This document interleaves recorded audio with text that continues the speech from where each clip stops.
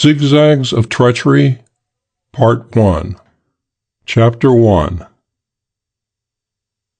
"All I know about Dr. Estep's death," I said, "is the stuff in the papers."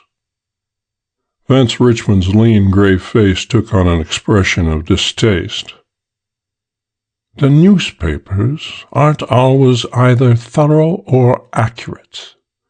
I'll give you the salient points as I know them, though I suppose you'll want to go over the ground for yourself and get your information first-hand." I nodded, and the attorney went on, shaping each word precisely with his thin lips before giving it sound. "Dr. Estep came to San Francisco in 98 or 99, a young man of 25, just through qualifying for his license. He opened an office here, and, as you probably know, became in time a rather excellent surgeon. He married 2 or 3 years after he came here.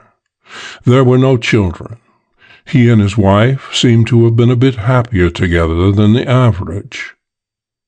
Of his life before coming to San Francisco, nothing is known. He told his wife briefly that he had been born and raised in Parkersburg, West Virginia, but that his home life had been so unpleasant that he was trying to forget it, and that he did not like to talk or even think about it. Bear that in mind. 2 weeks ago, on the 3rd of the month, a woman came to his office in the afternoon. His office was in his residence on Pine Street. Lucy Coe, who was Dr. Estep's nurse and assistant, showed the woman into his office, and then went back to her own desk in the reception room. She didn't hear anything the doctor said to the woman, but through the closed door she heard the woman's voice now and then, a high and anguished voice, apparently pleading. Most of the words were lost upon the nurse, but she heard one coherent sentence. "Please, please," she heard the woman cry, "don't turn me away." The woman was with Dr. Estep for about 15 minutes, and left sobbing into a handkerchief. Dr. Estep said nothing about the caller, either to his nurse or to his wife, who didn't learn of it until after his death. The next day, toward evening, while the nurse was putting on her hat and coat, preparatory to leaving for home, Dr. Estep came out of his office with his hat on and a letter in his hand. The nurse saw that his face was pale, "white as my uniform," she says, and he walked with the care of one who takes pains to keep from staggering. She asked him if he was ill. "Oh, it's nothing," he told her. "I'll be all right in a very few minutes." Then he went on out. The nurse left the house just behind him, and saw him drop the letter he had carried into the mailbox on the corner, after which he returned to the house. Mrs. Estep, coming downstairs 10 minutes later, it couldn't have been any later than that, heard, just as she reached the first floor, the sound of a shot from her husband's office. She rushed into it, meeting nobody. Her husband stood by his desk swaying, with a hole in his right temple and a smoking revolver in his hand.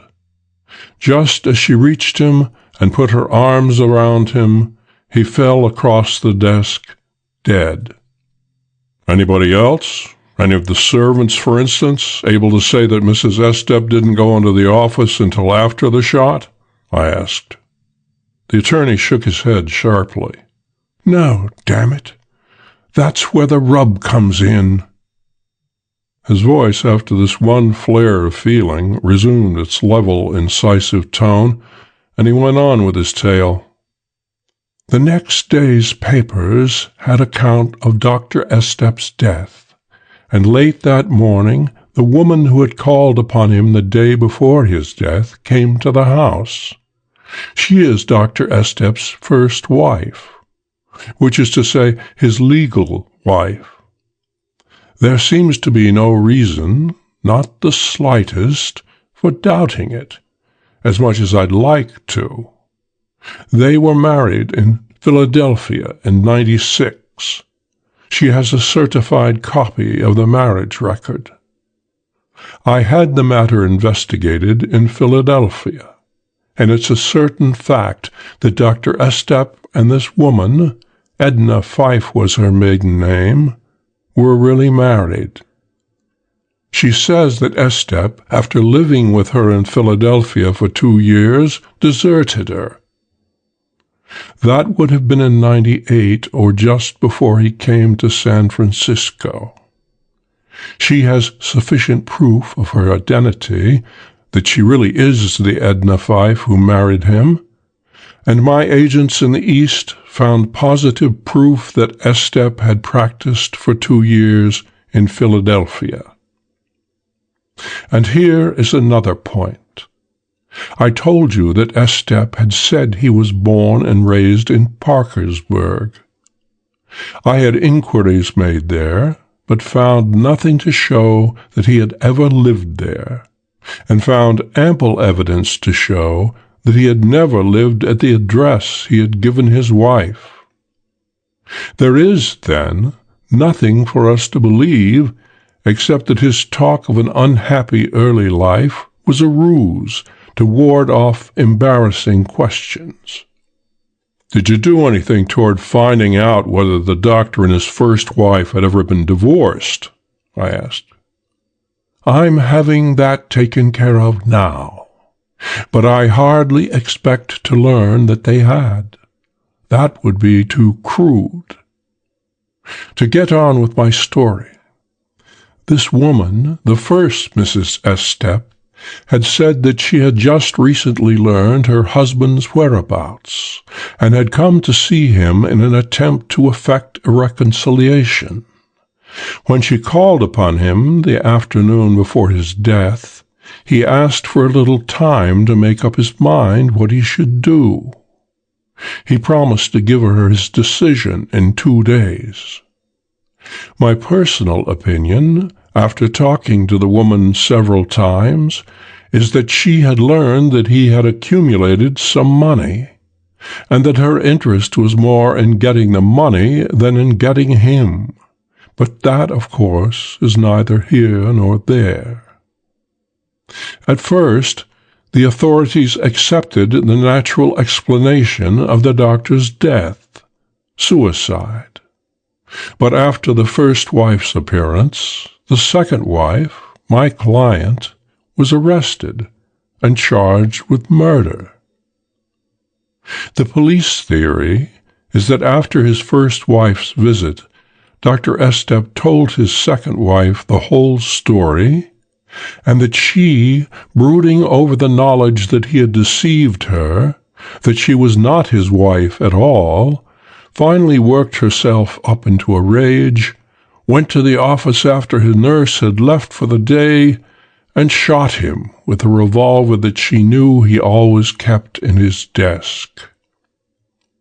I don't know, of course, just what evidence the prosecution has, but from the newspapers I gather that the case against her will be built upon her fingerprints on the revolver with which he was killed, an upset inkwell on his desk, splashes of ink on the dress she wore, and an inky print of her hand on a torn newspaper on his desk.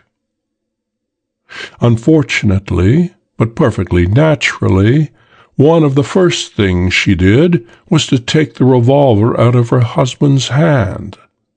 That accounts for her prints on it. He fell, as I told you, just as she put her arms around him, and though her memory isn't very clear on this point, the probabilities are that he dragged her with him when he fell across the desk. That accounts for the upset inkwell, the torn paper, and the splashes of ink. But the prosecution will try to persuade the jury that these things all happened before the shooting, that they are proofs of a struggle. Not so bad, I gave my opinion. Or pretty damned bad, depending on how you look at it. And this is the worst time imaginable for a thing like this to come up. Within the past few months, there have been no less than 5 widely advertised murders of men by women who were supposed to have been betrayed or deceived or one thing or another. Not one of these 5 women was convicted. As a result, we have the press, the public, and even the pulpit howling for a stricter enforcement of justice. The newspapers are lined up against Mrs. Estep as strongly as their fear of libel suits will permit. The women's clubs are lined up against her. Everybody is clamoring for an example to be made of her. Then, as if all that isn't enough, the prosecuting attorney has lost his last 2 big cases, and he'll be out for blood this time. Election day isn't far off.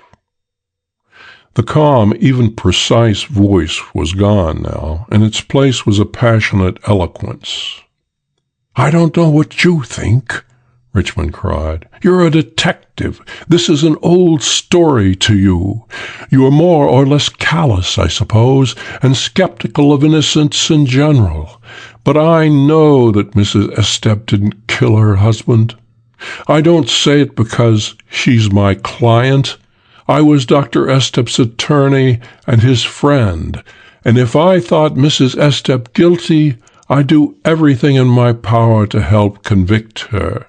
But I know as well as I know anything that she didn't kill him, couldn't have killed him. She's innocent. But I know, too, that if I go into court with no defense beyond what I have now, she'll be convicted. There has been too much leniency shown feminine criminals, public sentiment says. The pendulum will swing the other way. Mrs. Estep, if convicted, will get the limit. I'm putting it up to you. Can you save her? Our best mark is the letter he mailed just before he died, I said, ignoring everything he said that didn't have to do with the facts of the case. It's good betting that when a man writes and mails a letter and then shoots himself, that the letter isn't altogether unconnected with the suicide. Did you ask the wife about the letter? I did, and she denies having received one. That wasn't right. If the doctor had been driven to suicide by her appearance, then according to all the rules there are, the letter should have been addressed to her. He might have written one to his second wife, but he would hardly have mailed it. Would she have any reason for lying about it? Yes, the lawyer said slowly, I think she would. His will leaves everything to the second wife. The first wife, being the only legal wife, will have no difficulty in breaking that will, of course. But if it is shown that the second wife had no knowledge of the first one's existence, that she really believed herself to be Dr. Estep's legal wife, then I think that she will receive at least a portion of the estate. I don't think any court would, under the circumstances, take everything away from her. But if she should be found guilty of murdering Dr. Estep, then no consideration will be shown her, and the first wife will get every penny. Did he leave enough to make half of it, say, worth sending an innocent person to the gallows for? He left about $500,000, roughly. $250,000 isn't a mean inducement. Do you think it would have been enough for the first wife, from what you've seen of her? Candidly, I do. She didn't impress me as being a person of very many active scruples. Where does his first wife live? I asked. She's staying at the Montgomery Hotel now. Her home is in Louisville, I believe. I don't think you will gain anything by talking to her, however. She has retained Somerset, & Quill to represent her, a very reputable firm, by the way, and she'll refer you to them. They will tell you nothing. But if there's anything dishonest about her affairs, such as the concealing of Dr. Estep's letter, I'm confident that Somerset, & Quill know nothing of it.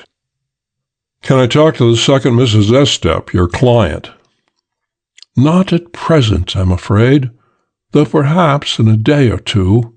She is on the verge of collapse just now.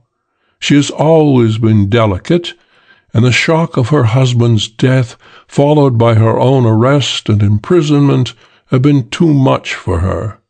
She's in the city jail, you know, held without bail. I've tried to have her transferred to the prisoners' ward of the city hospital, even, but the authorities seem to think that her illness is simply a ruse. I'm worried about her. She's really in a critical condition. His voice was losing its calmness again, so I picked up my hat, said something about starting to work at once, and went out. I don't like eloquence. If it isn't effective enough to pierce your hide, it's tiresome, and if it is effective enough, then it muddles your thoughts. Chapter 2. I spent the next couple of hours questioning the Estep servants, to no great advantage. None of them had been near the front of the house at the time of the shooting, and none had seen Mrs. Estep immediately prior to her husband's death. After a lot of hunting, I located Lucy Coe, the nurse, in an apartment on Vallejo Street. She was a small, brisk, businesslike woman of 30 or so. She repeated what Vance Richmond had told me, and could add nothing to it. That cleaned up the Estep end of the job, and I set out for the Montgomery Hotel, satisfied that my only hope for success, barring miracles, which usually don't happen, lay in finding the letter that I believed Dr. Estep had written to his first wife. My drag with the Montgomery Hotel management was pretty strong enough to get me anything I wanted that wasn't too far outside the law, so as soon as I got there, I hunted up Stacy, one of the assistant managers. "This Mrs. Estep who's registered here," I asked.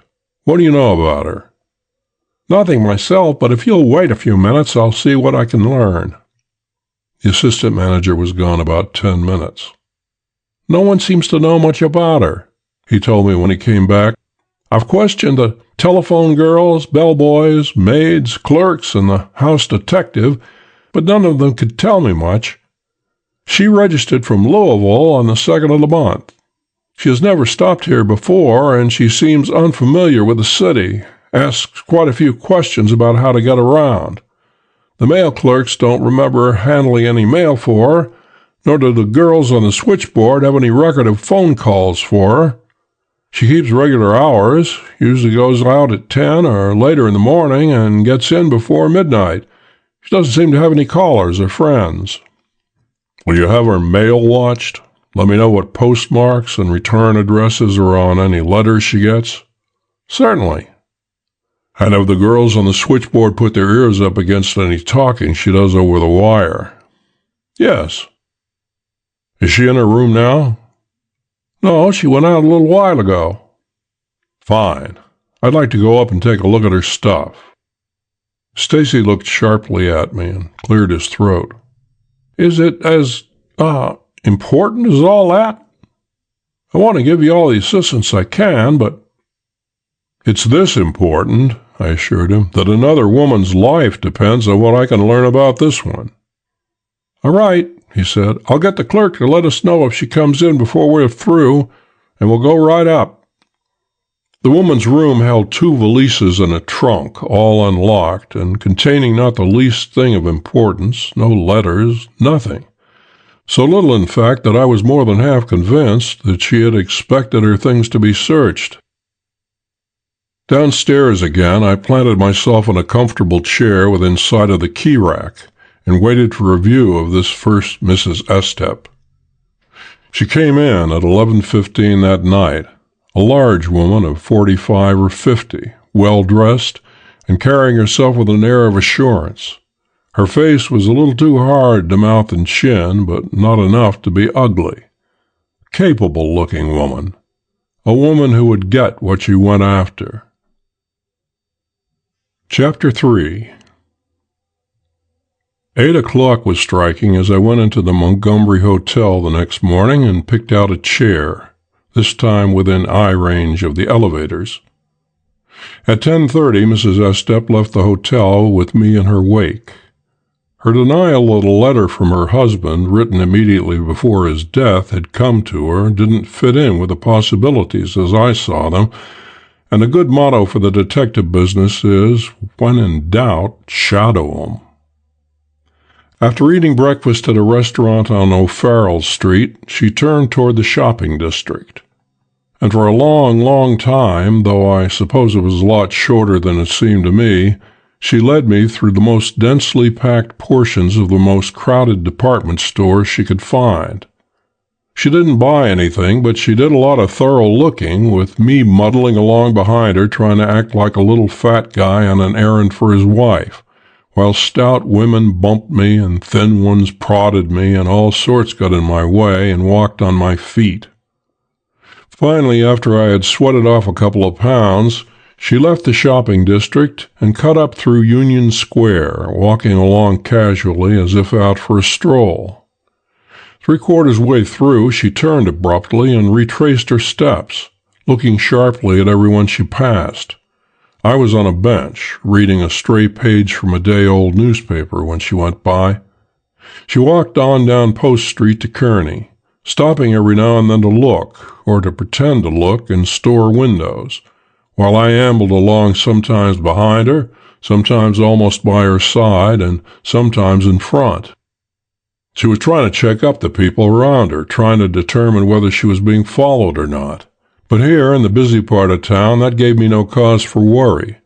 On a less crowded street, it might have been different, though not necessarily so. There are 4 rules for shadowing. Keep behind your subject as much as possible. Never try to hide from him. Act in a natural manner, no matter what happens. And never meet his eye. Obey them, and except in unusual circumstances, shadowing is the easiest thing that a sleuth has to do. Assured after a while that no one was following her, Mrs. Estep turned back toward Powell Street and got into a taxicab at the St. Francis stand. I picked out a modest touring car from the rank of hire cars along the Geary Street side of Union Square and set out after her. Our route was out Post Street to Laguna, where the taxi presently swung into the curb and stopped. The woman got out, paid the driver, and went up the steps of an apartment building. With idling engine, my own car had come to rest against the opposite curb in the block above. As the taxicab disappeared around a corner, Mrs. Estep came out of the apartment building doorway, went back to the sidewalk, and started down Laguna Street. "Pass her," I told my chauffeur, and we drew down upon her. As we came abreast, she went up the front steps of another building, and this time she rang a bell. These steps belonged to a building apparently occupied by 4 flats, each with its separate door, and the button she had pressed belonged to the right-hand second-story flat. Under cover of my car's rear curtains, I kept my eye on the doorway while my driver found a convenient place to park in the next block. I kept my eye on the vestibule until 5:35 p.m., when she came out, walked to the Sutter Street car line, returned to the Montgomery, and went to her room. I called up the old man, the Continental Detective Agency's San Francisco manager, and asked him to detail an operative to learn who and what were the occupants of the Laguna Street flat. That night, Mrs. Estep ate dinner at her hotel and went to a show afterward, and she displayed no interest in possible shadowers. She went to her room at a little after 11, and I knocked off for the day. Chapter 4. The following morning, I turned the woman over to Dick Foley and went back to the agency to wait for Bob Teal, the operative who had investigated the Laguna Street flat. He came in at a little after 10. "Guy named Jacob Ledwich lives there," Bob said. "He's a crook of some sort, but I don't know just what. He and Wop Healy are friendly, so he must be a crook. Porky Grout says he's an ex-bunco man who is in with a gambling ring now, but Porky would tell you a bishop was a safe ripper if he thought it would mean $5 for himself. This Ledwich goes out mostly at night, and he seems to be pretty prosperous, probably a high-class worker of some kind. He's got a Buick, license number 645-221, that he keeps in a garage around the corner from his flat, but he doesn't seem to use the car much." "What sort of looking fellow is he?" "A big guy, 6 feet or better, and he'll weigh a couple hundred easy. He's got a funny mug on him. It's broad and heavy around the cheeks and jaw, but his mouth is a little one that looks like it was made for a smaller man. He's no youngster, middle-aged. Suppose you tail him around for a day or two, Bob, and see what he's up to. Try to get a room or apartment in the neighborhood, a place you can cover his front door from." Chapter 5. Vance Richmond's lean face lighted up as soon as I mentioned Ledwich's name to him. "Yes," he exclaimed. "He was a friend, or at least an acquaintance of Dr. Estep's. I met him once, a large man with a particularly inadequate mouth. I dropped in to see the doctor one day, and Ledwich was in the office. Dr. Estep introduced us." "What do you know about him?" "Nothing." "Don't you know whether he was intimate with the doctor, or just a casual acquaintance?" "No. For all I know, he might have been a friend, a patient, or almost anything. The doctor never spoke of him to me, and nothing passed between them while I was there that afternoon. I simply gave the doctor some information he had asked for and left. Why?"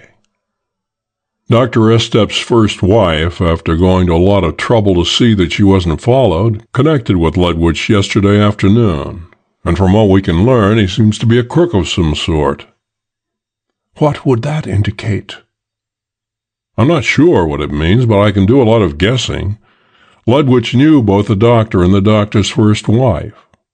Then it's not a bad bet that she knew where her husband was all the time.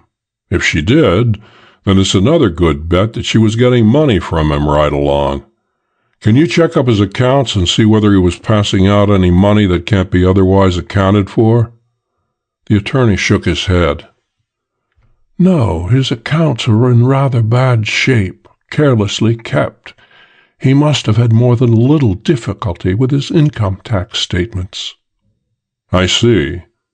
To get back to my guesses, if she knew where he was all the time and was getting money from him, then why did his first wife finally come to see her husband? Perhaps because—" "I think I can help you there," Richmond interrupted. "A fortunate investment in lumber nearly doubled Dr. Estep's wealth 2 or 3 months ago."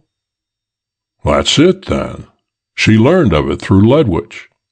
She demanded, either through Ledwich or by letter, a rather large share of it, more than the doctor was willing to give. When he refused, she came to see him in person to demand the money under threat, we'll say, of instant exposure. He thought she was in earnest. Either he couldn't raise the money she demanded, or he was tired of living a double life. Anyway, he thought it all over and decided to commit suicide. This is all a guess, or a series of guesses, but it sounds reasonable to me." "To me, too," the attorney said. "What are you going to do now?" "I'm still having both of them shadowed. There's no other way of tackling them just now. I'm having the woman looked up in Louisville, but you understand, I might dig up a whole flock of things on them, and when I got through, still be as far as ever from finding the letter Dr. Estep wrote before he died. There are plenty of reasons for thinking that the woman destroyed the letter. That would have been her wisest play. But if I can get enough on her, even at that, I can squeeze her into admitting that the letter was written and that it said something about suicide, if it did. And that will be enough to spring your client. How is she today? Any better? His thin face lost the animation that had come to it during our discussion of Ledwich and became bleak. She went completely to pieces last night and was removed to the hospital where she should have been taken in the first place. To tell you the truth, if she isn't liberated soon, she won't need our help. I've done my utmost to have her released on bail, pulled every wire I know, but there's little likelihood of success in that direction. Knowing that she is a prisoner, charged with murdering her husband, is killing her. She isn't young, and she has always been subject to nervous disorders. The bare shock of her husband's death was enough to prostrate her, but now you've got to get her out, and quickly. He was striding up and down his office, his voice throbbing with feeling. I left quickly. Chapter 6. From the attorney's office, I returned to the agency, where I was told that Bob Teal had phoned in the address of a furnished apartment he had rented on Laguna Street. I hopped on a streetcar and went up to take a look at it. But I didn't get that far. Walking down Laguna Street after leaving the car, I spied Bob Teal coming toward me. Between Bob and me, also coming toward me, was a big man whom I recognized as Jacob Ledwich, a big man with a big red face around a tiny mouth. I walked on down the street, passing both Ledwich and Bob, without paying any apparent attention to either. At the next corner, I stopped to roll a cigarette and steal a look at the pair. And then I came to life. Ledwich had stopped at a vestibule cigar stand up the street to make a purchase. Bob Teal, knowing his stuff, had passed him and was walking steadily up the street. He was figuring that Ledwich had either come out for the purpose of buying cigars or cigarettes, and would return to his flat with them, or that after making his purchase, the big man would proceed to the car line, where in either event Bob would wait.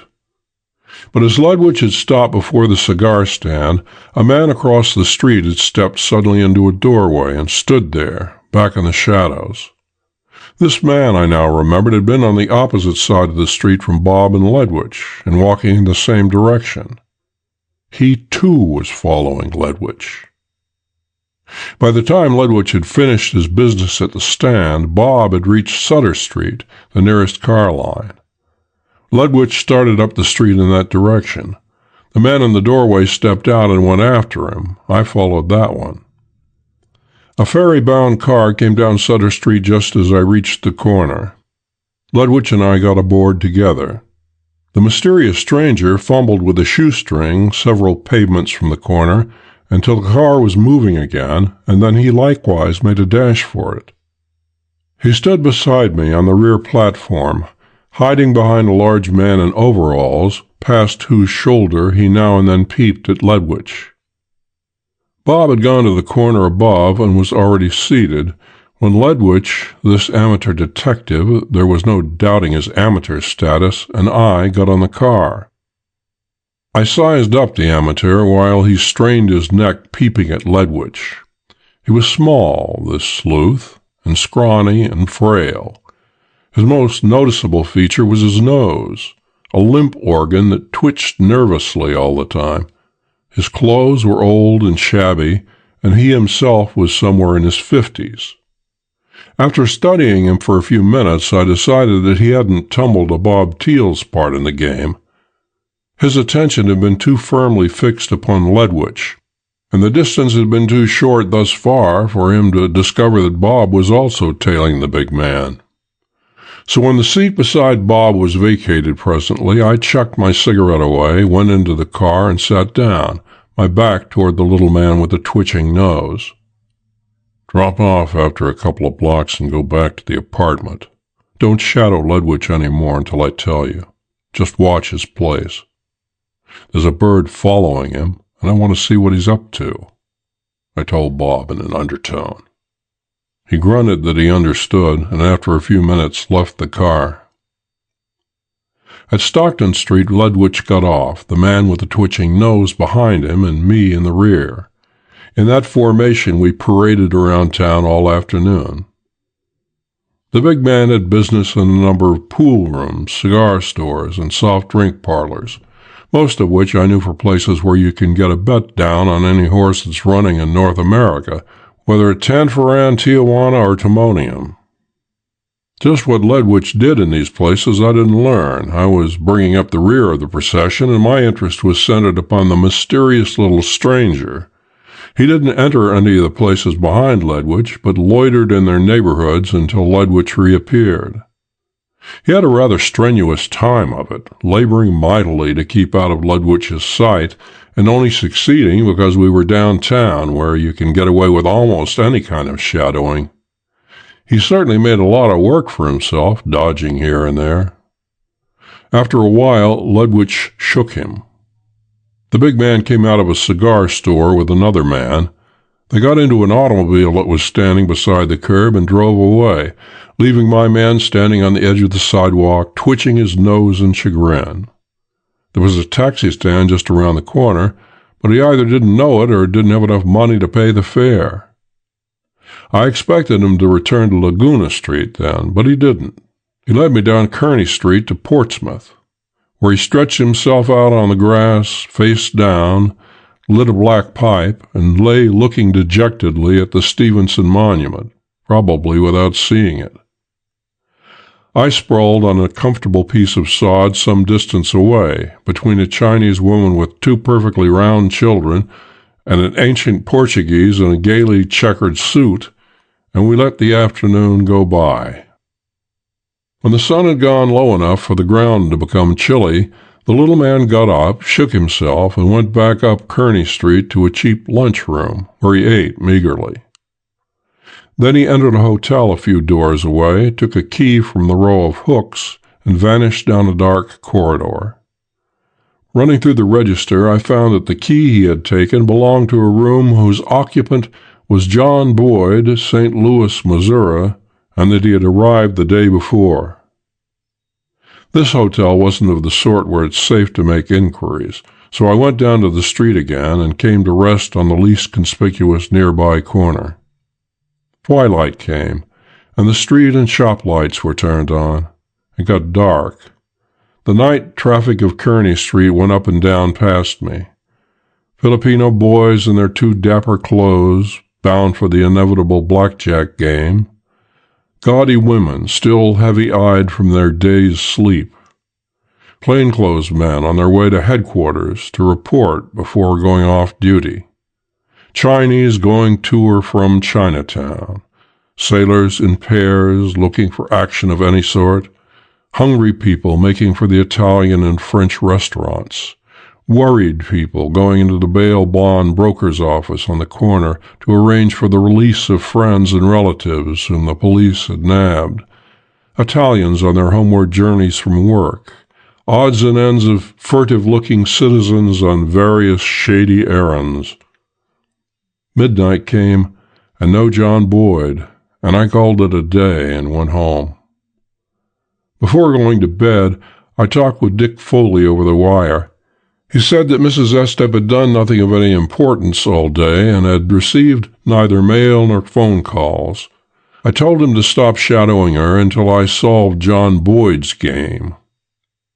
I was afraid Boyd might turn his attention to the woman, and I didn't want him to discover that she was being shadowed. I had already instructed Bob Teal to simply watch Ledwich's flat, to see when he came in and went out and with whom, and now I told Dick to do the same with the woman. My guess on this Boyd person was that he and the woman were working together, that she had him watching Ledwich for her so that the big man couldn't double-cross her. But that was only a guess, and I don't gamble too much on my guesses. Chapter 7. The next morning I dressed myself up in an army shirt and shoes, an old faded cap, and a suit that wasn't downright ragged but was shabby enough not to stand out too noticeably beside John Boyd's old clothes.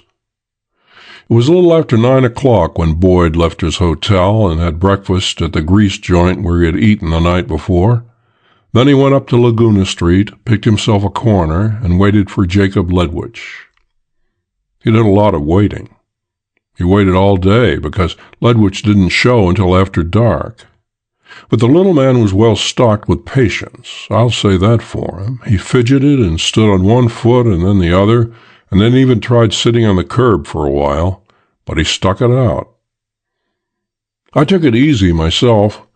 The furnished apartment Bob Teal had rented to watch Ledwich's flat from was a ground floor one across the street and just a little above the corner where Boyd waited, so we could watch him and the flat with one eye. Bob and I sat and smoked and talked all day, taking turns watching the fidgeting man on the corner and Ledwich's door.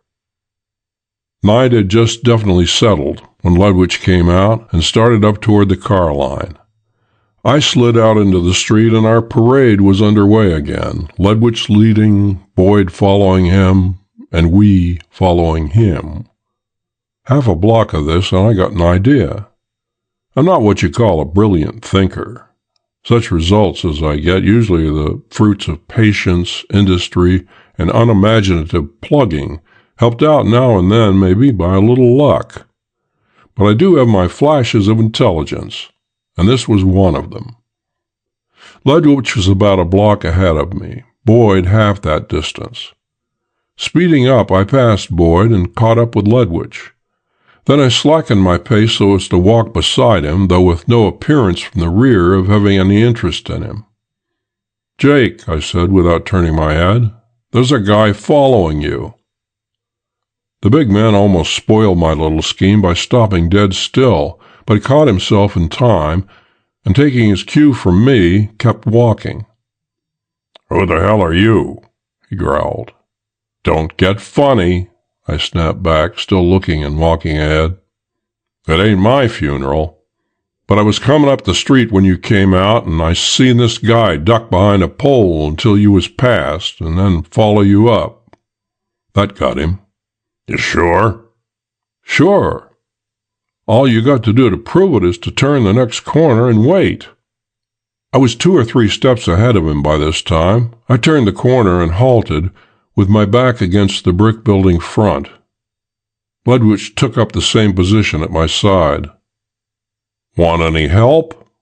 I grinned at him, a reckless sort of grin, unless my acting was poor. "No." His little lumpy mouth was set ugly, and his blue eyes were hard as pebbles. I flicked the tail of my coat aside to show him the butt of my gun. "Want to borrow the rod?" I asked. "No." He was trying to figure me out in small wonder. "Don't mind if I stick around to see the fun, do you?" I asked mockingly. There wasn't time for him to answer that. Boyd had quickened his steps, and now he came hurrying around the corner, his nose twitching like a tracking dog's. Ledwich stepped into the middle of the sidewalk so suddenly that the little man thudded into him with a grunt. For a moment they stared at each other, and there was recognition between them. Ledwich shot one big hand out and clamped the other by his shoulder. "What are you snooping around me for, you rat? Didn't I tell you to keep away from Frisco?" "Ah, Jake," Boyd begged. "I didn't mean no harm. I just thought that—" Ledwich silenced him with a shake that clicked his mouth shut and turned to me. "A friend of mine," he sneered. His eyes grew suspicious and hard again, and ran up and down me from cap to shoes. "How do you know my name?" he demanded. "A famous man like you?" I asked in burlesque astonishment. "Never mind the comedy." He took a threatening step toward me. "How'd you know my name?" "None of your damn business," I snapped. My attitude seemed to reassure him. His face became less suspicious. Well, he said slowly, I owe you something for this trick, and how are you fixed? I have been dirtier. Dirty is Pacific Coast argot for prosperous. He looked speculative from me to Boyd and back. Know the circle? He asked me. I nodded. The underworld calls Wap Healy's joint the Circle. If you'll meet me there tomorrow night, maybe I can put a piece of change your way. Nothing stirring, I shook my head with emphasis. I ain't circulating that prominent these days. A fat chance I'd have of meeting him there. Wap Healy and half his customers knew me as a detective. So there was nothing to do but to try to get the impression over that I was a crook who had reasons for wanting to keep away from the more notorious hangouts for a while. Apparently it got over. He thought for a while and then gave me his Laguna Street number. Drop in this time tomorrow. Maybe I'll have a proposition to make you, if you've got the guts. I'll think it over, I said noncommittally. Turned as if to go down the street. Just a minute, he called, and I faced him again. What's your name? Wisher, I said. Shine, if you want a front one. Shine Wisher, he repeated. I don't remember ever hearing it before. It would have surprised me if he had. I had made it up only about 15 minutes before. You needn't yell it, I said sourly, so that everybody in the burg will remember hearing it. And with that I left him, not at all dissatisfied with myself. By tipping him off to Boyd, I had put him under obligations to me, and had led him to accept me at least tentatively as a fellow crook. And by making no apparent effort to gain his good graces, I had strengthened my hand that much more. I had a date with him for the next day, when I was to be given a chance to earn, illegally no doubt, a piece of change. There was a chance that this proposition that he had in view for me had nothing to do with the Estep affair, but then again it might, and whether it did or not, I had my entering wedge at least a little way into Jake Ledwich's business. I strolled around for about half an hour, and then went back to Bob Teal's apartment. Ledwich come back? Yes, Bob said, with that little guy of yours. They went in about a half hour ago. Good. Haven't seen a woman go in? No. I expected to see the first Mrs. Estep arrive sometime during the evening, but she didn't. Bob and I sat around and talked and watched Ledwich's doorway, and the hours passed. At 1 o'clock, Ledwich came out alone. I'm going to tail him, just for luck, Bob said, and caught up his cap. Ledwich vanished around a corner, and then Bob passed out of sight behind him. 5 minutes later, Bob was with me again. He's getting his machine out of the garage. I jumped for the telephone and put in a rush order for a fast touring car. Bob, at the window, called out, "Here he is!" I joined Bob in time to see Ledwich going into his vestibule. His car stood in front of the house.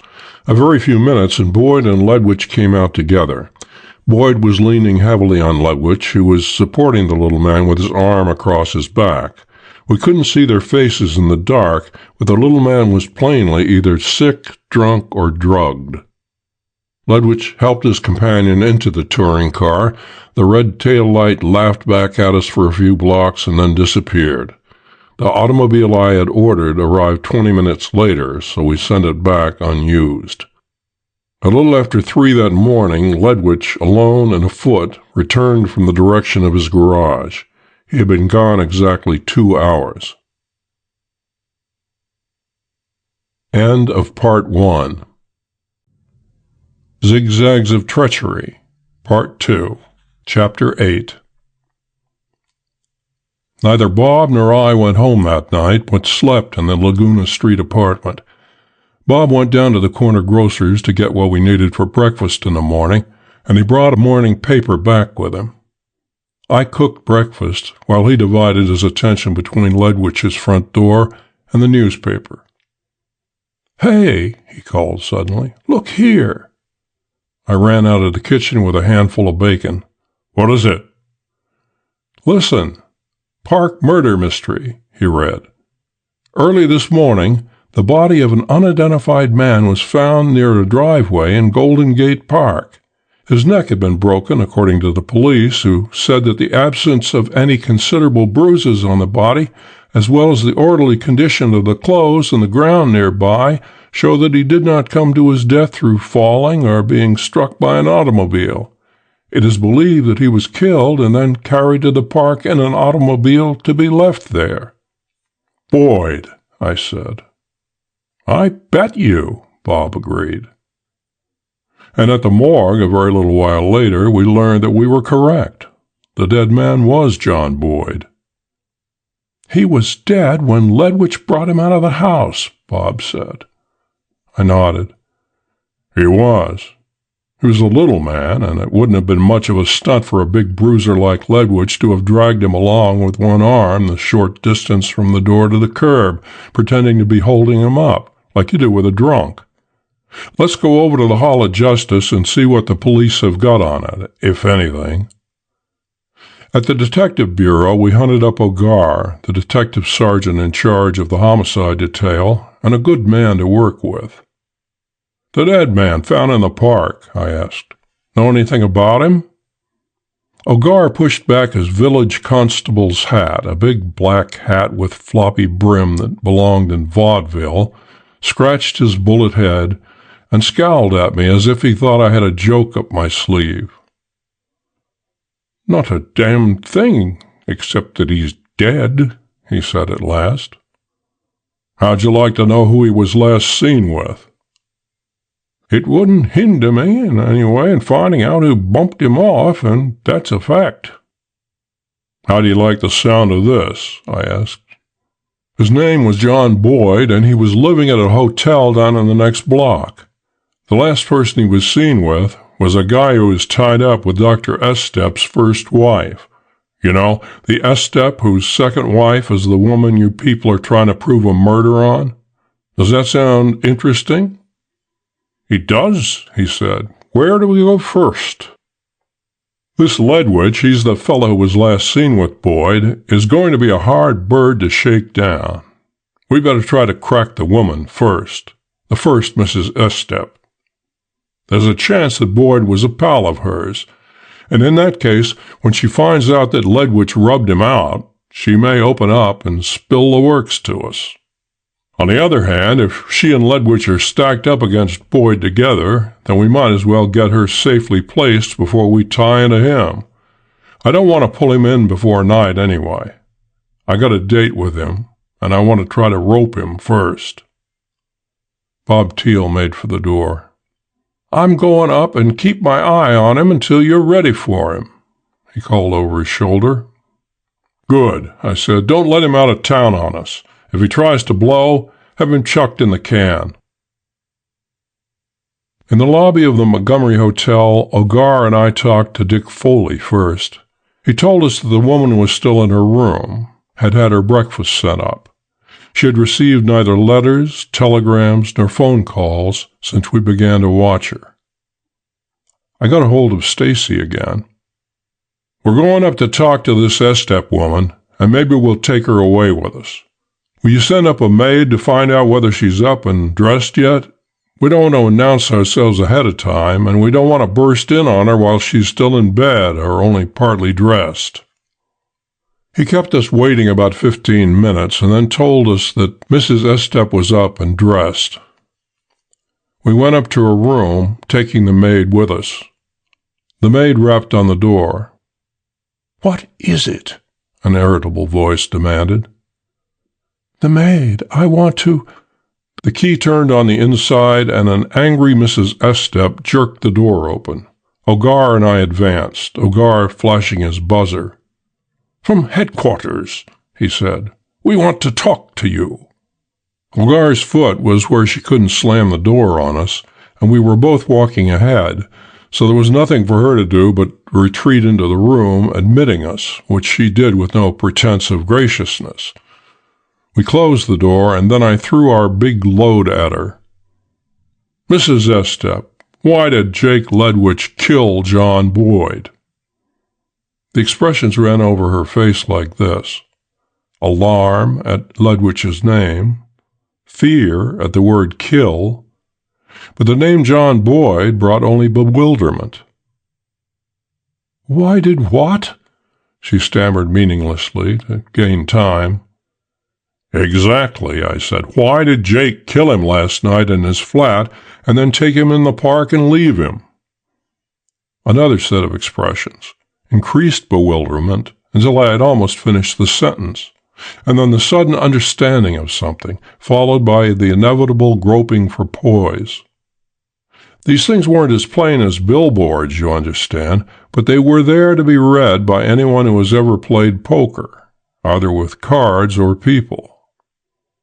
What I got out of them was that Boyd hadn't been working with or for her, and that though she knew Ledwidge had killed somebody at some time, it wasn't Boyd, and it wasn't last night.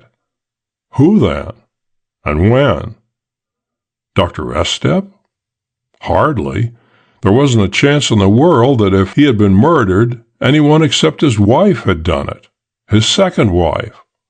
No possible reading of the evidence could bring any other answer. Who then had Ledwidge killed before Boyd? Was he a wholesale murderer? These things were flitting through my head in flashes and odd scraps, while Mrs. Estep was saying, "This is absurd. The idea of your coming up here," and she talked for 5 minutes straight, the words fairly sizzling from between her hard lips, but the words themselves didn't mean anything. She was talking for time, talking while she tried to hit upon the safest attitude to assume. And before we could head her off, she had hit upon it. Silence. We got not another word out of her, and that is the only way in the world to beat the grilling game. The average suspect tries to talk himself out of being arrested, and it doesn't matter how shrewd a man is or how good a liar, if he'll talk to you and you play your cards right, you can hook him, can make him help you convict him. But if he won't talk, you can't do a thing with him. And that's how it was with this woman.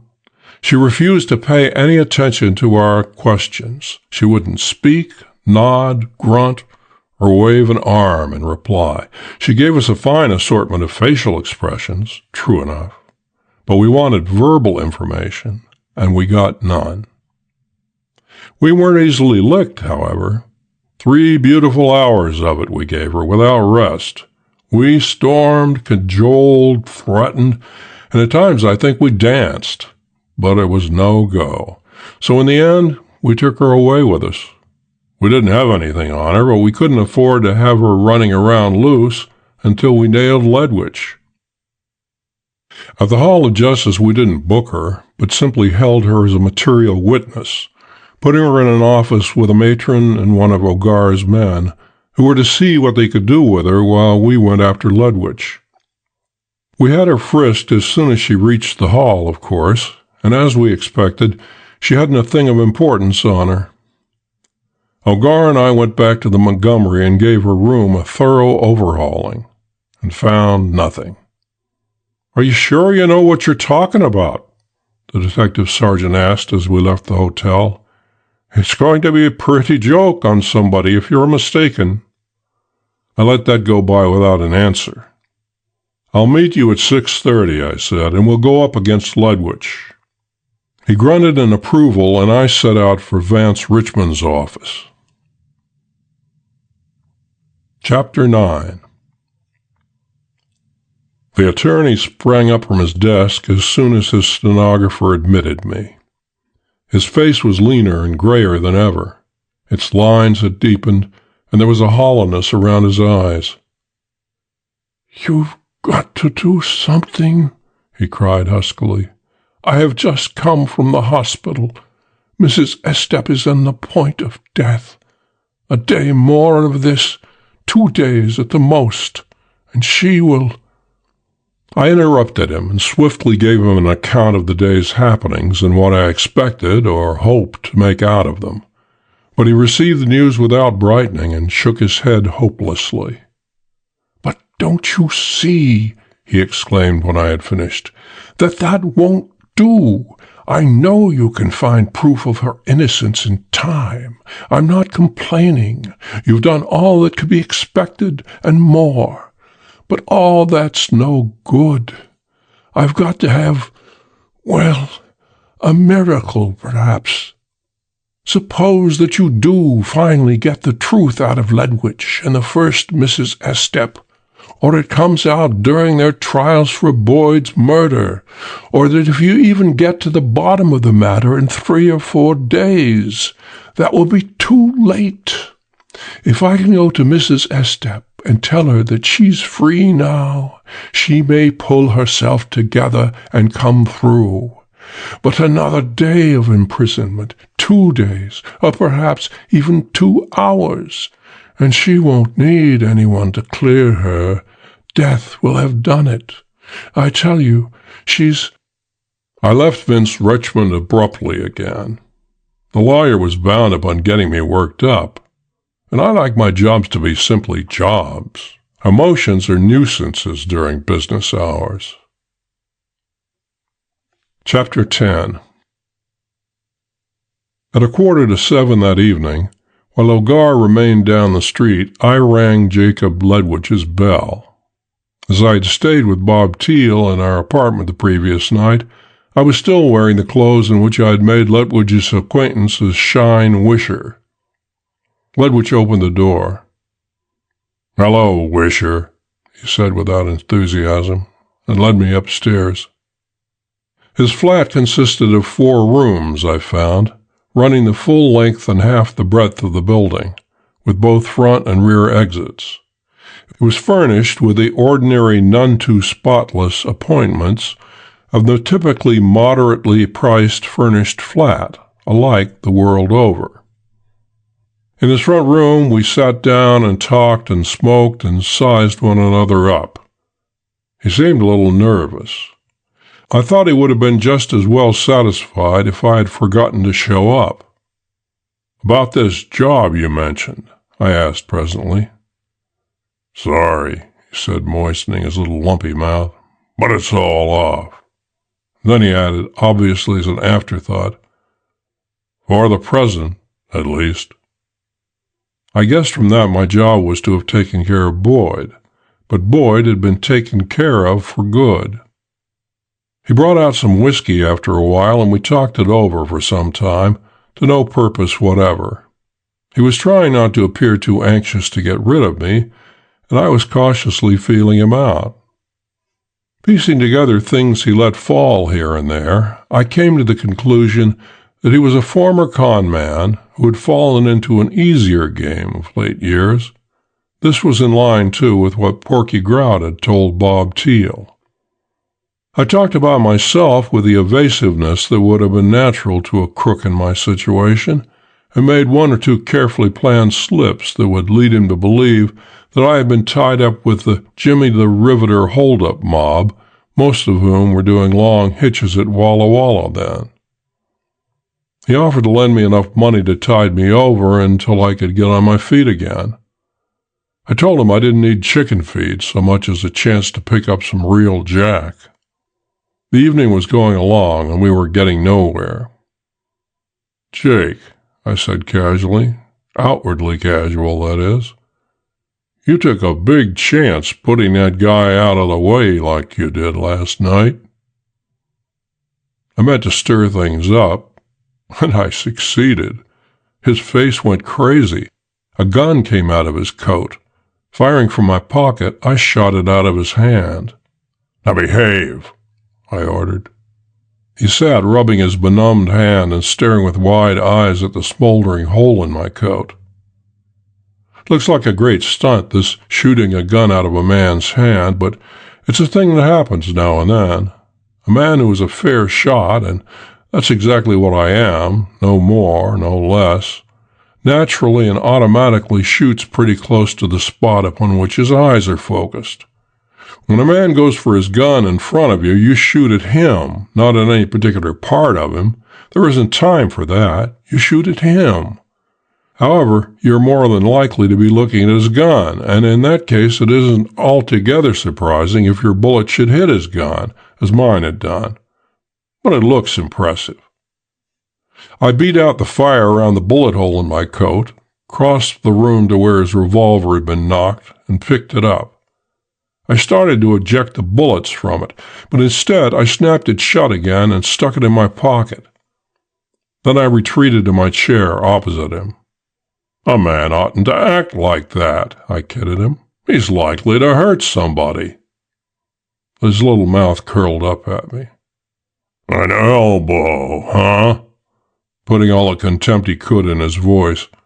And somehow any synonym for detective seems to hold a lot of contempt. I might have tried to talk myself back into the wisher role. Could have been done, but I doubted that it would be worth it, so I nodded my confession. His brain was working now, and the passion left his face while he sat rubbing his right hand, and his little mouth and eyes began to screw themselves up calculatingly. I kept quiet, waiting to see what the outcome of his thinking would be. I knew he was trying to figure out just what my place in this game was. Since to his knowledge I had come into it no later than the previous evening, then the Boyd murder hadn't brought me in. That would leave the Estep affair, unless he was tied up in a lot of other crooked stuff that I didn't know anything about. "You're not a city dick, are you?" he asked finally, and his voice was on the verge of friendliness now, the voice of one who wants to persuade you of something or sell you something. The truth, I thought, wouldn't hurt. "No," I said, "I'm with the Continental." He hitched his chair a little closer to the muzzle of my automatic. "What are you after then? Where do you come in on it?" I tried the truth again. "The second Mrs. Estep. She didn't kill her husband." "You're trying to dig up enough dope to spring her?" "Yes." I waved him back as he tried to hitch his chair still nearer. "How do you expect to do it?" he asked, his voice going lower and more confidential with each word. I took still another flyer at the truth. "He wrote a letter before he died." "Well?" But I called a halt for the time. "Just that," I said. He leaned back in his chair, and his eyes and mouth grew small in thought again. "What's your interest in the man who died last night?" he asked slowly. "It's something on you," I said truthfully again. "It doesn't do the second Mrs. Estep any direct good, maybe, but you and the first wife are stacked up together against her. Anything, therefore, that hurts you two will help her, somehow. I admit I'm wandering around in the dark, but I'm going ahead whenever I see a point of light, and I'll come through to daylight in the end. Nailing you for Boyd's murder is one point of light." He leaned forward suddenly, his eyes and mouth popping open as far as they would go. "You'll come out all right," he said very softly, "if you use a little judgment." "What's that supposed to mean?" "Do you think," he asked still very softly, "that you can nail me for Boyd's murder? That you can convict me of murder?" "I do." But I wasn't any too sure. In the first place, though we were morally certain of it, neither Bob Teal nor I could swear that the man who had gotten in the machine with Ledwich was John Boyd. We knew it was, of course, but the point is that it had been too dark for us to see his face, and again in the dark we had thought him alive. It wasn't until later that we knew he'd been dead when he came down the steps. Little things, those, but a private detective on the witness stand, unless he is absolutely sure of every detail, has an unpleasant and ineffectual time of it. "I do," I repeated, thinking these things over. "And I'm satisfied to go to the bat with what I've got on you and what I can collect between now and the time you and your accomplice go to trial." "Accomplice?" he said, not very surprised. "That would be Edna. I suppose you've already grabbed her." "Yes." He laughed. "You'll have one sweet time getting anything out of her. In the first place, she doesn't know much, and in the second, well, I suppose you've tried and found what a helpful sort she is, so don't try the old gag of pretending that she has talked." "I'm not pretending anything." Silence between us for a few seconds, and then, "I'm going to make you a proposition," he said. "You can take it or leave it. The note Dr. Estep wrote before he died was to me, and it is positive proof that he committed suicide. Give me a chance to get away, just a chance, a half-hour start, and I'll give you my word of honor to send you the letter." "I know I can trust you," I said sarcastically. "I'll trust you, then," he shot back at me. "I'll turn the note over to you if you'll give me your word that I'm to have half an hour's start." "For what?" I demanded. "Why shouldn't I take both you and the note?" "If you can get them. But do I look like the kind of sap who would leave the note where it could be found? You think it's here in the room, maybe?" I didn't, but neither did I think because he had hidden it, it couldn't be found. "I can't think of any reason why I should bargain with you," I told him. "I've got you cold, and that's enough. If I can show you that your only chance of freeing the second Mrs. Estep is through my voluntary assistance, will you bargain with me?" "Maybe.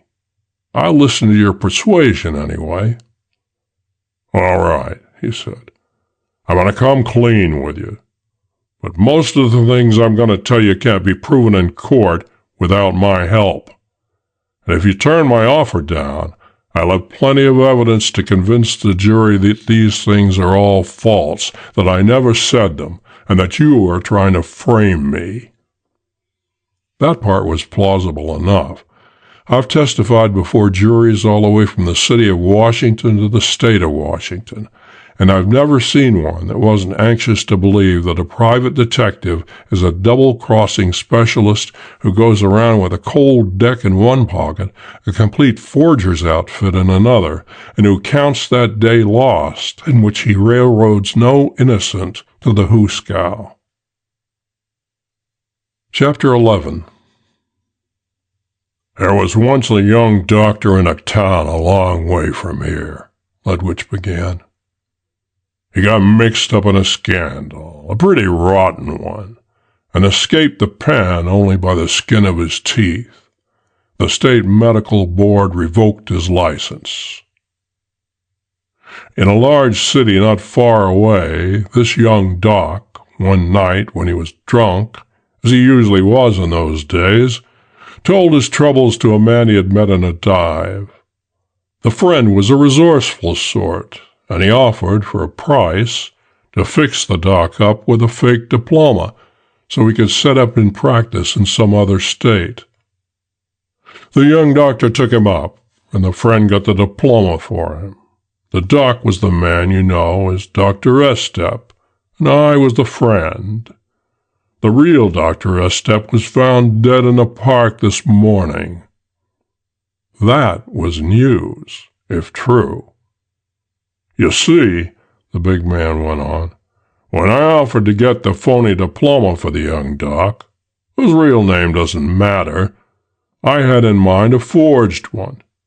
Nowadays they're easy to get. There's a regular business in them. But 25 years ago, while you could manage it, they were hard to get. While I was trying to get one, I ran across a woman I used to work with, Edna Fife. That's the woman you know as the first Mrs. Estep. Edna had married a doctor, the real Humbert Estep. He was a hell of a doctor, though, and after starving with him in Philadelphia for a couple of years, she made him close up his office, and she went back to the bunco game, taking him with her. She was good at it, I'm telling you, a real cleaner, and keeping him under her thumb all the time, she made him a pretty good worker himself. It was shortly after that I met her, and when she told me all this, I offered to buy her husband's medical diploma and other credentials. I don't know whether he wanted to sell 'em or not, but he did what she told him, and I got the papers. I turned 'em over to the young doc, who came to San Francisco and opened an office under the name of Humbert Estep. The real Esteps promised not to use that name anymore. Not much of an inconvenience for them, as they changed names every time they had changed addresses. I kept in touch with the young doctor, of course, getting my regular rake-off from him. I had him by the neck, and I wasn't foolish enough to pass up any easy money. After a year or so, I learned that he had pulled himself together and was making good, so I jumped on a train and came to San Francisco. He was doing fine, so I camped here, where I could keep my eye on him and watch out for my own interests. He got married about then, and between his practice and his investments, he began to accumulate a roll. But he tightened up on me, damn him. He wouldn't be bled. I got a regular percentage of what he made, and that was all. For nearly 25 years I got it, but not a nickel over the percentage.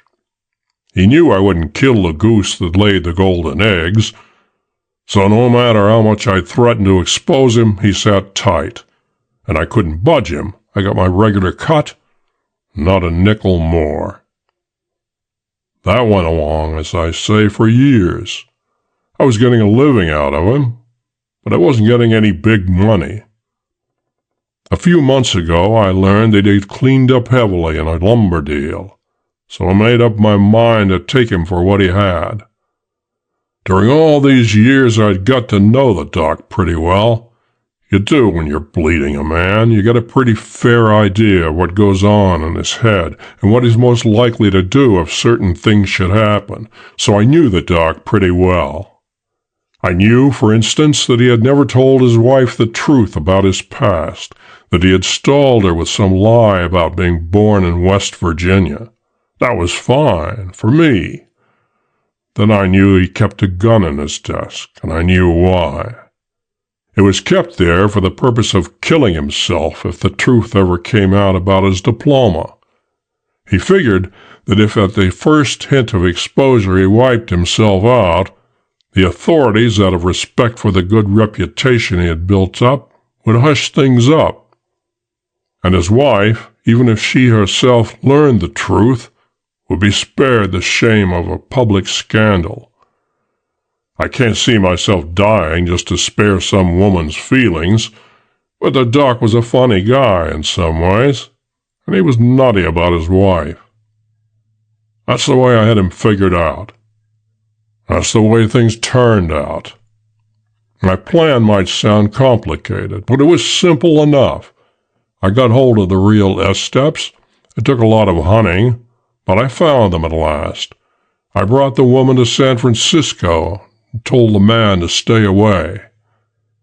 Everything would have gone fine if he had done what I told him, but he was afraid that Edna and I were going to double-cross him, so he came here to keep an eye on us. But I didn't know that until you put the finger on him for me. I brought Edna here, and without telling her any more than she had to know, drilled her until she was letter perfect in her part. A couple of days before she came, I had gone to see the doc, and had demanded 100,000 cool smacks. He laughed at me, and I left, pretending to be as hot as hell. As soon as Edna arrived, I sent her to call on him. She asked him to perform an illegal operation on her daughter. He, of course, refused. Then she pleaded with him, loud enough for the nurse or whoever was in the reception room to hear. And when she raised her voice, she was careful to stick to words that could be interpreted in the way we wanted them to. She ran off her end to perfection, leaving in tears. Then I sprang my other trick. I had a fella who's a whiz at that sort of stuff, make me a plate. An imitation of newspaper printing. It was all worded like the real article and said that the state authorities were investigating information that a prominent surgeon in San Francisco was practicing under a license secured by false credentials. This plate measured 4 1/8 by 6 3/4 inches. If you look at the first inside page of the Evening Times any day in the week, you'll see a photograph just that size. On the day after Edna's call, I bought a copy of the first edition of the Times, on the street at 10 in the morning. I had this scratcher friend of mine remove the photograph with acid and print this fake article in its place. That evening, I substituted a home edition outer sheet for the one that had come with the paper we had cooked up, and made a switch as soon as the doc's newsboy made his delivery. There was nothing to that part of it. The kid just tossed the paper into the vestibule. It's simply a case of duck into the doorway, trade papers, and go on, leaving the loaded one for the doc to read. I was trying not to look too interested, but my ears were cocked for every word. At the start, I had been prepared for a string of lies, but I knew now he was telling me the truth. Every syllable was a boast. He was half drunk with appreciation of his own cleverness, the cleverness with which he had planned and carried out his program of treachery and murder. I knew he was telling the truth, and I suspected that he was telling more of it than he had intended. He was fairly bloated with vanity, the vanity that fills the crook almost invariably after a little success and makes him ripe for the pen. His eyes glistened, and his little mouth smiled triumphantly around the words that continued to roll out of it. The doc read the paper, all right, and shot himself, but first he wrote and mailed a note to me. I didn't figure on his wife's being accused of killing him. That was plain luck. I figured that the fake piece of the paper would be overlooked in the excitement. Edna would then go forward, claiming to be his first wife, and his shooting himself after her first call with what the nurse had overheard would make his death seem a confession that Edna was his wife. I was sure that she would stand up under any sort of investigation. Nobody knew anything about the doc's real past except what he had told them, which would be found false. Edna had really married a Dr. Humbert Estep in Philadelphia in '96, and the 27 years that had passed since then would do a lot to hide the fact that Dr. Humbert Estep wasn't this Dr. Humbert Estep. All I wanted to do was convince the doc's real wife and her lawyers that she wasn't really his wife at all, and we did that. Everybody took it for granted that Edna was the legal wife. The next play would have been for Edna and the real wife to have reached some sort of an agreement about the estate, whereby Edna would have gotten the bulk, or at least half of it, and nothing would have been made public. If worst came to worst, we were prepared to go to court. We were sitting pretty. But I'd have been satisfied with half the estate. It would have come to a few $100,000 at the least, and that would have been plenty for me, even deducting the $20,000 I had promised Edna. But when the police grabbed the doc's wife and charged her with his murder, I saw my way into the whole roll. All I had to do was sit tight, wait until they convicted her. Then the court would turn the entire pile over to Edna. I had the only evidence that would free the doc's wife, the note that he had written me, but I couldn't, even if I'd wanted to, have turned it in without exposing my hand. When he read that fake piece in the paper, he tore it out, wrote his message to me across the face of it, and sent it to me. So the note is a dead giveaway. However, I didn't have any intention of publishing it anyhow. Up to this point, everything had gone like a dream. All I had to do was wait until it was time to cash in on my brains. And that's the time that the real Humbert Estep picked out to mess up the works. He shaved his mustache off, put on some old clothes, and came snooping around to see that Edna and I didn't run out on him, as if he could have stopped us. After you put the finger on him for me, I brought him up here. I intended solving him along until I could find a place to keep him until all the cards had been played. That's what I was going to hire you for, to take care of him. But we got to talking and wrangling, and I had to knock him down. He didn't get up, and then I found he was dead. His neck was broken. There was nothing to do but take him out to the park and leave him. I didn't tell Edna. She didn't have a lot of use for him, as far as I could see, but you can't tell how women will take things. Anyhow, she'll stick now that it's done. She's on the up and up all the time, and if she should talk, she can't do a lot of damage. She only knows her own part of the lay. All this long-winded story is so you'll know just exactly what you're up against. Maybe you think you can dig up the proof of these things I've told you. You can this far. You can prove that Edna wasn't the doc's wife. You can prove that I've been blackmailing him. But you can't prove that the doc's wife didn't believe that Edna was his real wife. It's her word against Edna's and mine. We'll swear we had convinced her of it, which will give her a motive. You can't prove that the phony news article I told you about ever existed. It'll sound like a hophead's dream to a jury. You can't tie last night's murder on me. I've got an alibi that will knock your hat off. I can prove that I left here with a friend of mine who was drunk, and that I took him to his hotel and put him to bed with the help of a night clerk and a bellboy. And what do you got against that? The word of two private detectives. Who'll believe you? You can convict me of conspiracy to defraud or something, maybe.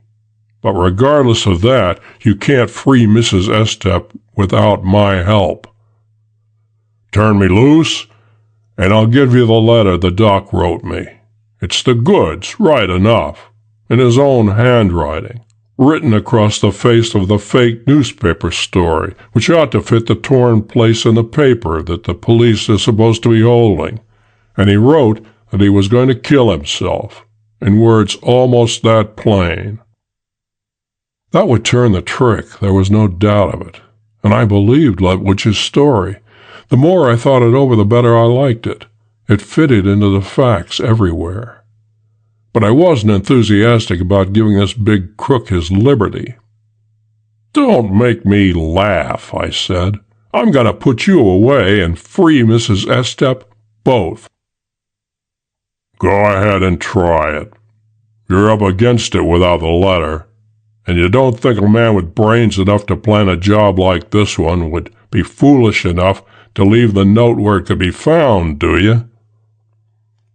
I wasn't especially impressed with the difficulty of convicting this Letwich and freeing the dead man's widow.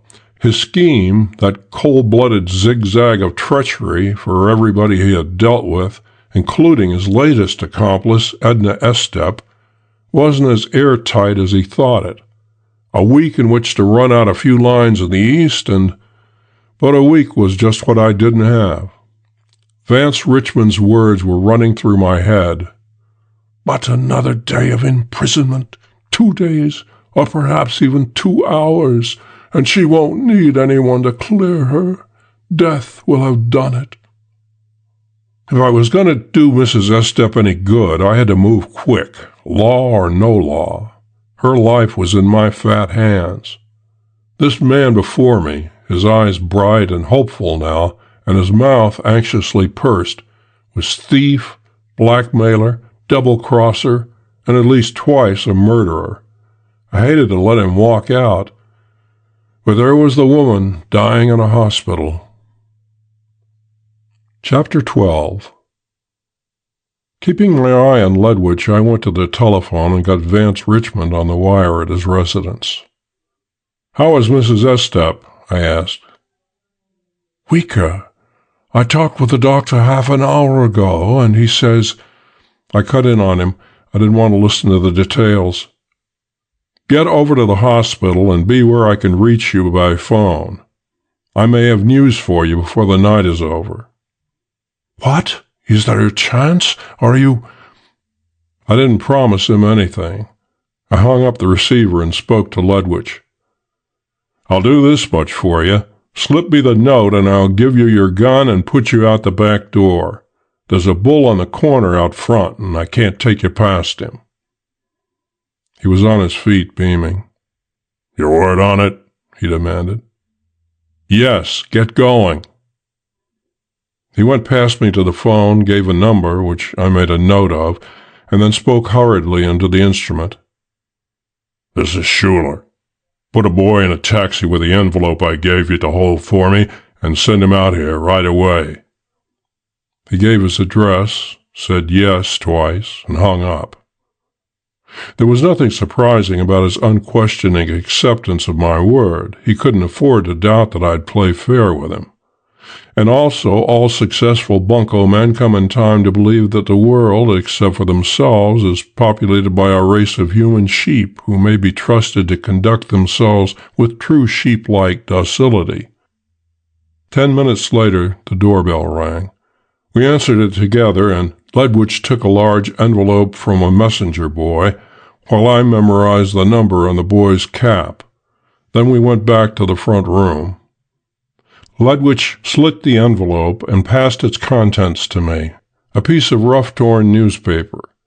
Across the face of the fake article he had told me about was written a message in a jerky hand. "I wouldn't have suspected you, Ledwich, of such profound stupidity. My last thought will be, this bullet that ends my life also ends your years of leisure. You'll have to go to work now. Estep." The doctor had died game. I took the envelope from the big man, put the death note in it, and put them in my pocket. Then I went to a front window, flattening a cheek against the glass until I could see Ogar, dimly outlined in the night, patiently standing where I had left him hours before. "The city dick is still on the corner," I told Ledwich. "Here's your gat," holding out the gun I had shot from his fingers a little while back. "Take it and blow through the back door. Remember, that's all I'm offering you, the gun and a fair start. If you play square with me, I'll not do anything to help find you, unless I have to keep myself in the clear." "Fair enough." He grabbed the gun, broke it to see it was still loaded, and wheeled toward the rear of the flat. At the door he pulled up, hesitated, and faced me again. I kept him covered with my automatic. "Will you do me one favor I didn't put in the bargain?" he asked. "What is it?" "That note of the doc's is in an envelope with my handwriting and maybe my fingerprints on it. Let me put it in a fresh envelope, will you? I don't want to leave any broader trail behind than I have to." With my left hand, my right being busy with a gun, I fumbled for the envelope and tossed it to him. He took a plain envelope from the table, wiped it carefully with his handkerchief, put the note in it, taking care not to touch it with the balls of his fingers, and passed it back to me, and I put it in my pocket. I had a hard time to keep from grinning in his face.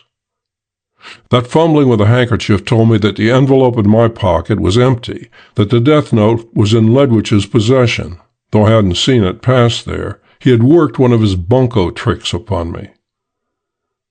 "Beat it," I snapped to keep from laughing in his face. He spun on his heel. His feet pounded against the floor. A door slammed in the rear. I tore into the envelope he had given me. I needed to be sure that he had double-crossed me. The envelope was empty. Our agreement was wiped out. I sprang to the front window, threw it wide open, and leaned out. Ogar saw me immediately, clearer than I could see him. I swung my arm in a wide gesture toward the rear of the house. Ogar set out for the alley on the run. I dashed back through Ledwich's flat to the kitchen and stuck my head out of an already open window.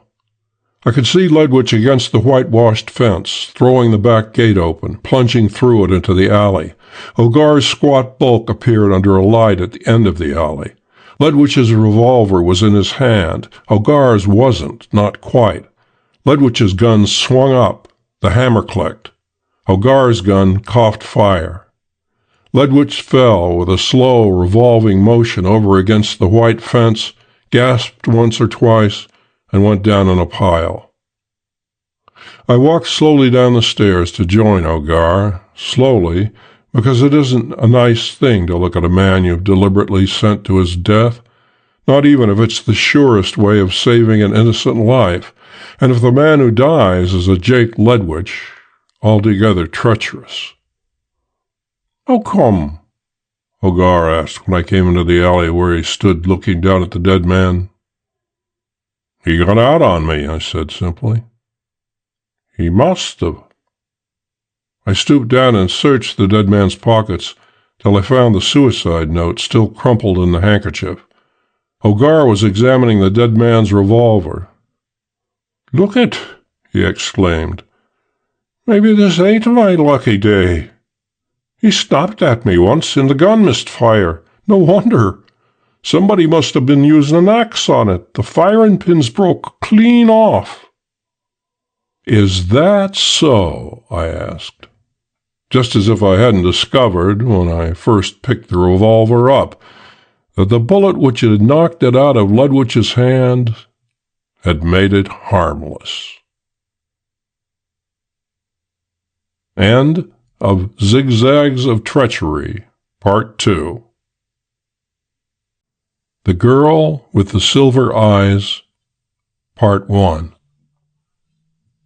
1. A bell jangled me into wakefulness. I rolled to the edge of my bed and reached for the telephone. The neat voice of the old man, the Continental Detective Agency's San Francisco manager, came to my ears. "Sorry to disturb you, but you'll have to go up to the Glenton Apartments on Leavenworth Street. A man named Burke Pangburn, who lives there, phoned me a few minutes ago asking to have someone sent up to see him at once. He seemed rather excited. Will you take care of it? See what he wants." I said I would, and yawning, stretching, and cursing Pangburn, whoever he was, got my fat body out of pajamas and into street clothes. The man who had disturbed my Sunday morning sleep, I found when I reached the Glenton, was a slim, white-faced person of about 25, with big brown eyes that were red-rimmed just now from either sleeplessness or crying, or both. His long brown hair was rumpled when he opened the door to admit me, and he wore a mauve dressing robe spotted with big jade parrots over wine-colored silk pajamas. The room into which he led me resembled an auctioneer's establishment just before the sale, or maybe one of those alley tea rooms. Fat blue vases, crooked red vases, lanky yellow vases, vases of various shapes and colors, marble statuettes, ebony statuettes, statuettes of any material, lanterns, lamps, and candlesticks, draperies, hangings, and rugs of all sorts, odds and ends of furniture that were all somehow queerly designed. Peculiar pictures hung here and there in unexpected places. A hard room to feel comfortable in. "My fiancé," he began immediately in a high-pitched voice that was within a notch of hysteria, "has disappeared. Something has happened to her. Foul play of some horrible sort. I want you to find her, to save her from this terrible thing that—" I followed him this far and gave it up. A jumble of words came out of his mouth. "Spirited away, mysterious something, lured into a trap." But they were too disconnected for me to make anything out of them. So I stopped trying to understand him and waited for him to babble himself empty of words. I have heard ordinarily reasonable men under stress of excitement run on even more crazily than this wild-eyed youth, but his dress, the parroted robe and gay pajamas, and his surroundings, this deliriously furnished room, gave him too theatrical a setting, made his words sound utterly unreal. He himself, when normal, should have been a rather nice-looking lad. His features were well-spaced, and though his mouth and chin were a little uncertain, his broad forehead was good. But standing there listening to the occasional melodramatic phrase that I could pick out of the jumbled noises he was throwing at me, I thought that instead of parrots on his robe, he should have had cuckoos. Presently he ran out of language and was holding his long, thin hands out to me in an appealing gesture, saying, "Will you?" over and over. "Will you? Will you?" I nodded soothingly and noticed that tears were on his thin cheeks.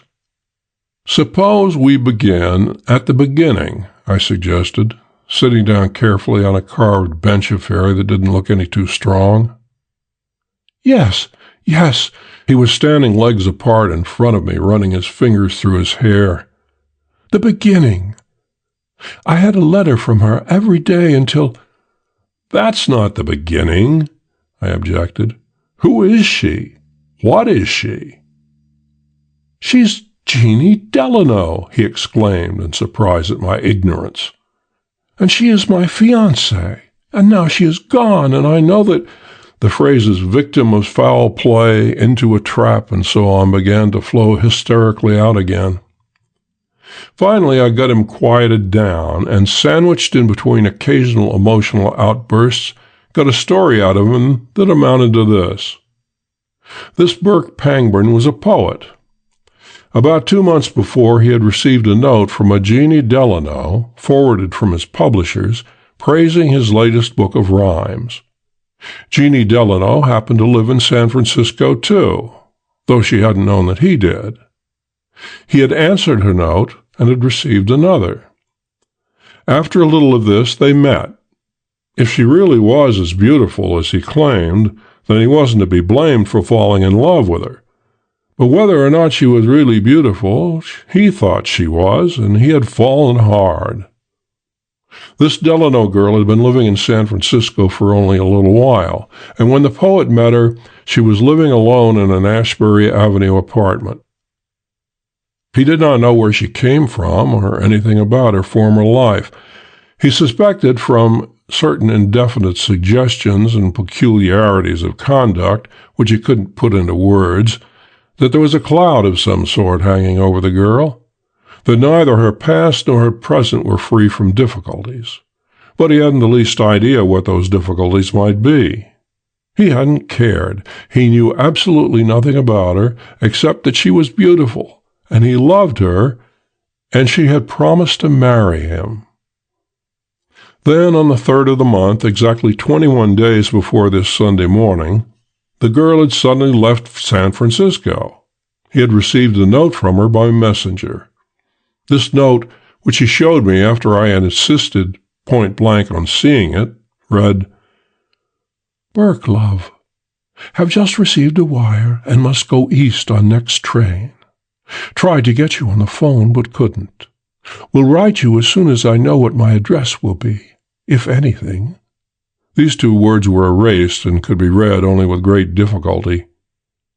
"Love me until I'm back with you forever. Your Jeannie." 9 days later, he had received another letter from her from Baltimore, Maryland.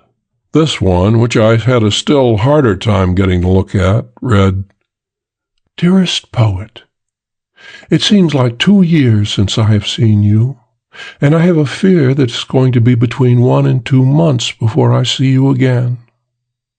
I can't tell you now, beloved, about what brought me here. There are things that can't be written. But as soon as I'm back with you, I shall tell you the whole wretched story. If anything should happen, I mean to me, you'll go on loving me forever, won't you, beloved?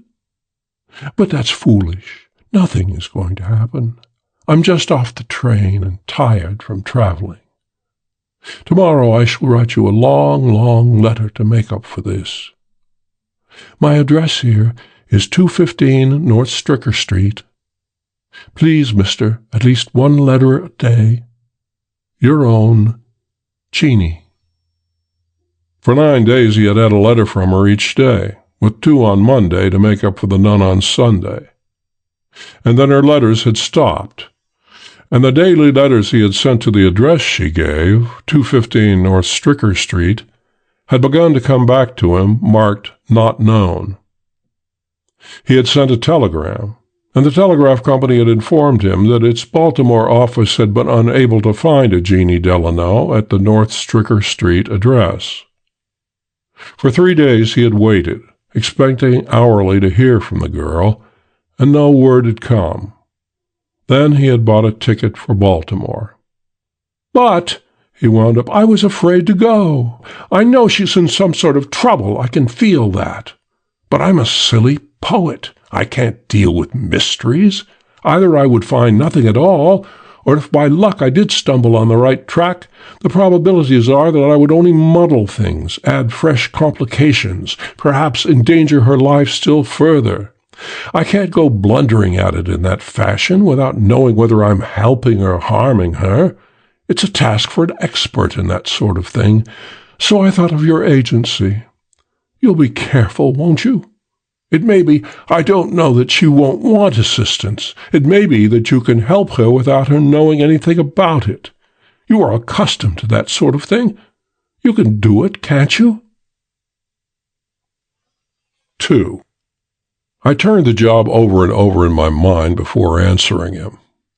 The two great bugaboos of a reputable detective agency are the persons who bring in a crooked plan or a piece of divorce work, all dressed up in the garb of a legitimate operation, and the irresponsible person who is laboring under wild and fanciful delusions, who wants a dream run out.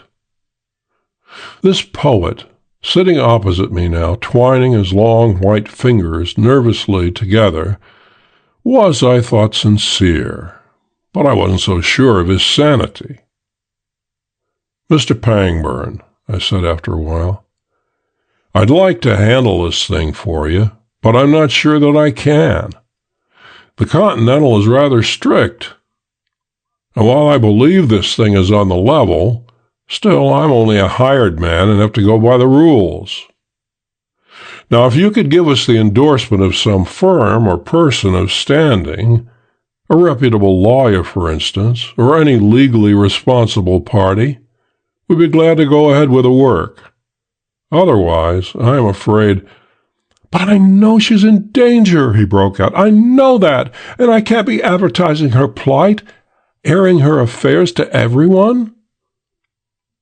"I'm sorry, but I can't touch it unless you can give me some such endorsement." I stood up. "But you can find plenty of detective agencies that aren't so particular." His mouth worked like a small boy's, and he caught his lower lip between his teeth. For a moment I thought he was going to burst into tears, but instead he said slowly, "I dare say you are right. Suppose I refer you to my brother-in-law, Roy Axford. Will his word be sufficient?"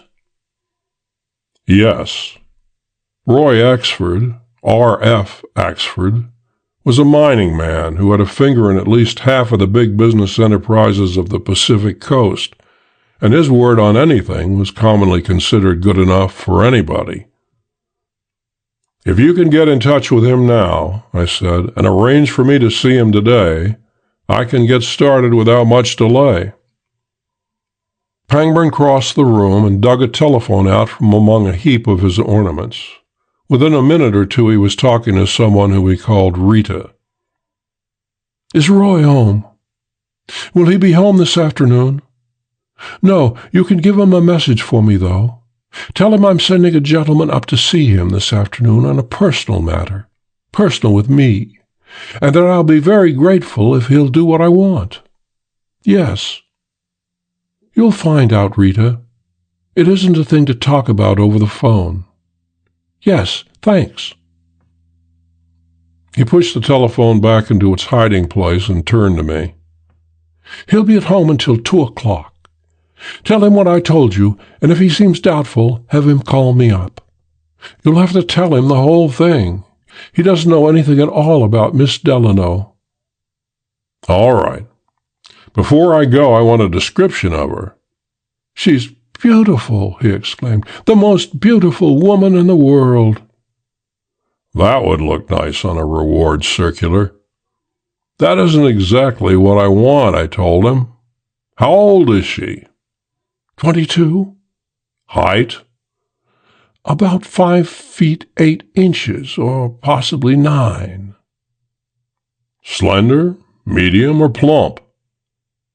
She's inclined towards slenderness, but she—" There was a note of enthusiasm in his voice that made me fear he was about to make a speech, so I cut him off with another question. "What color hair?" "Brown. So dark it's almost black, and it's soft and thick and—" "Yes, yes. Long or bobbed?" "Long and thick, and—" "What color eyes?" "You've seen shadows on polished silver when—" I wrote down gray eyes and hurried on with the interrogation. "Complexion?" "Perfect." "Uh-huh. But is it light or dark or florid or sallow or what?" "Fair." "Face oval or square or long and thin or what shape?" "Oval." "What shaped nose? Large, small, turned up?" "Small and regular." There was a touch of indignation in his voice. "How did she dress? Fashionably? And did she favor bright or quiet colors?" "Beaut—" And then as I opened my mouth to head him off, he came down to earth with, "Very quietly, usually dark blues and browns." "What jewelry did she wear?" "I've never seen her wear any." "Any scars or moles?" The horrified look on his white face urged me on to give him a full shot. "Or warts or deformities that you know?" He was speechless, but he managed to shake his head. "Have you a photograph of her?" "Yes, I'll show you." He bounded to his feet, wound his way through the room's excessive furnishings, and out through a curtained doorway. Immediately he was back with a large photograph in a carved ivory frame. It was one of those artistic photographs, a thing of shadows and hazy outlines, not much good for identification purposes. She was beautiful, right enough, but that meant nothing. That's the purpose of an artistic photograph. "This the only one you have?" "Yes." "I'll have to borrow it, but I'll get it back to you as soon as I have my copies made." "No, no," he protested against having his lady-love's face given to a lot of gumshoes. "That would be terrible." I finally got it, but it cost me more words than I like to waste on an incidental. "I want to borrow a couple of her letters or something in her writing, too," I said. "For what?" "To have photostatic copies made. Handwriting specimens come in handy. Give you something to go over hotel registers with. Then, even if going under fictitious names, people now and then write notes and make memorandums."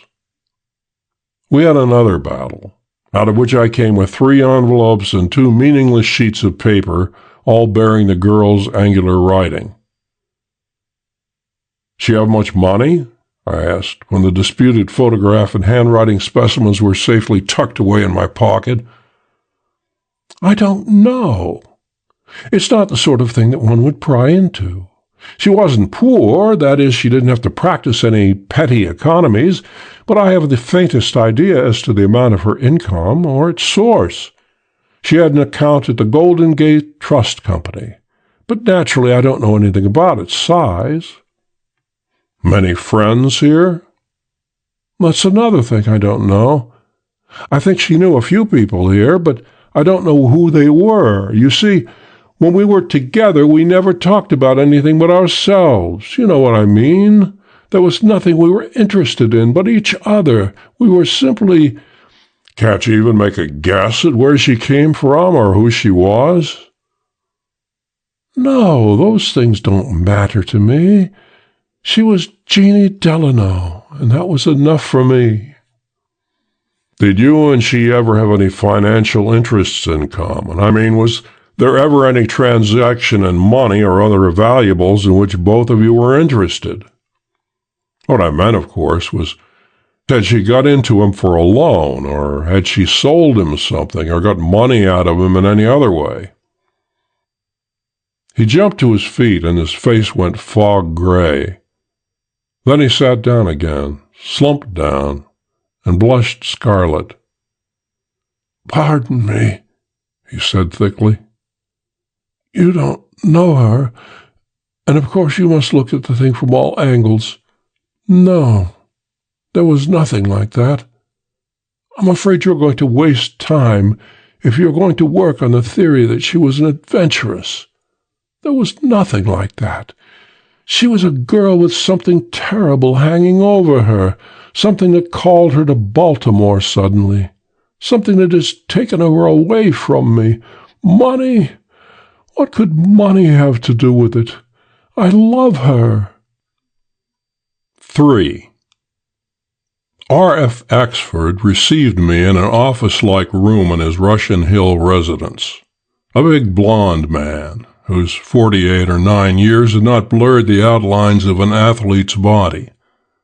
A big, full-blooded man with the manner of one whose self-confidence is complete and not altogether unjustified.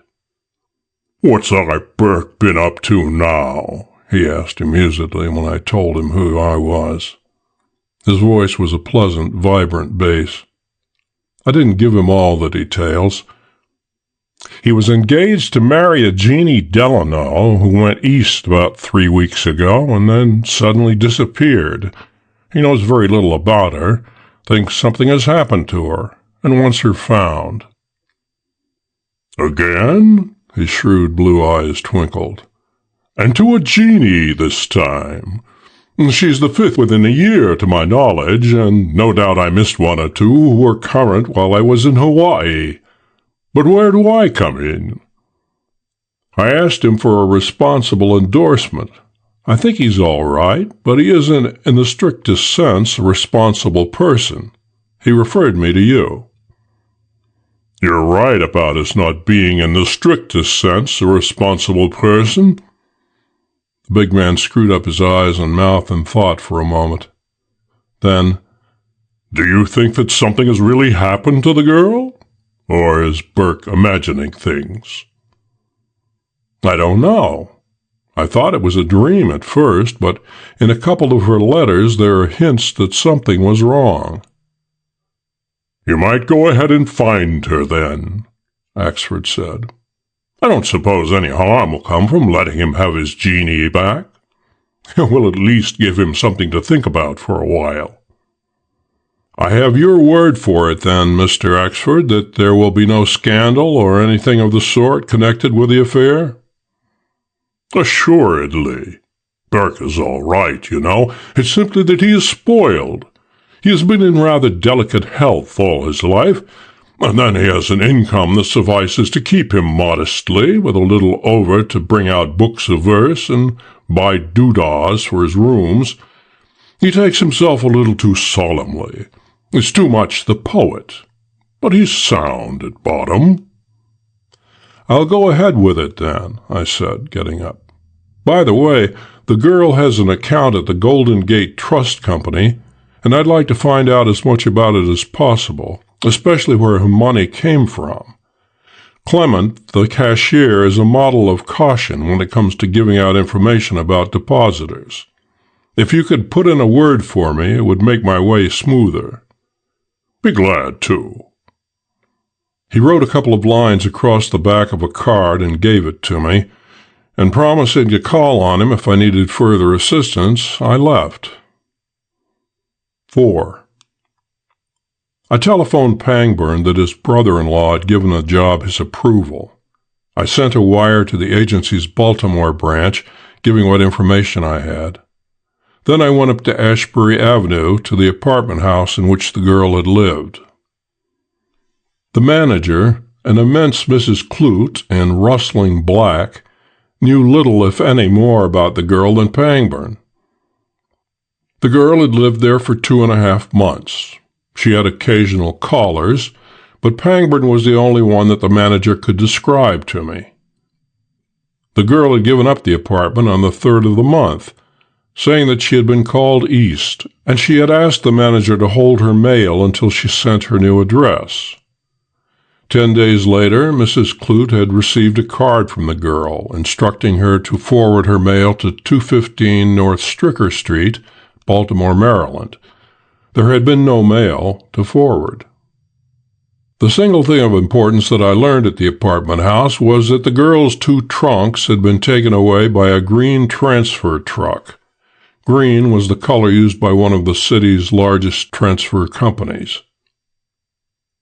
I went then to the office of this transfer company and found a friendly clerk on duty. A detective, if he is wise, takes pains to make and keep as many friends as possible among transfer company, express company, and railroad employees. I left the office with a memorandum of the transfer company's check numbers and the ferry baggage room to which the 2 trunks had been taken.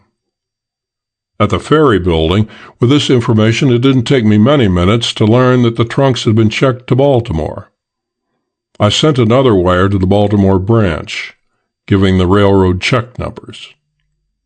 Sunday was well into night by this time, so I knocked off and went home. 5. Half an hour before the Golden Gate Trust Company opened for business the next morning, I was inside, talking to Clement, the cashier. All the traditional caution and conservatism of bankers rolled together wouldn't be 1, 2, 3 to the amount usually displayed by this plump, white-haired old man, but one look at Axford's card with "Please give the bearer all possible assistance" inked across the back of it made Clement even eager to help me. "You have or have had an account here in the name of Jeannie Delano," I said. "I'd like to know as much as possible about it, to whom she draws checks and to what amounts, but especially all you can tell me about where her money came from." He stabbed one of the pearl buttons on his desk with a pink finger, and a lad with polished yellow hair oozed silently into the room. The cashier scribbled with a pencil on a piece of paper and gave it to the noiseless youth, who disappeared. Presently he was back, laying a handful of papers on the cashier's desk.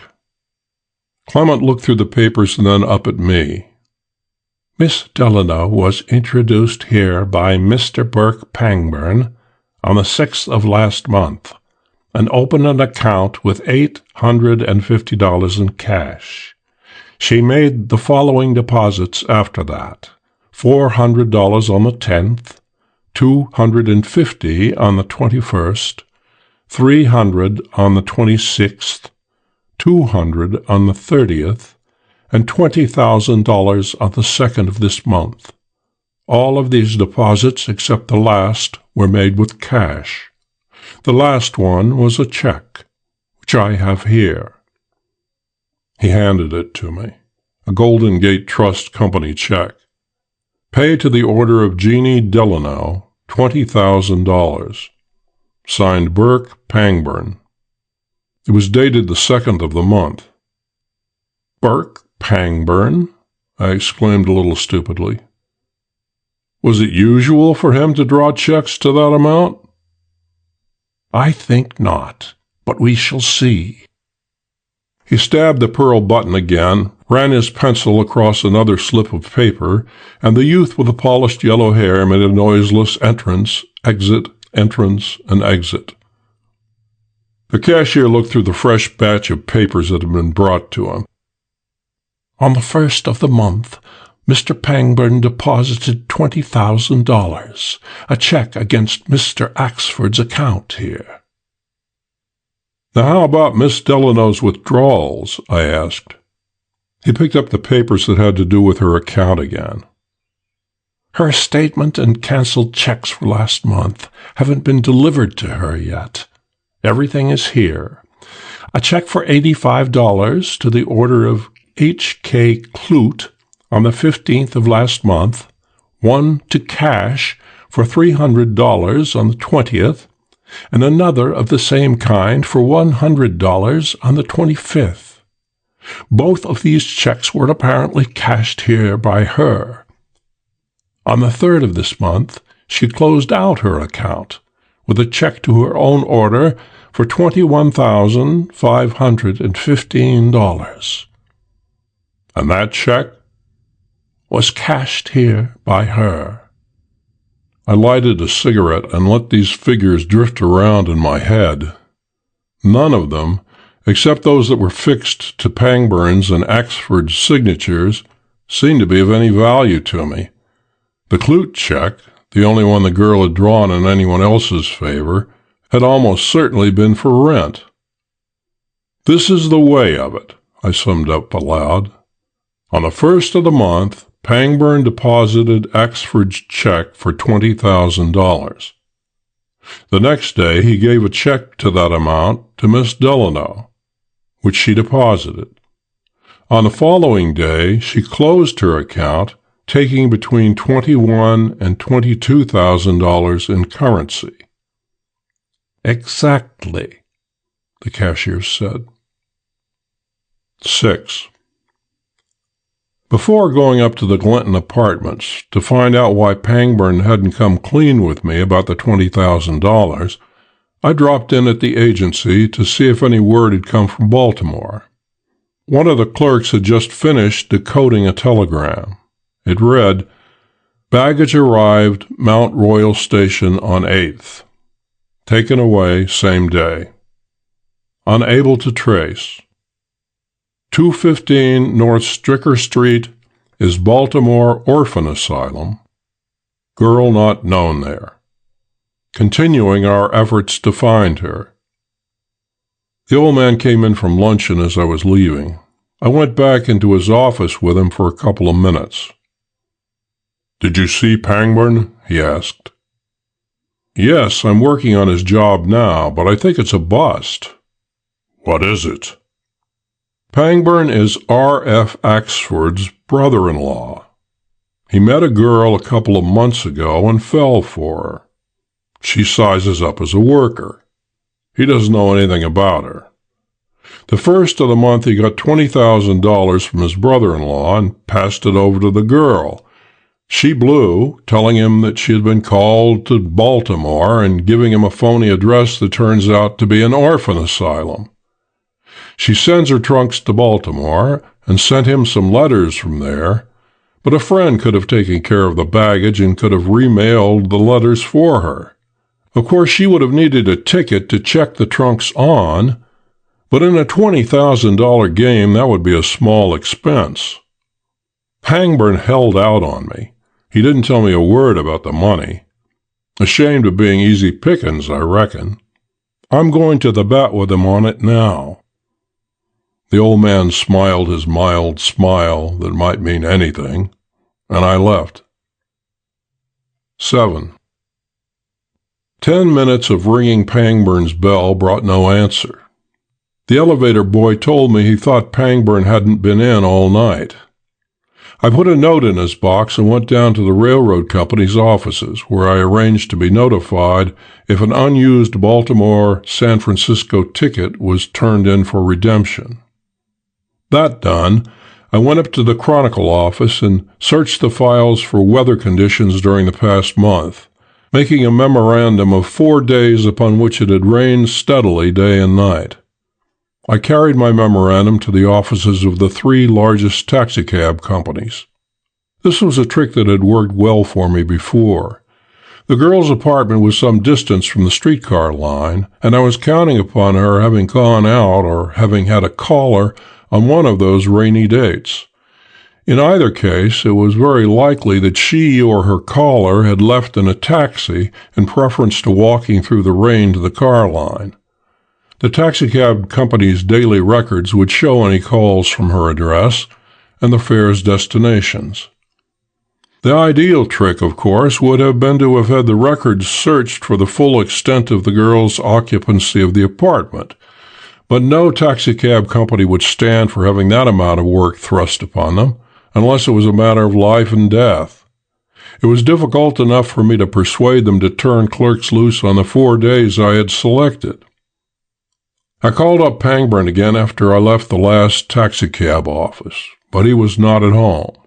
I called up Axford's residence, thinking that the poet might have spent the night there, but was told that he had not. Late that afternoon, I got my copies of the girl's photograph and handwriting, and put one of each in the mail for Baltimore. Then I went around to the 3 taxicab companies' offices and got my reports. 2 of them had nothing for me. The third's records showed 2 calls from the girl's apartment. On one rainy afternoon, a taxi had been called, and one passenger had been taken to the Glenton apartments. The passenger, obviously, was either the girl or Pangburn. At 12:30 one night, another call had come in, and this passenger had been taken to the Marquis Hotel. The driver who had answered this second call remembered it indistinctly when I questioned him, but he thought that his fare had been a man. I let the matter rest there for the time. The Marquis isn't a large hotel, as San Francisco hotels go, but it is too large to make canvassing its guest for the one I wanted practicable. I spent the evening trying to reach Pangburn with no success. At 11 o'clock I called up Axford and asked him if he had any idea where I might find his brother-in-law. "Haven't seen him for several days," the millionaire said. "He was supposed to come for dinner last night, but didn't. My wife tried to reach him by phone a couple of times today, but couldn't." 8. The next morning I called Pangburn's apartment before I got out of bed. Got no answer. Then I telephoned Axford and made an appointment for 10 o'clock at his office. "I don't know what he's up to now," Axford said good-naturedly when I told him that Pangburn had apparently been away from his apartment since Sunday. "And I suppose there's small chance of guessing. Our Burke is nothing if not erratic." "How are you progressing with your search for the damsel in distress?" "Far enough to convince me she isn't in a whole lot of distress. She got $20,000 from your brother-in-law the day before she vanished." $20,000 from Burke? She must be a wonderful girl. But wherever did he get that much money? "From you." Axford's muscular body straightened in his chair. "From me?" "Yes. Your check." "He did not." There was nothing argumentative in his voice. It simply stated a fact. "You didn't give him a check for $20,000 on the 1st of the month?" "No." "Then," I suggested, "perhaps we'd better take a run over to the Golden Gate Trust Company." 10 minutes later, we were in Clement's office. "I'd like to see my canceled checks," Axford told the cashier. The youth with the polished yellow hair brought them in presently, a thick wad of them, and Axford ran rapidly through them until he found the one he wanted. He studied that one for a long while, and when he looked up at me, he shook his head slowly but with finality. "I've never seen it before."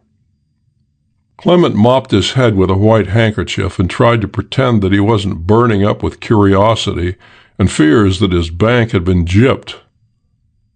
The millionaire turned the check over and looked at the endorsement. "Deposited by Burke," he said in the voice of one who talks while he thinks of something entirely different. "On the 1st. "Could we talk to the teller who took in the $20,000 check that Miss Delano deposited?" I asked Clement. He pressed one of his desk's pearl buttons with a fumbling pink finger, and in a minute or two a little sallow man with a hairless head came in.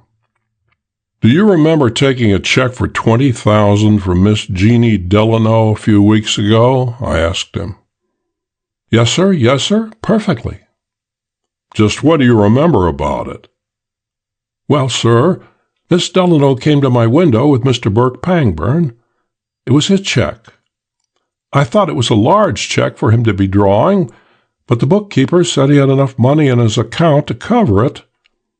They stood there, Miss Delano and Mr. Pangburn, talking and laughing while I entered the deposit in her book, and then they left. And that was all." "This check," Axford said slowly after the teller had gone back to his cage, "is a forgery. But I shall make it good, of course. That ends the matter, Mr. Clement, and there must be no more to do about it." "Certainly, Mr. Axford, certainly." Clement was all enormously relieved smiles and head noddings with this $20,000 load lifted from his bank's shoulders. Axford and I left the bank then and got into his coupe, in which we had come from his office. But he did not immediately start the engine. He sat for a while, staring at the traffic of Montgomery Street with unseeing eyes. "I want you to find Burke," he said presently, and there was no emotion of any sort in his bass voice. "I want you to find him without risking the least whisper of scandal. If my wife knew of all this, she mustn't know. She thinks her brother is a choice morsel. I want you to find him for me. The girl doesn't matter any more, but I suppose that where you find one, you'll find the other. I'm not interested in the money, and I don't want you to make any special attempt to recover that. It could hardly be done, I'm afraid, without publicity. I want you to find Burke before he does something else." "If you want to avoid the wrong kind of publicity," I said, "your best bet is to spread the right kind first. Let's advertise him as missing. Fill the papers up with his pictures and so forth. That'll play him up strong. He's your brother-in-law, and he's a poet. We can say that he's been ill. You told me that he had been in delicate health all his life, and that we fear he has dropped dead somewhere or is suffering under some mental derangement. There will be no necessity of mentioning the girl or the money, and our explanation may keep people, especially your wife, from guessing the truth when the fact he is missing leaks out. It's bound to leak out somehow." He didn't like my idea at first, but I finally won him over. We went up to Pangborn's apartment then, easily securing admittance on Axford's explanation that we had an engagement with him and would wait there for him. I went through the rooms inch by inch, prying into each hole and hollow and crack, reading everything that was written anywhere, even down to his manuscripts, and I found nothing that threw any light on his disappearance. I helped myself to his photographs, pocketing 5 of the dozen or more that were there. Axford did not think that any of the poet's bags or trunks were missing from the pack room. I did not find his Golden Gate Trust Company deposit book. I spent the rest of the day loading the newspapers up with what we wished them to have, and they gave my ex-client one grand spread, first-page stuff with photographs and all possible trimmings. Anyone in San Francisco who didn't know that Burke Pangborn, brother-in-law of R.F. Axford and author of Sand Patches and Other Verse, was missing, either couldn't read or wouldn't.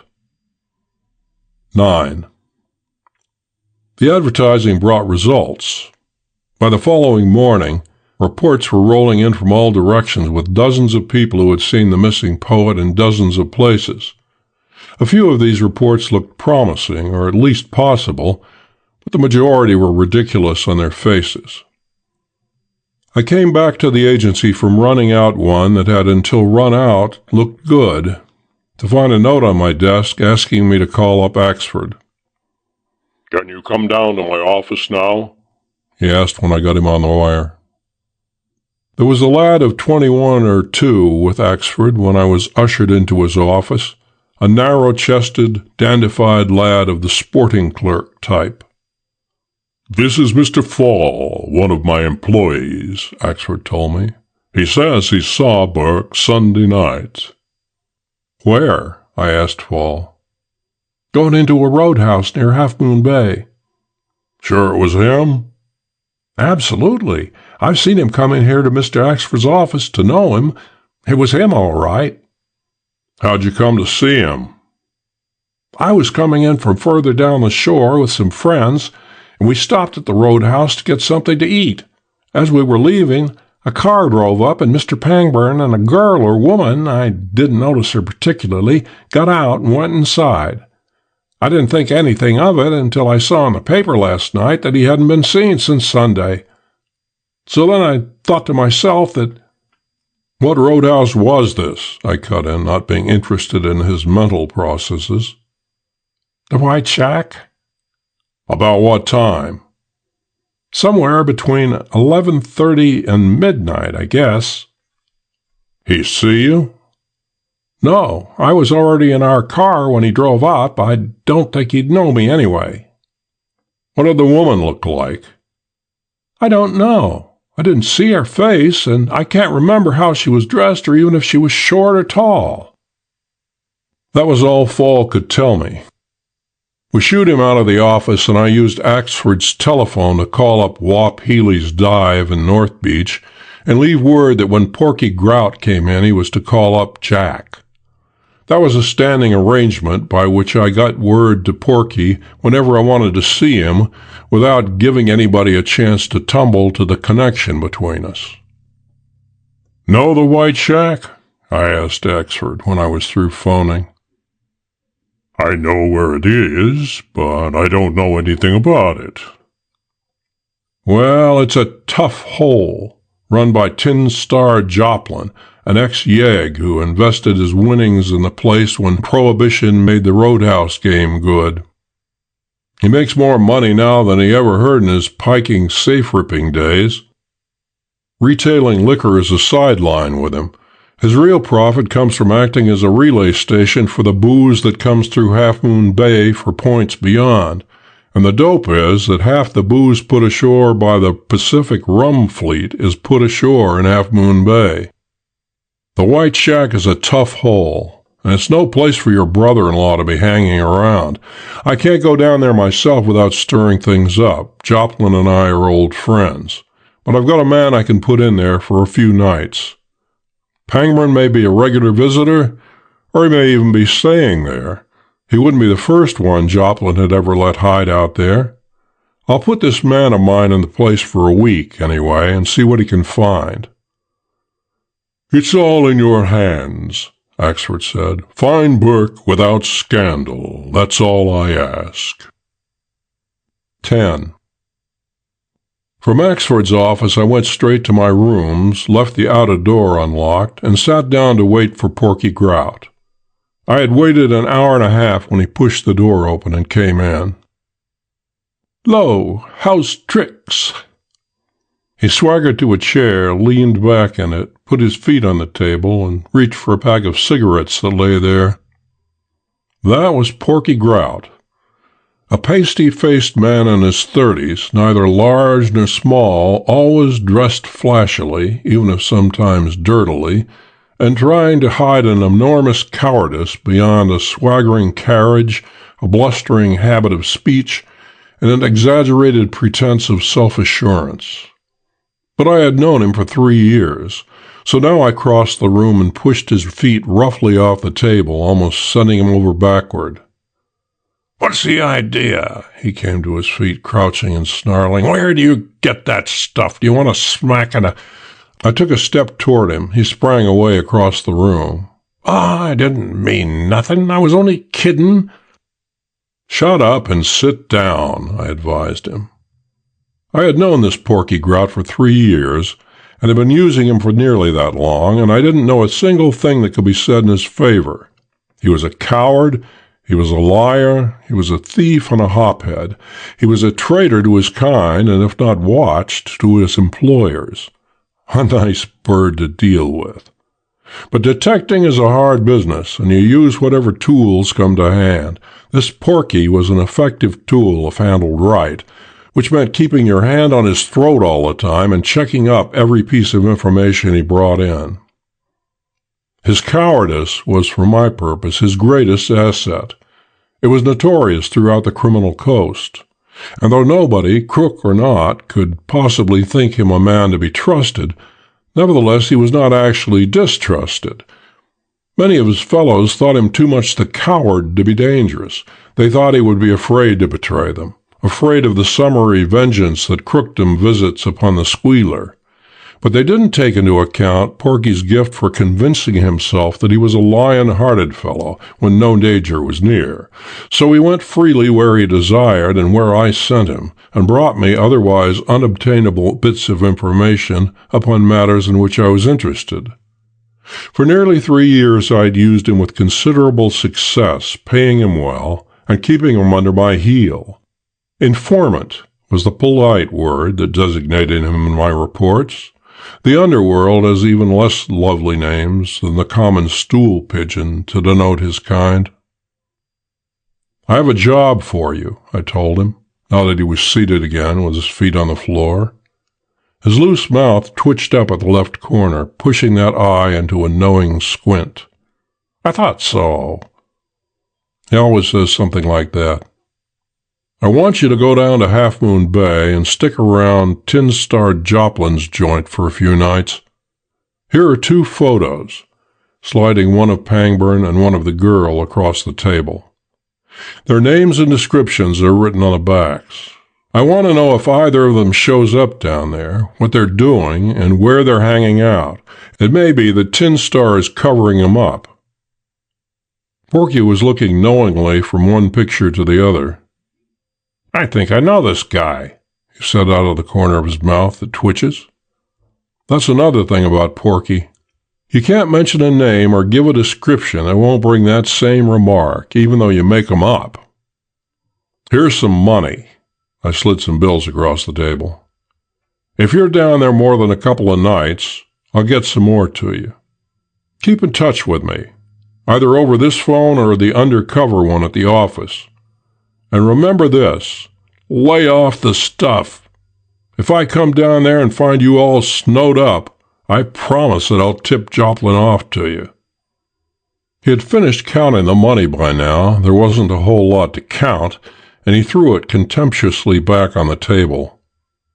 "Save that for newspapers," he sneered. "How am I going to get anywheres if I can't spend no money in the joint?" "That's plenty for a couple of days' expenses. You'll probably knock back half of it. If you stay longer than a couple of days, I'll get more to you. And you get your pay when the job is done, and not before."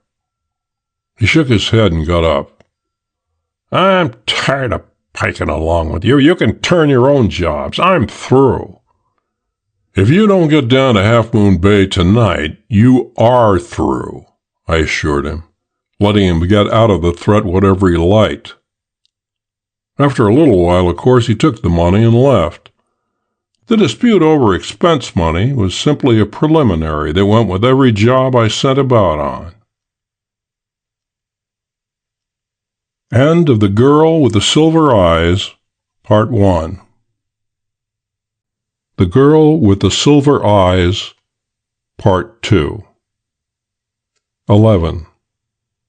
After Porky had cleared out, I leaned back in my chair and burned half a dozen Fatimas over the job. The girl had gone first with the $20,000, and then the poet had gone. And both had gone, whether permanently or not, to the White Shack. On its face, the job was an obvious affair. The girl had given Pangburn the work, to the extent of having him forge a check against his brother-in-law's account, and then, after various moves whose value I couldn't determine at the time, they had gone into hiding together. There were 2 loose ends to be taken care of. One of them, the finding of the Confederate who had mailed the letters to Pangburn and who had taken care of the girl's baggage, was in the Baltimore branch's hands. The other was who had ridden in the taxicab that I had traced from the girl's apartment to the Marquis Hotel. That might not have any bearing upon the job, or it might. Suppose I could find a connection between the Marquis Hotel and the White Shack. That would make a completed chain of some sort. I searched the back of the telephone directory and found the roadhouse number. Then I went up to the Marquis Hotel. The girl on duty at the hotel switchboard when I got there was one with whom I had done business before. "Who's been calling Half Moon Bay numbers?" I asked her. "My God."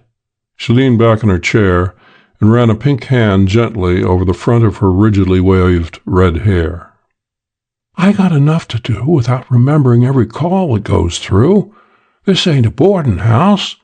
We have more than one call a week." "You don't have many Half Moon Bay calls," I insisted, leaning an elbow on the counter, letting a folded 5-spot peep out between the fingers of one hand. You ought to remember any you've had lately." "I'll see," she sighed, as if willing to do her best on a hopeless task. She ran through her tickets. "Here's one. From room 522, couple of weeks ago." "What number was called?" "Half Moon Bay, 5-1. That was the Roadhouse number. I passed over the 5 spot. "Is 522 a permanent guest?" "Yes, Mr. Kilcourse. He's been here 3 or 4 months. "What is he?" "I don't know. A perfect gentleman, if you ask me." "That's nice. What does he look like?" "Tall and elegant." "Be yourself," I pleaded. "What does he look like?"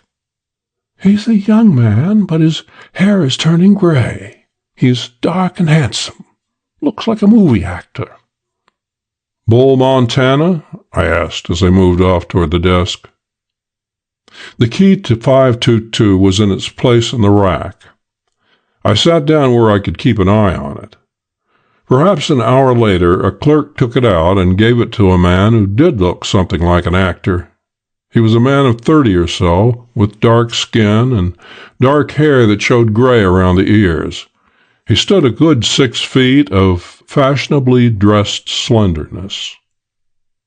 Carrying the key, he disappeared into an elevator. I called up the agency then and asked the old man to send Dick Foley over. 10 minutes later, Dick arrived. He's a little shrimp of a Canadian. There isn't 110 pounds of him, who's the smoothest shadow I've ever seen, and I've seen most of them. "I have a bird here I want tailed," I told Dick. "His name is Kilcourse, and he's in room 522. Stick around outside, and I'll give you the spot on him." I went back to the lobby and waited some more. At 8 o'clock, Kilcourse came down and left the hotel. I went after him for half a block, far enough to turn him over to Dick, and then went home, so that I would be within reach of a telephone if Porky Grout tried to get in touch with me. No call came from him that night. 12. When I arrived at the agency the next morning, Dick was waiting for me. "What luck?" I asked. "Damnedest." The little Canadian talks like a telegram when his peace of mind is disturbed, and just now he was decidedly peevish. "Took me 2 blocks. Shook me. Only taxi in sight." "Think he made you?" "No. Wise head. Playing safe." "Try him again, then. Better have a car handy in case he tries the same trick again." My telephone jingled as Dick was going out. It was Porky Grout talking over the agency's unlisted line. "Turn up anything?" I asked. "Plenty," he bragged. "Good. Are you in town?" "Yes." "I'll meet you in my rooms in 20 minutes, I said. The pasty-faced informant was fairly bloated with pride in himself when he came through the door I had left unlocked for him. His swagger was almost a cakewalk, and the side of his mouth that twitches was twisted into a knowing leer that would have fit a Solomon. "I knocked it over for you, kid," he boasted. "Nothing to it, for me. I went down there and talked to everybody that knowed anything, seen everything there was to see, and put the X-ray on the whole dump. I made a—" "Uh-huh," I interrupted. "Congratulations and so forth. But just what did you turn up?" "Now, let me tell you."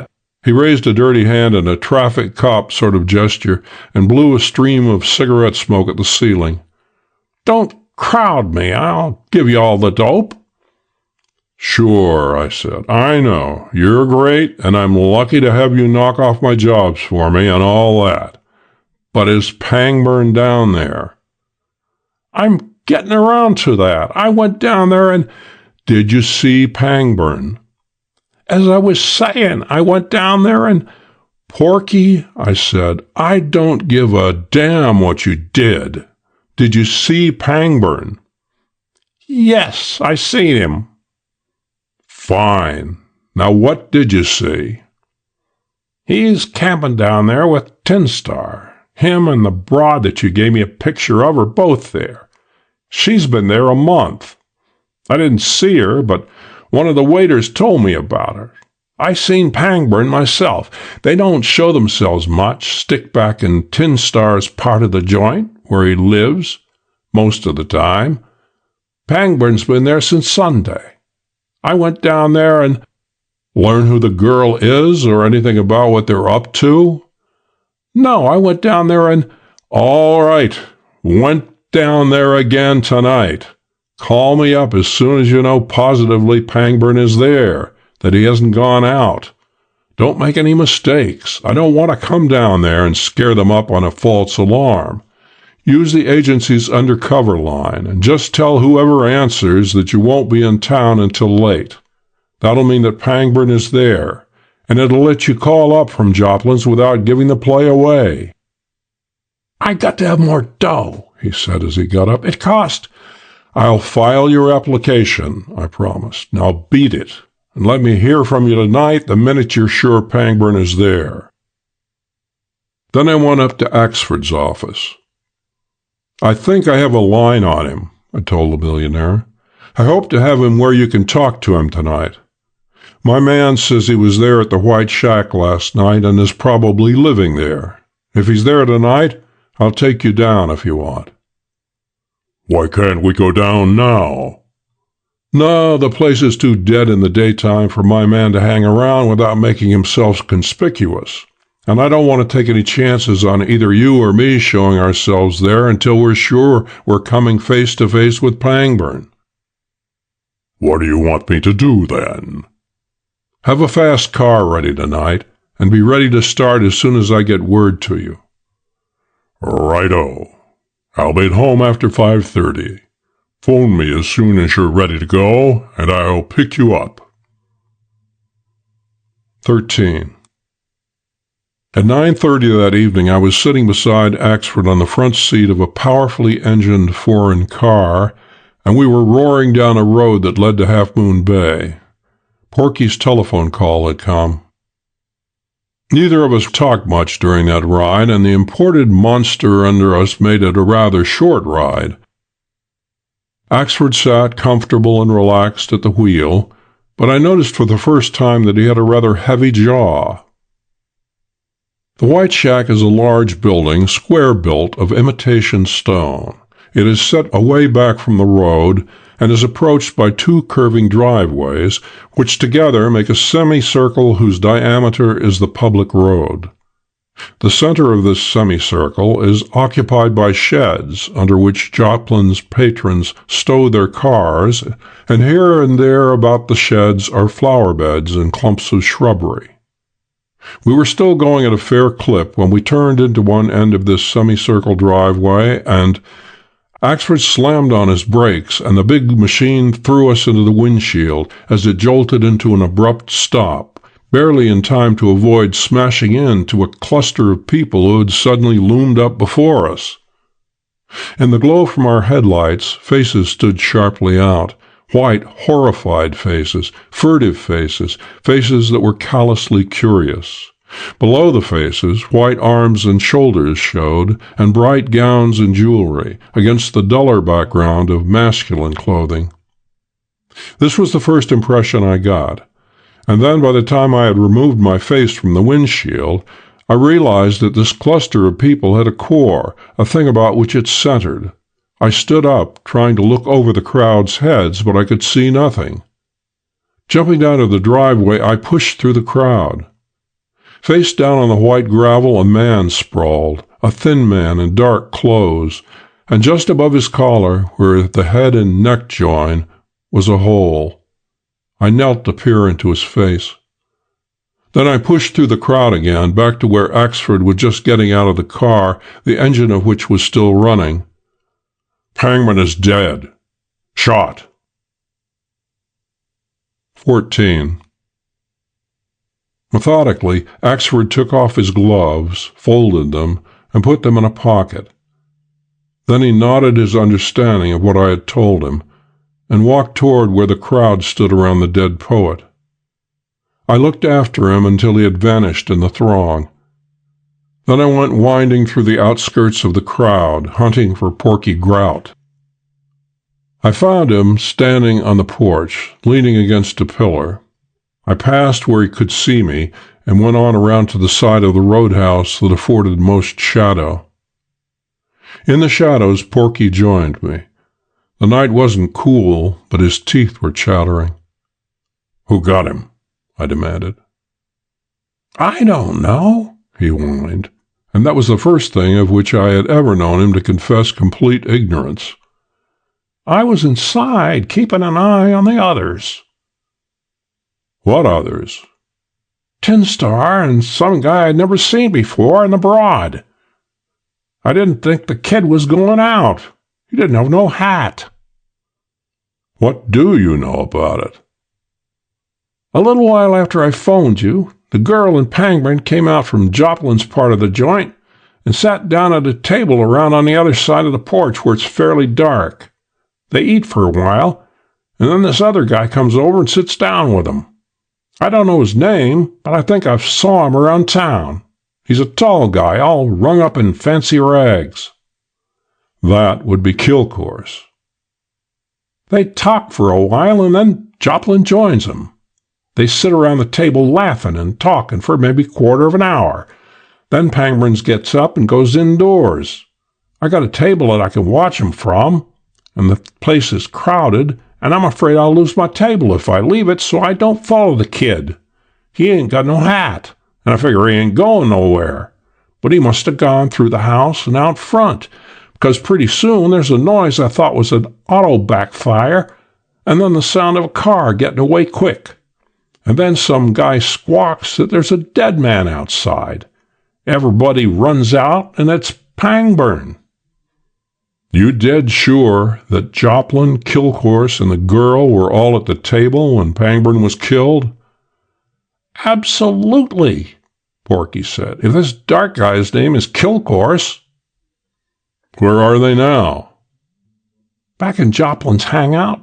They went up there as soon as they seen Pangburn had been croaked." I had no illusions about Porky. I knew he was capable of selling me out and furnishing the poet's murderer with an alibi. But there was this about it. If Joplin, Kilcourse, or the girl had fixed him, and had fixed my informant, then it was hopeless for me to try and prove that they weren't on the rear porch when the shot was fired. Joplin had a crowd of hangers-on who would swear to anything he told them without batting an eye. There would be a dozen supposed witnesses to their presence on the rear porch. Thus, the only thing for me to do was to take it for granted that Porky was coming clean with me. "Have you seen Dick Foley?" I asked, since Dick had been shadowing Kilcourse. "No." "Hunt around and see if you can find him. Tell him I've gone up to talk to Joplin, and tell him to come on up. Then you can stick around where I can get hold of you if I want you." I went in through a French window, crossed an empty dance floor, and went up the stairs that led to Tin Star Joplin's living quarters in the rear second story. I knew the way, having been up there before. Joplin and I were old friends. I was going up now to give him and his friends a shakedown on the off chance that some good might come of it, though I knew that I had nothing on any of them. I could have tied something on the girl, of course, but not without advertising the fact that the dead poet had forged his brother-in-law's signature to a check, and that was a no-go. "Come in," a heavy, familiar voice called when I rapped on Joplin's living room door. I pushed the door open and went in. Tin Star Joplin was standing in the middle of the floor. A big-bodied ex-yegg with inordinately thick shoulders and an expressionless horse face. Beyond him, Kilcourse sat, dangling one leg from the corner of a table, alertness hiding behind an amused half-smile on his handsome, dark face. On the other side of her room, a girl whom I knew for Jeannie Delano sat on the arm of a big leather chair. And the poet hadn't exaggerated when he told me she was beautiful. You, Joplin grunted disgustedly as soon as he recognized me. What the hell do you want? What do you got? My mind wasn't on this kind of repartee, however. I was studying the girl. There was something vaguely familiar about her, but I couldn't place her. Perhaps I hadn't seen her before. Perhaps much looking at the picture Pangburn had given me was responsible for my feeling of recognition. Pictures will do that. Meanwhile, Joplin had said, "Time to waste is one thing I ain't got."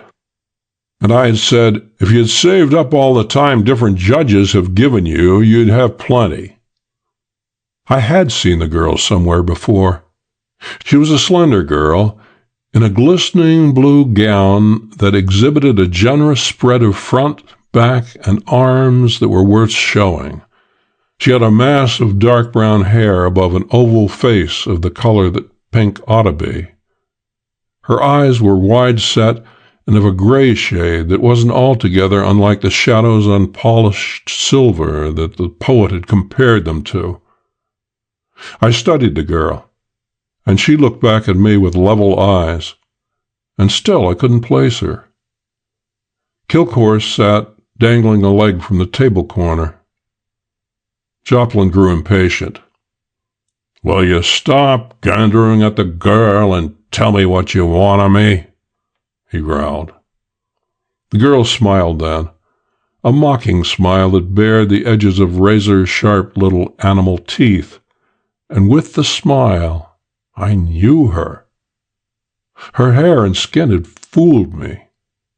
The last time I had seen her, the only time I had seen her before, her face had been marble white, and her hair had been short and the color of fire. She and an older woman and 3 men and I had played hide-and-seek one evening in a house in Turk Street over a matter of the murder of a bank messenger and the theft of $100,000 worth of Liberty bonds. Through her intriguing, 3 of her accomplices had died that evening, and the 4th, the Chinese, had eventually gone to the gallows of Folsom Prison. Her name had been Elvira then, and since her escape from the house that night, we had been fruitlessly hunting her from border to border and beyond. Recognition must have shone in my eyes in spite of the effort I made to keep them blank, for swift as a snake she had left the arm of the chair and was coming forward, her eyes more steel than silver. I put my gun in sight. Joplin took a half-step toward me. "What's the idea?" he barked. Kilcourse slid off the table, and one of his thick, dark hands hovered over his necktie. "This is the idea," I told him. "I want the girl for a murder a couple of months back, and maybe, I'm not sure, for tonight's. Anyway, I'm—" The snapping of a light switch behind me, and the room went black. I moved, not caring where I went, so long as I got away from where I had been when the lights went out. My back touched a wall, and I stopped, crouching low. "Quick, kid," a hoarse whisper that came from where I thought the door should be. But both of the room's doors, I thought, were closed and could hardly be opened without showing gray rectangles. People moved in the blackness, but none got between me and the lighter square of windows. Something clicked softly in front of me. Too thin a click for the cocking of a gun, but it could have been the opening of a spring knife, and I remembered that Tin Star Joplin had a fondness for that weapon. "Let's go, let's go," a harsh whisper that cut through the dark like a blow. Sounds of motion, muffled, indistinguishable. One sound not far away. Abruptly, a strong hand clamped one of my shoulders. A hard-muscled body strained against me. I stabbed out with my gun and heard a grunt. The hand moved up my shoulder toward my throat. I snapped up a knee and heard another grunt. A burning point ran down my side. I stabbed again with my gun, pulled it back until the muzzle was clear of the soft obstacle that had stopped it, and squeezed the trigger. The crash of the shot. Joplin's voice in my ear, a curiously matter-of-fact voice. "God Damn, that got me. 15. I spun away from him then, toward where I saw the dim yellow of an open door. I had heard no sounds of departure. I had been too busy, but I knew that Joplin had tied into me while the others made their getaway. Nobody was in sight as I jumped, slid, tumbled down the steps, any number at a time. A waiter got in my way as I plunged toward the dance floor. I don't know whether his interference was intentional or not. I didn't ask. I slammed the flat of my gun in his face and went on. Once I jumped a leg that came out to trip me, and at the outer door I had to smear another face. Then I was out in the semicircular driveway, from one end of which a red taillight was turning east into the country road. While I sprinted for Axford's car, I noticed that Pangburn's body had been removed. A few people still stood around the spot where he had lain, and they gaped at me now with open mouths. The car was as Axford had left it, with idling engine. I swung it through a flower bed and pointed it east on the public road. 5 minutes later, I picked up the red point of a taillight again. The car under me had more power than I would ever need, more than I would have known how to handle. I don't know how fast the one ahead was going, but I closed in as if it had been standing still. 1.5 miles, or perhaps 2. Suddenly a man was in the road ahead, a little beyond the reach of my lights. The lights caught him, and I saw that it was Porky Grout. Porky Grout, standing facing me in the middle of the road, the dull metal of an automatic in each hand. The guns in his hand seemed to glow dimly red and then go dark in the glare of my headlights, glow and then go dark, like 2 bulbs in an automatic electric sign. The windshield fell apart around me. Porky Grout, the informant whose name was a synonym for cowardice the full length of the Pacific coast, stood in the center of the road shooting at a metal comet that rushed down upon him. I didn't see the end. I confess frankly that I shut my eyes when his set white face showed close over my radiator. The metal monster under me trembled, not very much, and the road ahead was empty, except for the fleeting red light. My windshield was gone. The wind tore at my uncovered hair and brought tears to my squinted-up eyes. Presently I found that I was talking to myself, saying, "That was Porky. That was Porky." It was an amazing fact. It was no surprise that he had double-crossed me. That was to be expected. And for him to have crept up the stairs behind me and turned off the lights wasn't astonishing. But for him to have stood straight up and died— An orange streak from the car ahead cut off my wonderment. The bullet didn't come near me. It isn't easy to shoot accurately from one moving car into another, but at the pace I was going, it wouldn't be long before I was close enough for good shooting. I turned on the searchlight above the dashboard. It didn't quite reach the car ahead, but it enabled me to see that the girl was driving, while Kilcour sat screwed around beside her, facing me. The car was a yellow roadster. I eased up a little. In a duel with Kilcourse here, I would have been at a disadvantage, since I would have had to drive as well as shoot. My best play seemed to be to hold my distance until we reached a town, as we inevitably must. It wasn't midnight yet. There would be people on the streets of any town, and policemen. Then I could close in with a better chance of coming off on top. A few miles of this, and my prey tumbled to my plan. The yellow roadster slowed down, wavered, and came to rest with its length across the road. Kilcourse and the girl were out immediately and crouching in the road on the far side of their barricade. I was tempted to drive pell-mell into them, but it was a weak temptation, and when its short life had passed, I put on the brakes and stopped.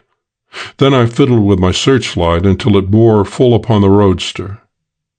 A flash came from somewhere near the roadster's wheels, and the searchlight shook violently, but the glass wasn't touched. It would be their first target, of course, and crouching in my car waiting for the bullet that would smash the lens, I took off my shoes and overcoat. The third bullet ruined the light. I switched off the other lights, jumped to the road, and when I stopped running I was squatting down against the near side of the yellow roadster. As easy and safe a trick as can be imagined. The girl and Kilcourse had been looking into the glare of a powerful light. When that light suddenly died, and the weaker ones around it went too, they were left in pitch, unseeing blackness, which must last for the minute or longer that their eyes would need to readjust themselves to the gray-black of the night. My stockinged feet had made no sound on the macadam road, and now there was only a roadster between us, and I knew it, and they didn't. From near the radiator, Kilcourse spoke softly. "I'm going to try to knock him off from the ditch. Take a shot at him now and then to keep him busy." "I can't see him," the girl protested. "Your eyes will be all right in a second. Take a shot at the car anyway." I moved toward the radiator as the girl's pistol barked at the empty touring car. Kilcourse, on hands and knees, was working his way toward the ditch that ran along the south side of the road. I gathered my legs under me, intent upon a spring and a blow with my gun upon the back of his head. I didn't want to kill him, but I wanted to put him out of the way quick. I'd have the girl to take care of, and she was at least as dangerous as he. As I tensed for the spring, Kilcourse, guided perhaps by some instinct of the hunted, turned his head and saw me, saw a threatening shadow. Instead of jumping, I fired. I didn't look to see whether I'd hit him or not. At that range, there was little likelihood of missing. I bent double and slipped back to the rear of the roadster, keeping on my side of it. Then I waited. The girl did what I would perhaps have done in her place. She didn't shoot or move toward the place the shot had come from. She thought I had forestalled Kilcourse in using the ditch, and that my next play would be to circle around behind her.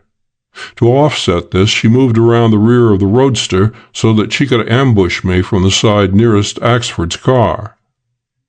Thus it was that she came creeping around the corner and poked her delicately chiseled nose plunk into the muzzle of the gun that I held ready for her. She gave a little scream. Women aren't always reasonable. They are prone to disregard trifles like guns held upon them. So I grabbed her gun hand, which was fortunate for me.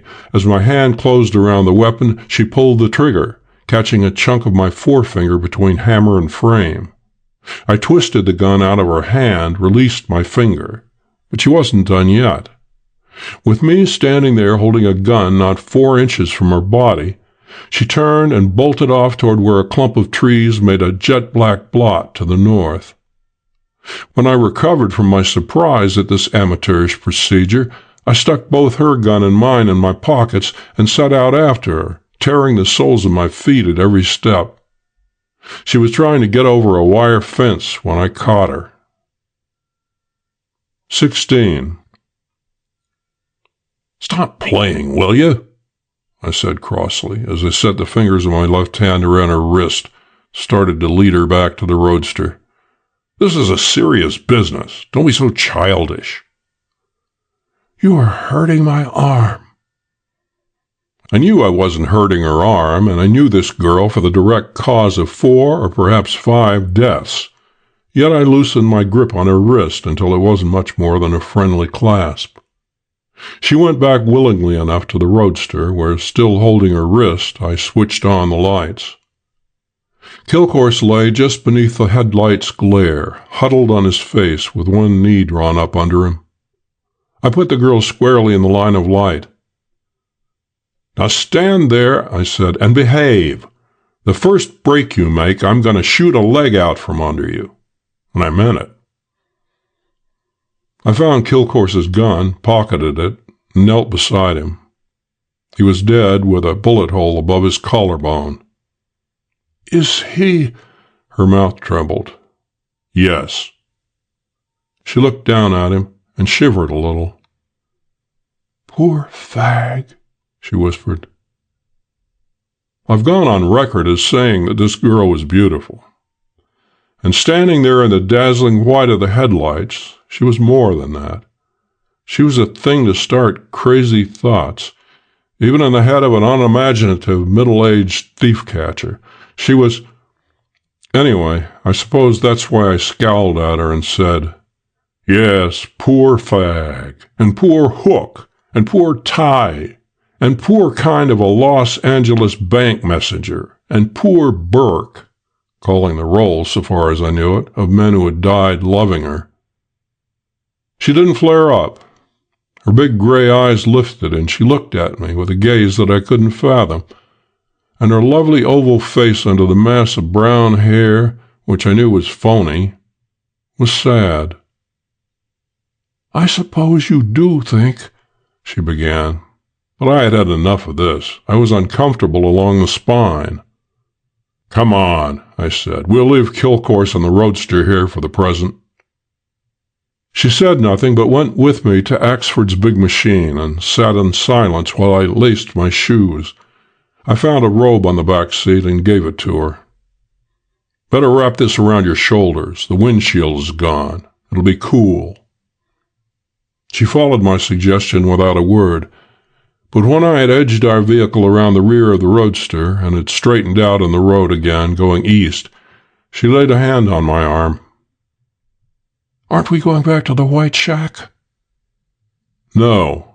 Redwood City, the county jail." A mile, perhaps, during which, without looking at her, I knew she was studying my rather lumpy profile. Then her hand was on my forearm again, and she was leaning toward me so that her breath was warm against my cheek. "Will you stop for a minute? There's some things I want to tell you." I brought the car to a halt in a cleared space of hard soil off to one side of the road, and screwed myself a little around in the seat to face her more directly. "Before you start," I told her, "I want you to understand that we stay here for just so long as you talk about the Pangburn affair. When you get off on any other line, then we finish our trip to Redwood City." "Aren't you even interested in the Los Angeles affair?" "No, that's closed. You and Hook Riordan and Tai Chun Tao and the Quarries were equally responsible for the messenger's death, even if Hook did the actual killing.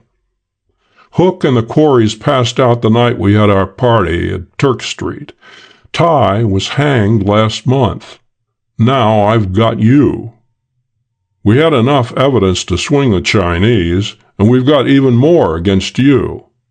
That is done, finished, completed.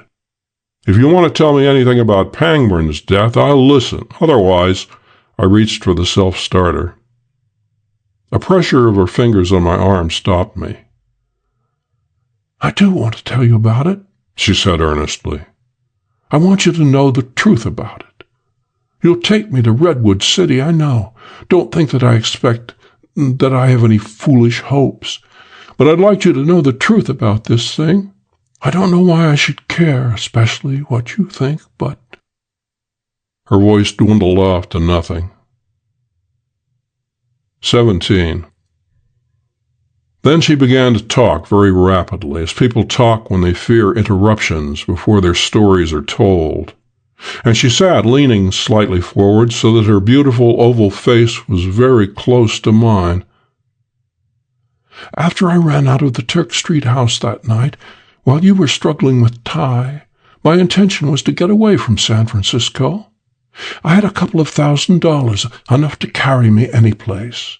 Then I thought that going away would be what you people would expect me to do, and that the safest thing for me to do would be to stay right here.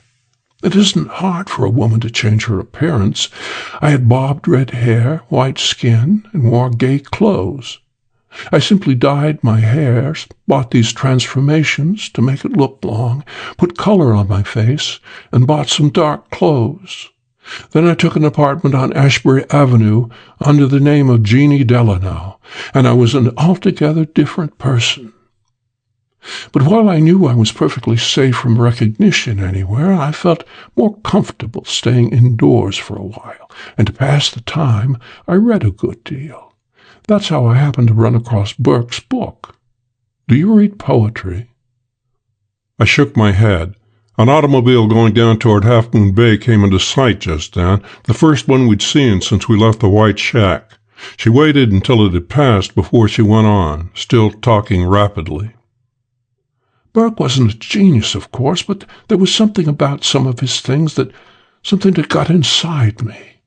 I wrote him a little note, telling him how much I had enjoyed those things, and sent it to his publishers. A few days later, I had a note from Burke, and I learned that he lived in San Francisco. I hadn't known that. We exchanged several notes, and then he asked if he could call, and we met. I don't know whether I was in love with him or not. Even at first I did like him, and between the ardor of his love for me and the flattery of having a fairly well-known poet for a suitor, I really thought that I loved him. I promised to marry him. I hadn't told him anything about myself, though now I know that it wouldn't have made any difference to him. But I was afraid to tell him the truth, and I wouldn't lie to him, so I told him nothing.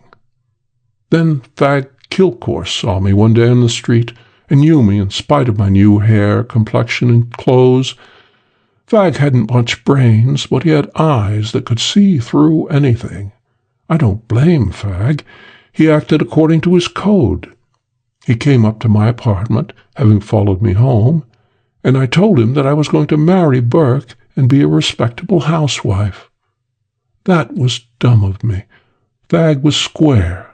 If I had told him that I was ribbing Burke up for a trimming, Fag would have let me alone, would have kept his hands off. But when I told him that I was through with the graft, had gone queer, that made me his meat. You know how crooks are. Everyone in the world is either a fellow crook or a prospective victim. So if I was no longer a crook, then Fag considered me fair game. He learned about Burke's family connections, and then he put it up to me, $20,000, or he'd turn me up. He knew about the Los Angeles job, and he knew how badly I was wanted. I was up against it then. I knew I couldn't hide from Fag or run away from him. I told Burke that I had to have $20,000. I didn't think he had that much, but I thought he could get it. 3 days later, he gave me a check for it. I didn't know at the time how he had raised it, but it wouldn't have mattered if I had known. I had to have it. But that night he told me where he'd got the money. He had forged his brother-in-law's signature. He told me because, after thinking it over, he was afraid that when the forgery was discovered, I would be caught with him and considered equally guilty. I'm rotten in spots, but I wasn't rotten enough to let him put himself in the pen for me without knowing what it was all about. I told him the whole story. He didn't bat an eye. He insisted that the money be paid Kilcourse so that I would be safe, and began to plan for my further safety.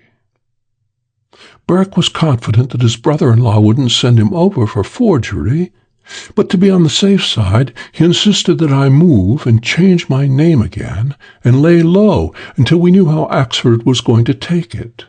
But that night, after he had gone, I made some plans of my own. I did like Burke. I liked him too much to let him be the goat without trying to save him, and I didn't have a great deal of faith in Axford's kindness. This was the 2nd of the month. Barring accidents, Axford wouldn't discover the forgery until he got his cancelled checks early the following month. That gave me practically a month to work in. The next day I drew all my money out of the bank and sent Burke a letter saying that I had been called to Baltimore, and I laid a clear trail to Baltimore, with baggage and letters and all, which a pal there took care of for me. Then I went down to Joplin's and got him to put me up.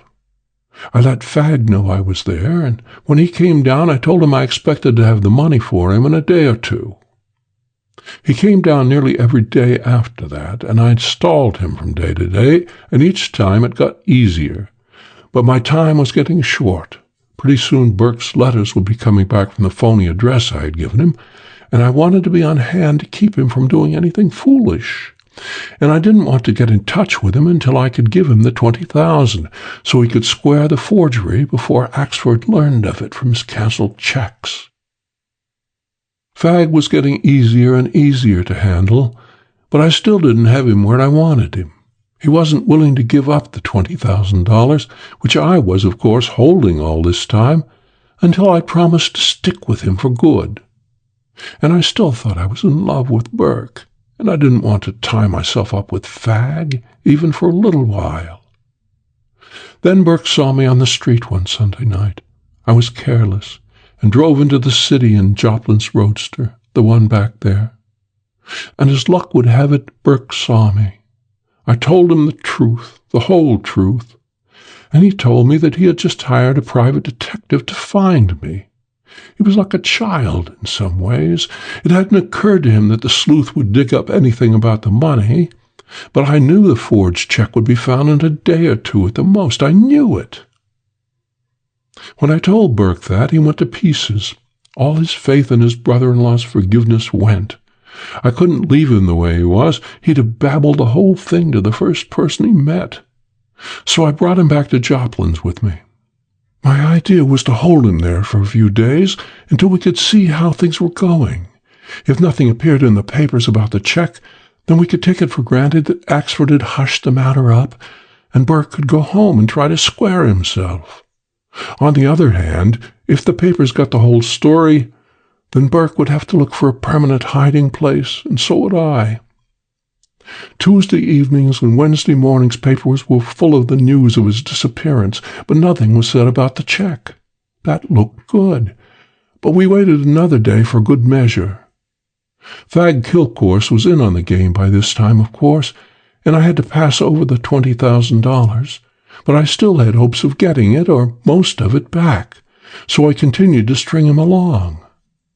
I had a hard time keeping him off Burke, though, because he had begun to think that he had some sort of right to me, and jealousy made him wicked. But I got Tinstar to throw a scare into him, and I thought Burke was safe. Tonight, one of Tinstar's men came up and told us that a man named Porky Grout, who had been hanging around the place for a couple of nights, had made a couple of cracks that might mean he was interested in us. Grout was pointed out to me, and I took a chance on showing myself in the public part of the place, and sat at a table close to his. He was playing rat, as I guess you know, and in less than 5 minutes I had him at my table, and half an hour later I knew that he had tipped you off that Burke and I were at the White Shack. He didn't tell me this all right out, but he told me more than enough for me to guess the rest.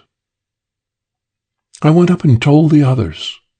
Fag was for killing both Grout and Burke right away, but I talked him out of it. That wouldn't help us any, and I had Grout where he would jump in the ocean for me. I thought I had Fag convinced, but we finally decided that Burke and I would take the roadster and leave, and that when you got here, Porky Grout was to pretend he was hopped up and point out a man and a woman, any who happened to be handy, as the ones he had taken for us. I stopped to get a cloak and gloves, and Burke went on out to the car alone, and Fag shot him. I didn't know he was going to. I wouldn't have let him. Please believe that. I wasn't as much in love with Burke as I had thought, but please believe that after all he had done for me, I wouldn't have let them hurt him. After that, it was a case of stick with the others, whether I liked it or not, and I stuck. We ribbed Grout to tell you that all 3 of us were on the back porch when Burke was killed, and we had any number of others primed with the same story. Then you came up and recognized me. Just my luck that it had to be you, the only detective in San Francisco who knew me. You know the rest. How Porky Grout came out behind you and turned off the lights, and Joplin held you while we ran for the car. And then, when you closed in on us, Grout offered to stand you off while we got clear, and now... 18. Her voice died, and she shivered a little. The robe I had given her had fallen away from her white shoulders. Whether or not it was because she was so close against my shoulder, I shivered too. And my fingers, fumbling into my pocket for a cigarette, brought it out, twisted and mashed. "That's all there is to the part you promised to listen to," she said softly, her face turned half away. "I wanted you to know.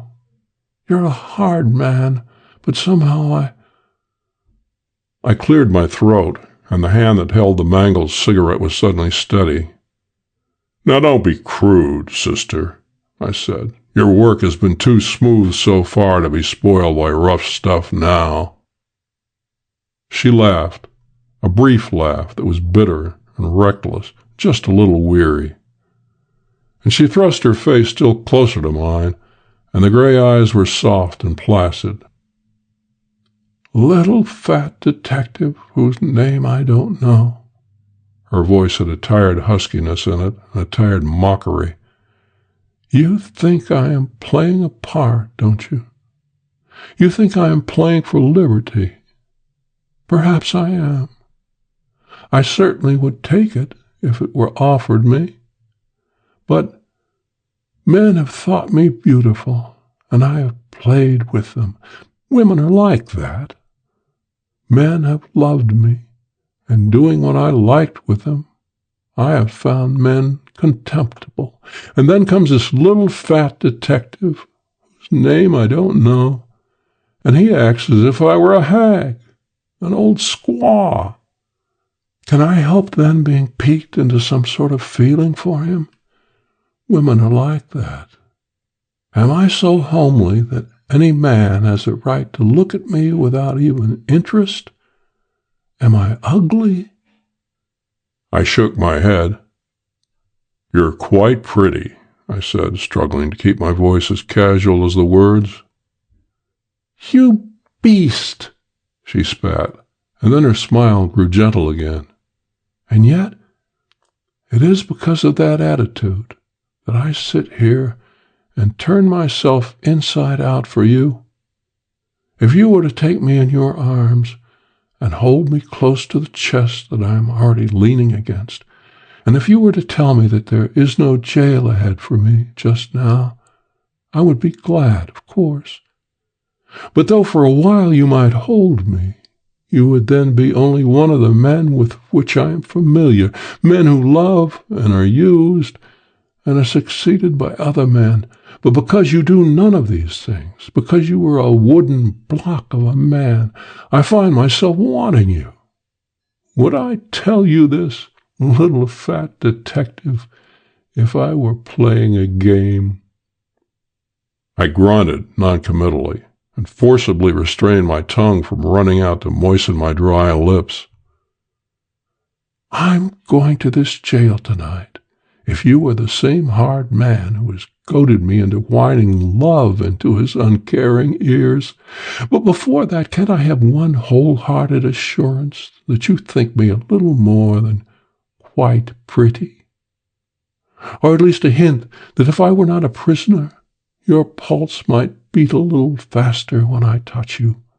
I'm going to this jail for a long while, perhaps to the gallows. Can't I take my vanity there, not quite in tatters, to keep me company? Can't you do some slight thing to keep me from the afterthought of having bleated all this out to a man who was simply bored?" Her lids had come down half over the silver-gray eyes. Her head had tilted back so far that a little pulse showed throbbing in her white throat. Her lips were motionless over slightly parted teeth, as the last words had left them. My fingers went deep into the soft white flesh of her shoulders. Her head went further back, her eyes closed. One hand came to my shoulder. "You're beautiful as all hell!" I shouted crazily into her face, and flung her against the door. It seemed an hour that I fumbled with starter and gears before I had the car back on the road and thundering toward the San Mateo County Jail. The girl had straightened herself up in the seat again and sat huddled within the robe I had given her. I squinted straight ahead into the wind that tore at my face and hair. In the absence of the windshield took my thoughts back to Porky Grout. Porky Grout, whose yellowness was notorious from Seattle to San Diego, standing rigidly in the path of a charging metal monster with an inadequate pistol in each hand. She had done that to Porky Grout, this woman beside me. She had done that to Porky Grout, and he hadn't even been human. A slimy reptile whose highest thought had been a skinful of dope had gone grimly to death that she might get away. She, this woman whose shoulders I had gripped, whose mouth had been close under mine. I let the car out another notch, holding the road somehow. We went through a town, a scurrying of pedestrians for safety, surprised faces staring at us, street lights glistening on the moisture the wind had whipped from my eyes. I passed blindly by the road I wanted, circled back to it, and we were out in the country again. 19. At the foot of a long, shallow hill, I applied the brakes, and we snapped to motionlessness. I thrust my face close to the girl's.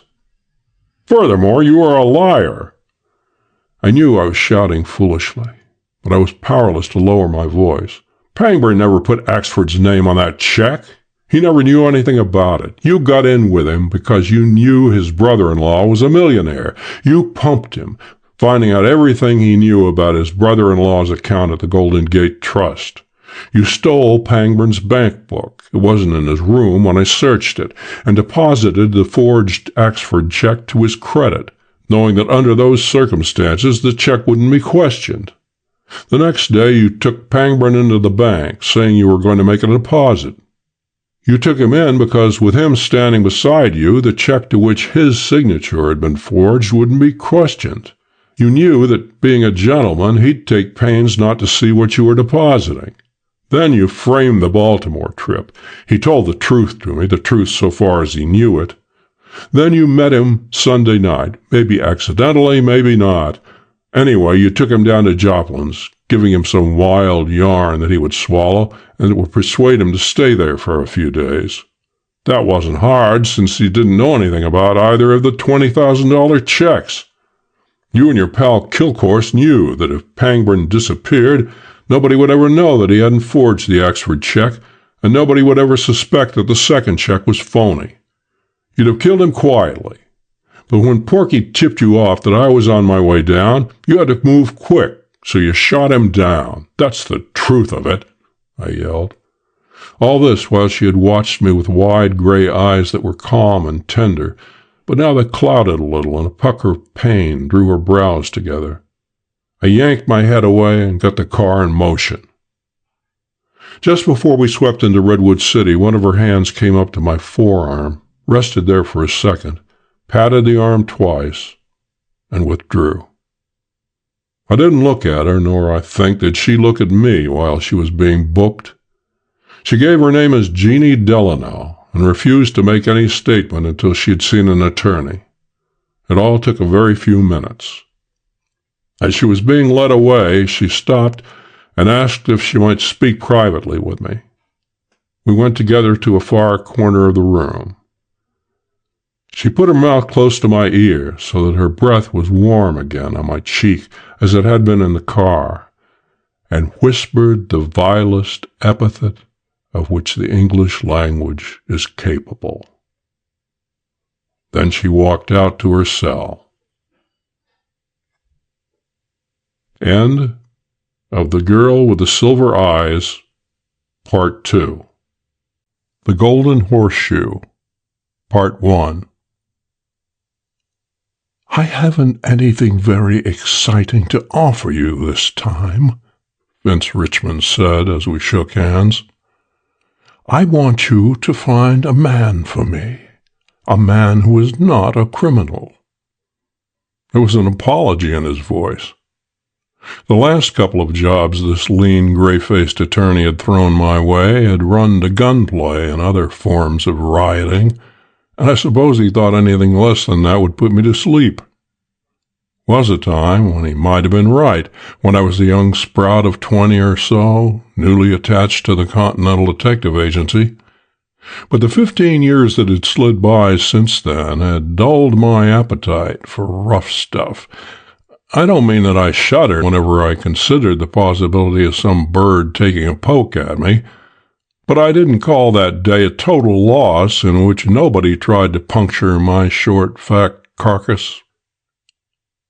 "The man I want found," the lawyer went on as we sat down, is an English architect named Norman Ashcraft. He is a man of about 37, 5 feet 10 inches tall, well-built and fair-skinned, with light hair and blue eyes. 4 years ago he was a typical specimen of the clean-cut blonde Britisher. He may not be like that now. Those 4 years have been rather hard ones for him, I imagine.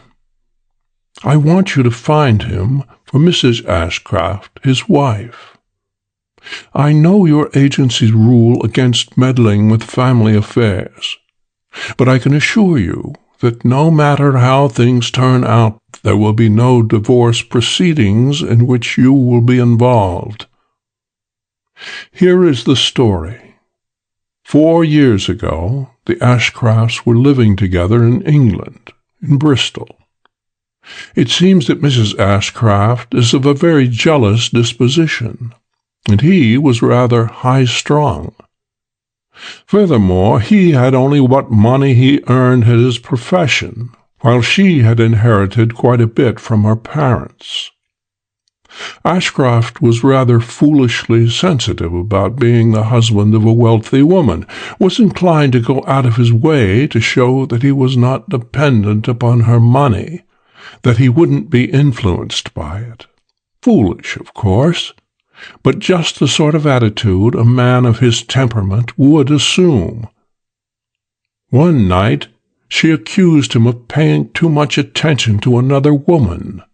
They quarreled, and he packed up and left. She was repentant within a week, especially repentant since she had learned that her suspicion had no foundation outside of her own jealousy, and she tried to find him. But he was gone. It became manifest that he had left England.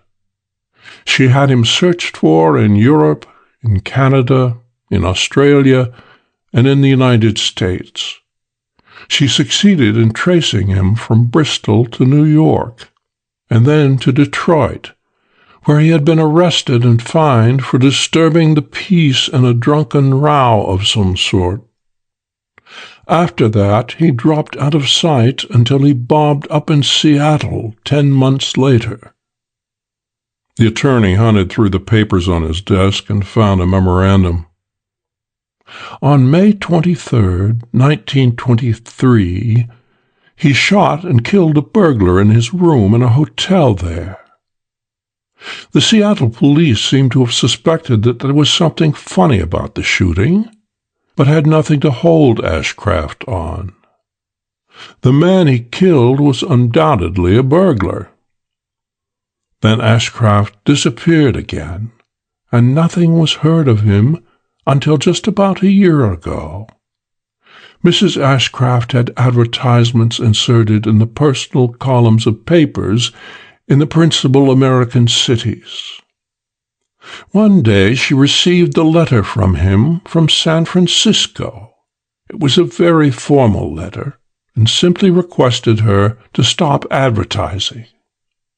Although he was through with the name Norman Ashcraft, he wrote, he disliked seeing it published in every newspaper he read.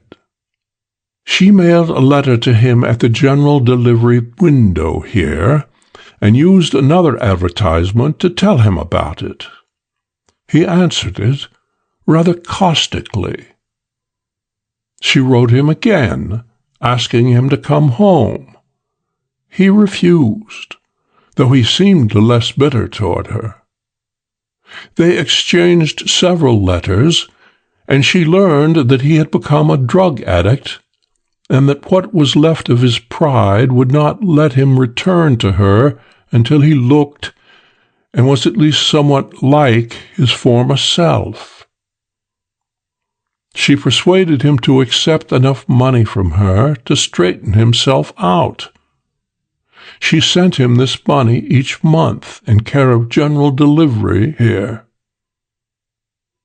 Meanwhile, she closed up her affairs in England. She had no close relatives to hold her there, and came to San Francisco to be on hand when her husband was ready to return to her. A year has gone. She still sends him money each month. She still waits for him to come back to her. He has repeatedly refused to see her, and his letters are evasive, filled with accounts of the struggle he is having, making headway against the drug one month, slipping back the next. She suspects by now, of course, that he has no intention of ever coming back to her, that he does not intend giving up the drug, that he is simply using her as a source of income. I have urged her to discontinue the monthly allowance for a while. That would at least bring about an interview, I think, and she could learn definitely what to expect. But she will not do that. You see, she blames herself for this present condition.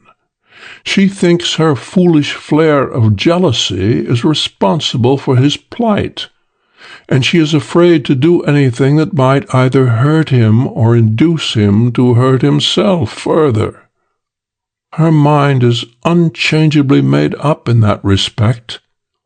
She wants him back, wants him straightened out.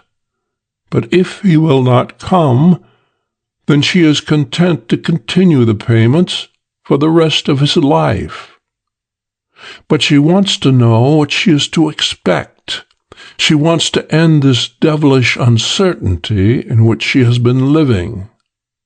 What we want, then, is for you to find Ashcraft. We want to know whether there is any likelihood of his ever becoming a man again, or whether he is gone beyond redemption. There's your job. Find him, learn whatever you can about him, and then, after we know something, we will decide whether it is wiser to force an interview between them in hopes that she will be able to influence him, or not. I'll try it, I said. When does Mrs. Ashcraft send him his monthly allowance? On the 1st of each month. Today is the 28th. That'll give me 3 days to wind up a job I have on hand. Got a photo of him? Unfortunately, no. In her anger, immediately after the row, Mrs. Ashcraft destroyed everything she had that would remind her of him. But I don't think a photograph would be of any great help at the post office. Without consulting me, Mrs. Ashcraft watched for her husband there on several occasions, and did not see him. It is more than likely that he has someone else call for his mail. I got up and reached for my hat. See you around the 2nd of the month, I said, as I left the office. 2.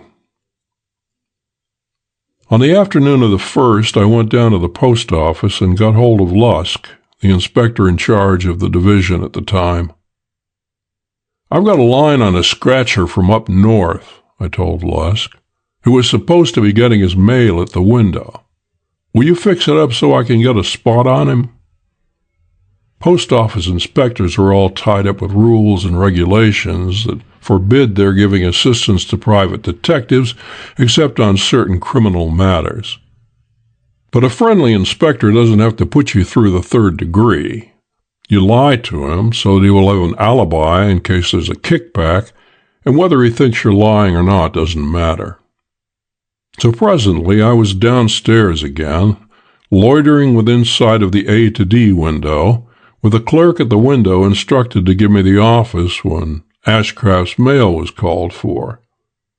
There was no mail for him there at the time. Mrs. Ashcraft's letter would hardly get to the clerk's that afternoon, but I was taking no chances. I stayed on the job until the windows closed at 8 o'clock, and then went home. At a few minutes after 10 the next morning, I got my action. One of the clerks gave me the signal. A small man in a blue suit and a soft gray hat was walking away from the window with an envelope in his hand. A man of perhaps 40 years, although he looked older. His face was pasty, his feet dragged, and although the clothes were fairly new, they needed brushing and pressing. He came straight to the desk in front of which I stood fiddling with some papers. Out of the tail of my eye, I saw that he had not opened the envelope in his hand, was not going to open it. He took a large envelope from his pocket, and I got just enough of a glimpse of its front to see that it was already stamped and addressed. I twisted my neck out of joint trying to read the address, but failed. He kept the address side against his body, put the letter he had got from the window in it, and licked the flap backwards so that there was no possible way for anybody to see the front of the envelope. Then he rubbed the flap down carefully and turned toward the mailing slots. I went after him. There was nothing to do but to pull the always reliable stumble. I overtook him, stepped close, and faked a fall on the marble floor, bumping into him, grabbing him as if to regain my balance. It went rotten. In the middle of my stunt, my foot really did slip, and we went down on the floor like a pair of wrestlers, with him under me. To botch the trick thoroughly, he fell with the envelope pinned under him. I scrambled up, yanked him to his feet, mumbled an apology, and almost had to push him out of the way to beat him to the envelope that lay face down on the floor. I had to turn it over as I handed it to him in order to get the address. Mr. Edward Bohannon, Golden Horseshoe Cafe, Tijuana, Baja California, Mexico. I had the address, but I had tipped my mitt. There was no way in God's world for this little man in blue to miss knowing that I had been trying to get that address. I dusted myself off while he put his envelope through the slot. He didn't come back past me, but went on down toward the Mission Street exit. I couldn't let him get away with what he knew. I didn't want Ashcraft tipped off before I got to him. I would have to try another trick as ancient as the one the slippery floor had bungled for me. I set out after the little man again. Just as I reached his side, he turned his head to see if he was being followed. "Hello, Mickey," I hailed him. "How's everything in Shy?" "You got me wrong," he spoke out of the side of his gray-lipped mouth, not stopping. "I don't know nothing about Shy." His eyes were pale blue with needle-point pupils, the eyes of a heroin or morphine user. "Quit stalling." I walked along at his side. We had left the building by this time and were going down Mission Street. "You fell off the Rattler only this morning." He stopped on the sidewalk and faced me. "Me? Who do you think I am?" "You're Mickey Parker. The Dutchman gave us the rap that you were headed here. They got him if you don't already know it." "You're cuckoo," he sneered. "I don't know what the hell you're talking about." "That was nothing. Neither did I." I raised my right hand in my overcoat pocket. "Now I'll tell one," I growled at him. "And keep your hands away from your clothes, or I'll let the guts out of you." He flinched back from my bulging pocket. "Hey, listen, brother," he begged. "You got me wrong, on the level. My name ain't Mickey Parker, and I ain't been in Chi in 6 years. I've been here in Frisco for a solid year, and that's the truth." "You gotta show me." "I can do it," he exclaimed, all eagerness. "You come down the drag with me, and I'll show you. My name's Ryan, and I've been living around the corner here on 6th Street for 6 or 8 months. "Ryan?" I asked. "Yes, John Ryan." I chalked that up against him. Of course, there have been Ryans christened John, but not enough of them to account for the number of times that name appears in criminal records. I don't suppose there are 3 old-time yeggs in the country who haven't used the name at least once. It's the John Smith of yegdom. This particular John Ryan led me around to a house on 6th Street, where the landlady, a rough-hewn woman of 50 with bare arms that were haired and muscled like the village smithies, assured me that her tenant had, to her positive knowledge, been in San Francisco for months, and that she remembered seeing him at least once a day for a couple of weeks back. If I had really been suspicious that this Ryan was my mythical Mickey Parker from Chicago, I wouldn't have taken the woman's word for it. But as it was, I pretended to be satisfied. That seemed to be all right then. Mr. Ryan had been led astray, had been convinced that I had mistaken him for another crook, and that I was not interested in the Ashcraft letter. I would be safe, reasonably safe, in letting the situation go as it stood. But loose ends worry me, and you can't always count on people doing and thinking what you want. This bird was a hophead, and he had given me a phony-sounding name, so— "What do you do for a living?" I asked him. "I ain't been doing nothing for a couple of months," he pattered, but I expect to open a lunchroom with a fella next week." "Let's go to your room," I suggested. "I want to talk to you." He wasn't enthusiastic, but he took me up. He had 2 rooms and a kitchen on the 3rd floor. They were dirty, foul-smelling rooms. I dangled a leg from the corner of a table and waved him into a squeaky rocking chair in front of me.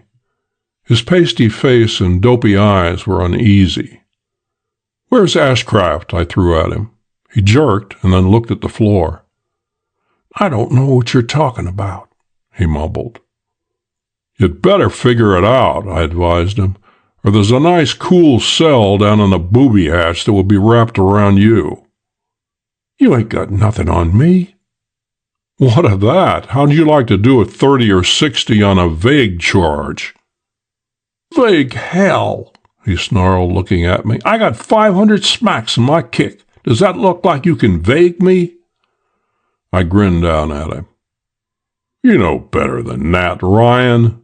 A pocket full of money will get you nothing in California. You've got no job. You can't show where your money comes from. You're made to order for the vague law." I had this bird figured as a dope peddler.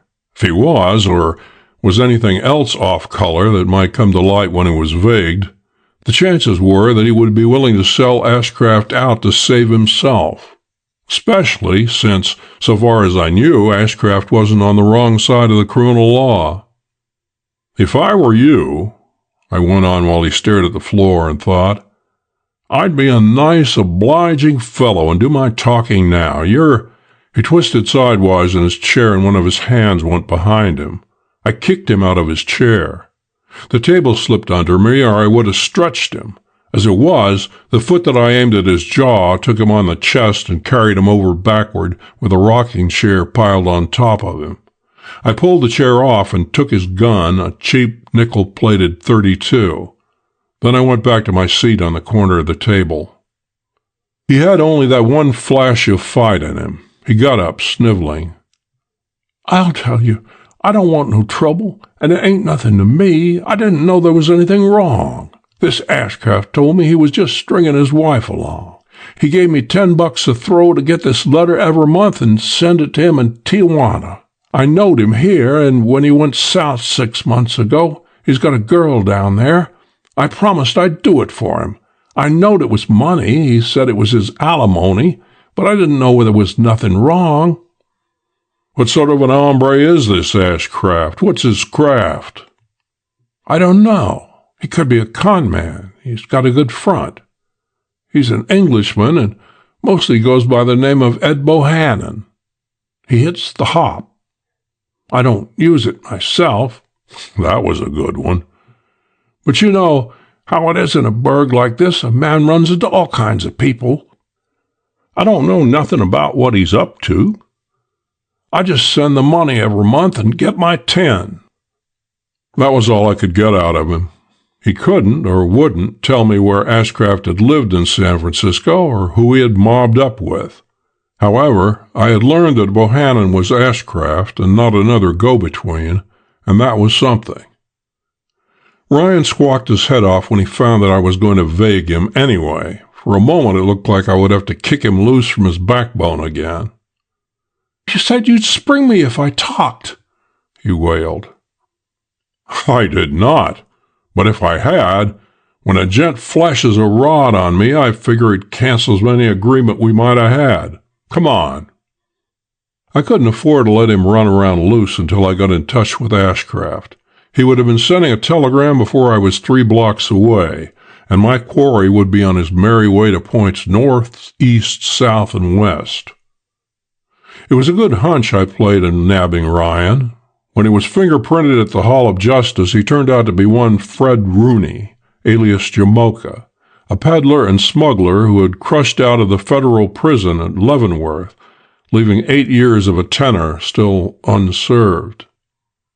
"Will you sew him up for a couple of days?" I asked the captain of the city jail. "I've got work to do that will go smoother if he can't get any word out for a while." "Sure," the captain promised. "The federal people won't take him off our hands for 2 or 3 days. I'll keep him airtight until then." 3. From the jail, I went up to Vance Richmond's office and turned my news over to him. "Ashcraft is getting his mail in Tijuana. He's living down there under the name of Ed Bohannon, and maybe as a woman there. I've just thrown one of his friends, the one who handled the mail in an escaped con, in the cooler." "Was that necessary?" Richmond asked. "We don't want to work any hardships. We're really trying to help Ashcraft, you know." "I could have spared this bird," I admitted, "but what for? He was all wrong. If Ashcraft can be brought back to his wife, he's better off with some of his shady friends out of the way. If he can't, what's the difference? Anyway, we've got one line on him safely stowed away where we can find it when we want it."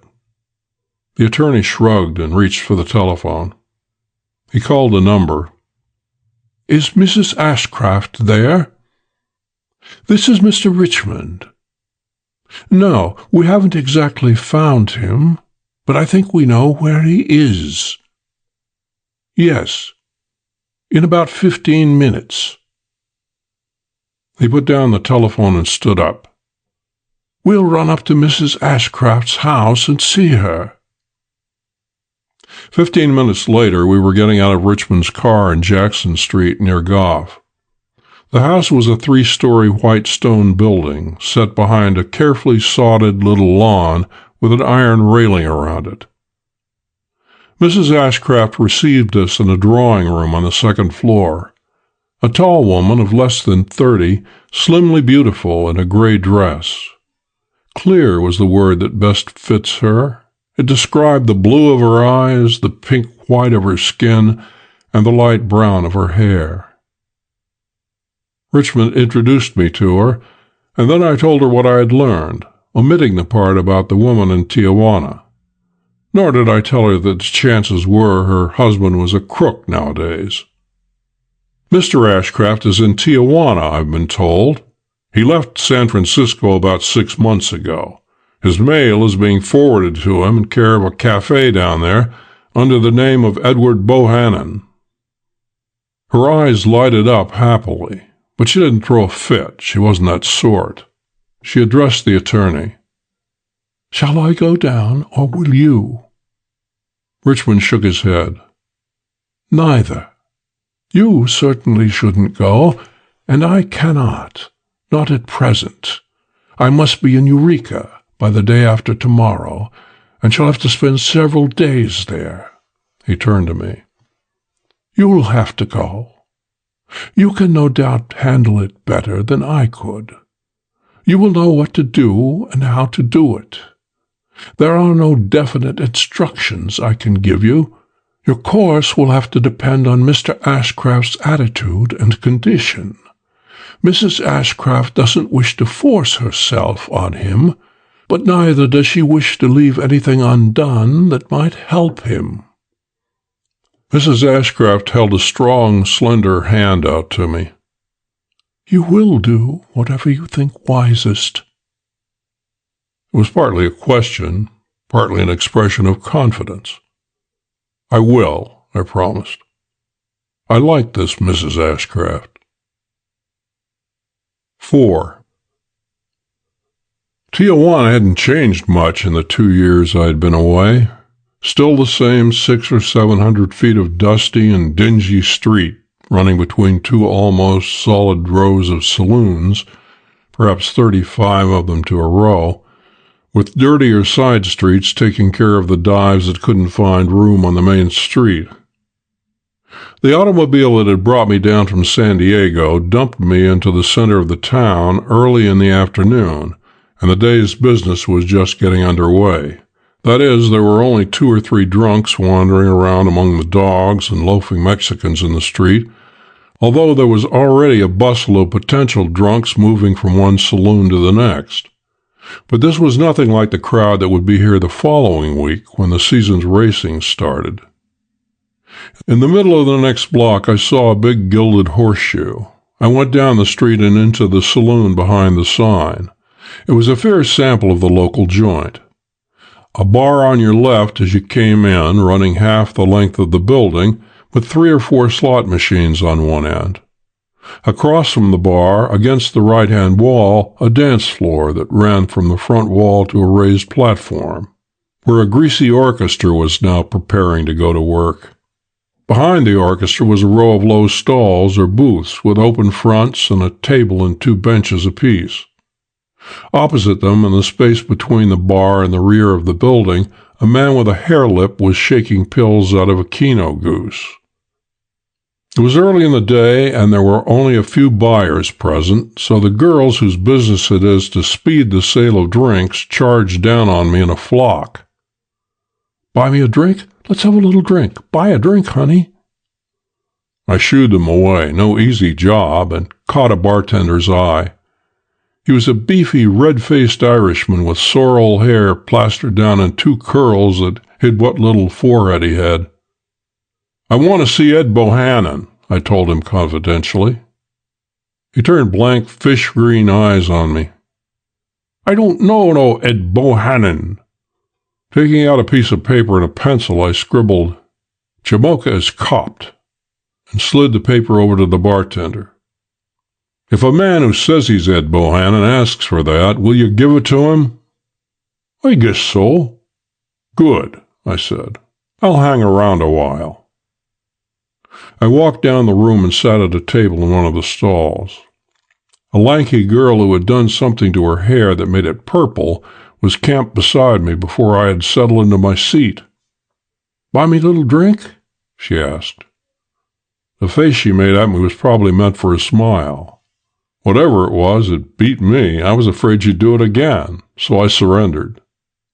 "Yes," I said, and ordered a bottle of beer for myself from the waiter who was already hanging over my shoulder. The beer wasn't bad, for green beer, but at 4 bits a bottle it wasn't anything to write home about. This Tijuana happens to be in Mexico, by about a mile, but it's an American town run by Americans who sell American artificial booze at American prices. If you know your way around the United States, you can find lots of places, especially near the Canadian line, where good booze can be bought for less than you were soaked for poison in Tijuana. The purple-haired woman at my side downed her shot of whiskey and was opening her mouth to suggest that we have another drink.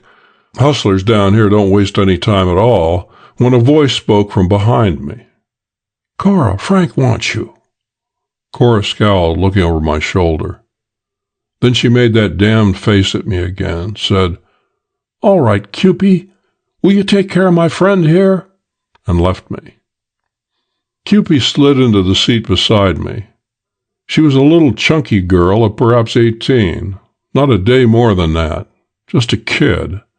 Her short hair was brown and curly over a round, boyish face with laughing, impudent eyes.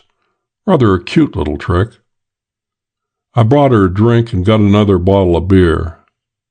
"What's on your mind?" I asked her. "Hooch?" She grinned at me, a grin that was as boyish as the straight look of her brown eyes. "Gallons of it." "And besides that?" I knew this switching of girls on me hadn't been purposeless. "I hear you're looking for a friend of mine," Cupie said. "That might be. What friends have you got?" "Well, there's Ed Bohannon for one. You know Ed?" I shook my head.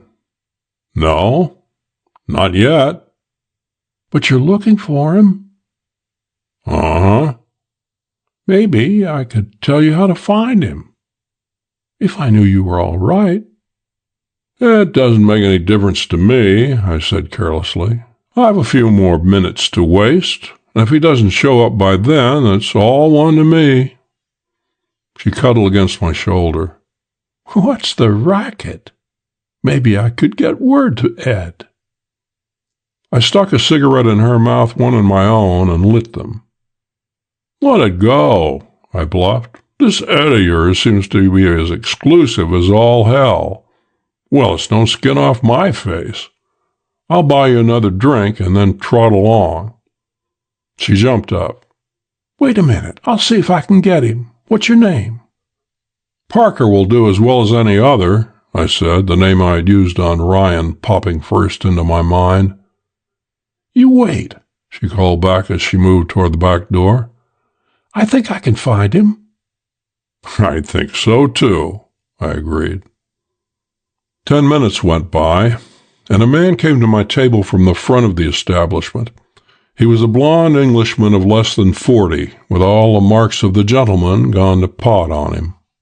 Not altogether on the rocks yet, but you could see evidence of the downhill slide plainly in the dullness of his blue eyes, in the pouches under his eyes, in the blurred lines around his mouth, and the mouth's looseness, and in the grayish tint of his skin. He was still fairly attractive in appearance. Enough of his former wholesomeness remained for that. He sat down facing me across the table. You looking for me? There was only a hint of the Britisher in his accent. You're Ed Bohannon? He nodded. Jamoka was picked up a couple of days ago, I told him, and ought to be riding back to the Kansas big house by now. He got word out for me to give you the rap. He knew I was headed this way. How did they come to get him? His blue eyes were suspicious on my face. Don't know, I said. Maybe they picked him up on a circular.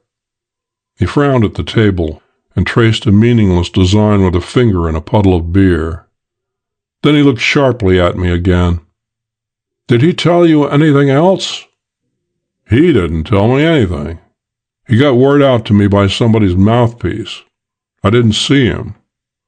You're staying down here a while? Yes, for 2 or 3 days, I said. I've got something on the fire. He stood up and smiled and held out his hand. Thanks for the tip, Parker, he said. If you'll take a walk with me, I'll give you something real to drink.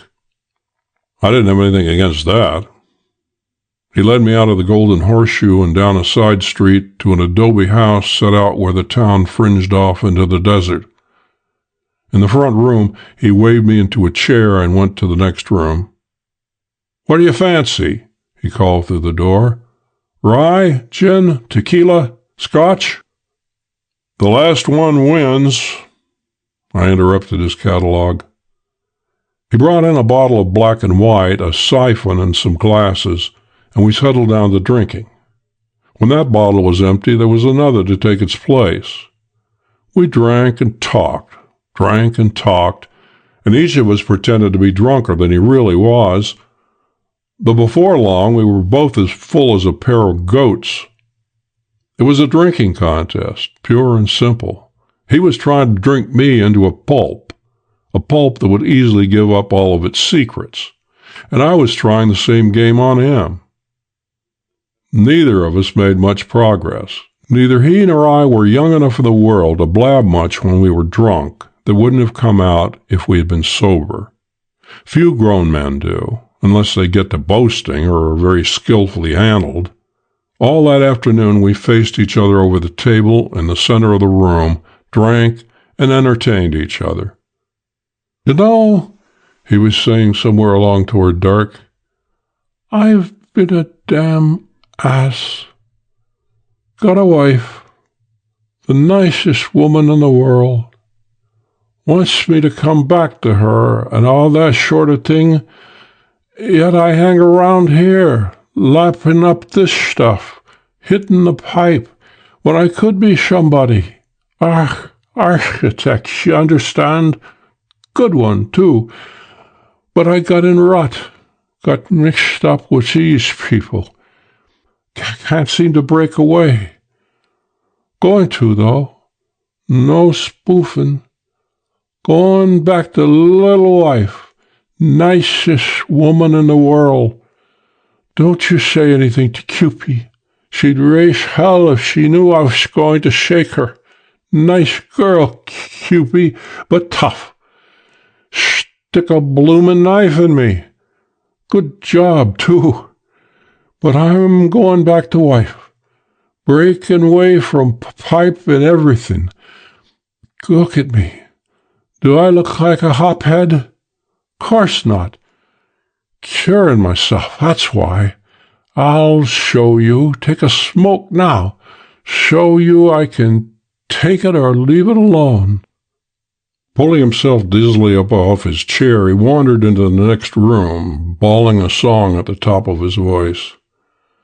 A dimber malt with a quarter-tone slum, a bubbling of max with her cove, a bingo fin and a crocodile drum, a-waiting for...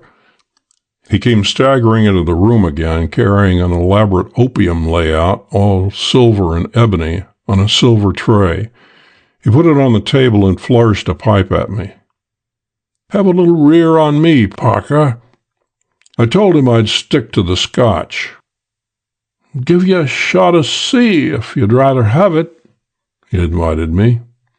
I declined the cocaine, so he sprawled himself comfortably on the floor beside the table, rolled and cooked a pill, and our party went on, with him smoking his hop and me punishing the liquor, each of us still talking for the other's benefit and trying to get the other to talk for our own.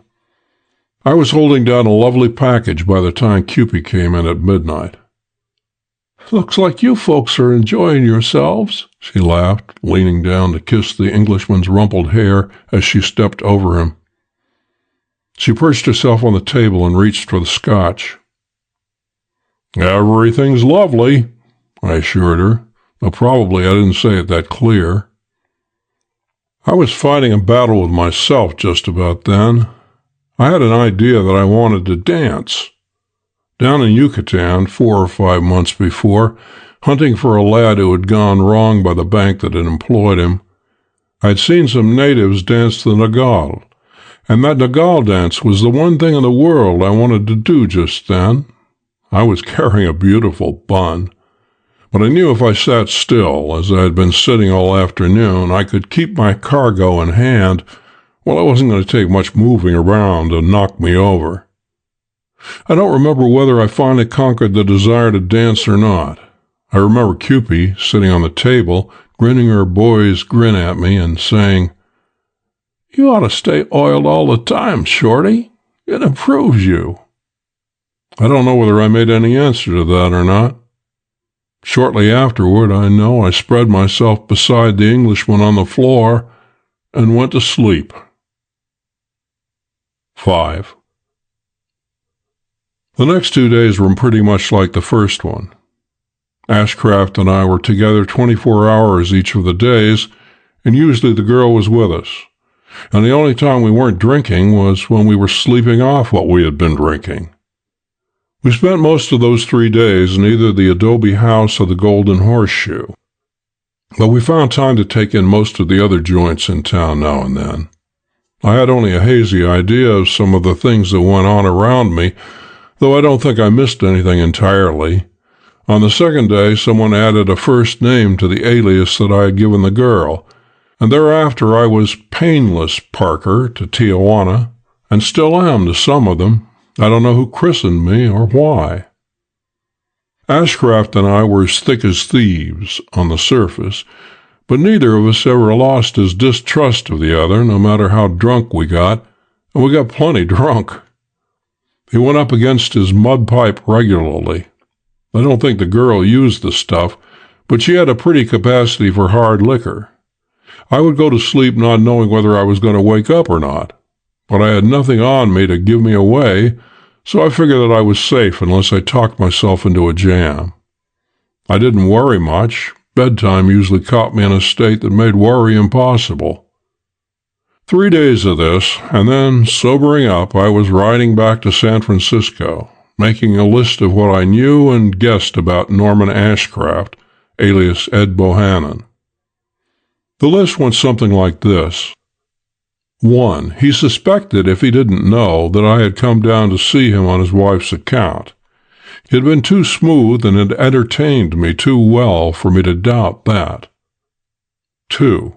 He apparently had decided to return to his wife, though there was no guarantee that he would actually do so. 3. He was not incurably addicted to drugs. He merely smoked opium, and regardless of what the Sunday supplements say, an opium smoker is little if any worse off than a tobacco smoker. 4. He might pull himself together under his wife's influence, but it was doubtful. Physically, he hadn't gone to the dogs, but he had had his taste of the gutter and seemed to like it. 5. The girl Cupid was crazily in love with him. Well, he liked her, but wasn't turning himself inside out over her. A good night's sleep on the train between Los Angeles and San Francisco set me down on the 3rd and Townsend Street station with nearly normal head and stomach and not too many kinks in my nerves. I put away a breakfast that was composed of more food than I had eaten in 3 days and went up to Vance Richmond's office. "Mr. Richmond is still in Eureka," his stenographer told me. "I don't expect him back until the 1st of the week."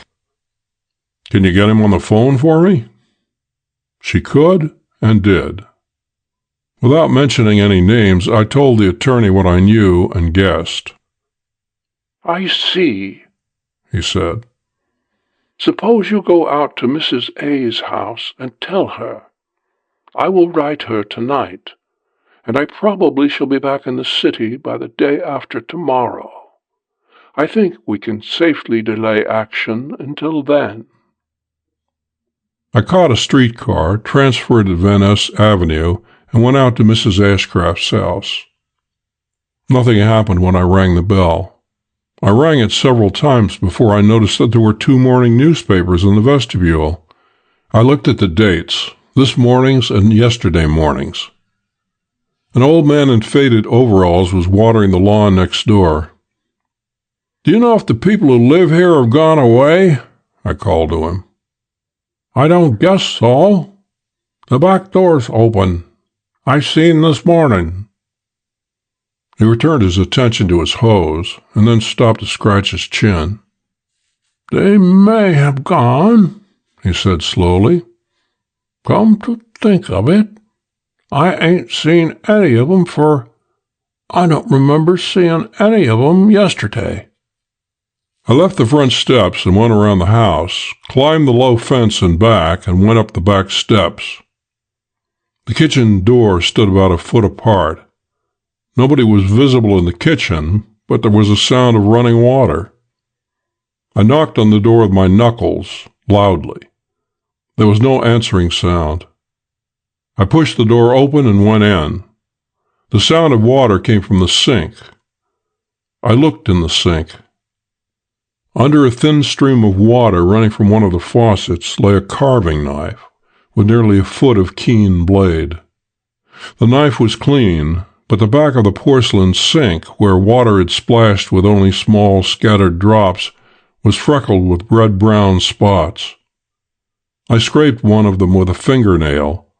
Dried blood. Except for the sink, I could see nothing out of order in the kitchen. I opened a pantry door. Everything seemed all right there. Across the room, another door led to the front of the house. I opened the door and went into a passageway. Not enough light came from the kitchen to illuminate the passageway. I fumbled in the dusk for the light button that I knew should be there. I stepped on something soft.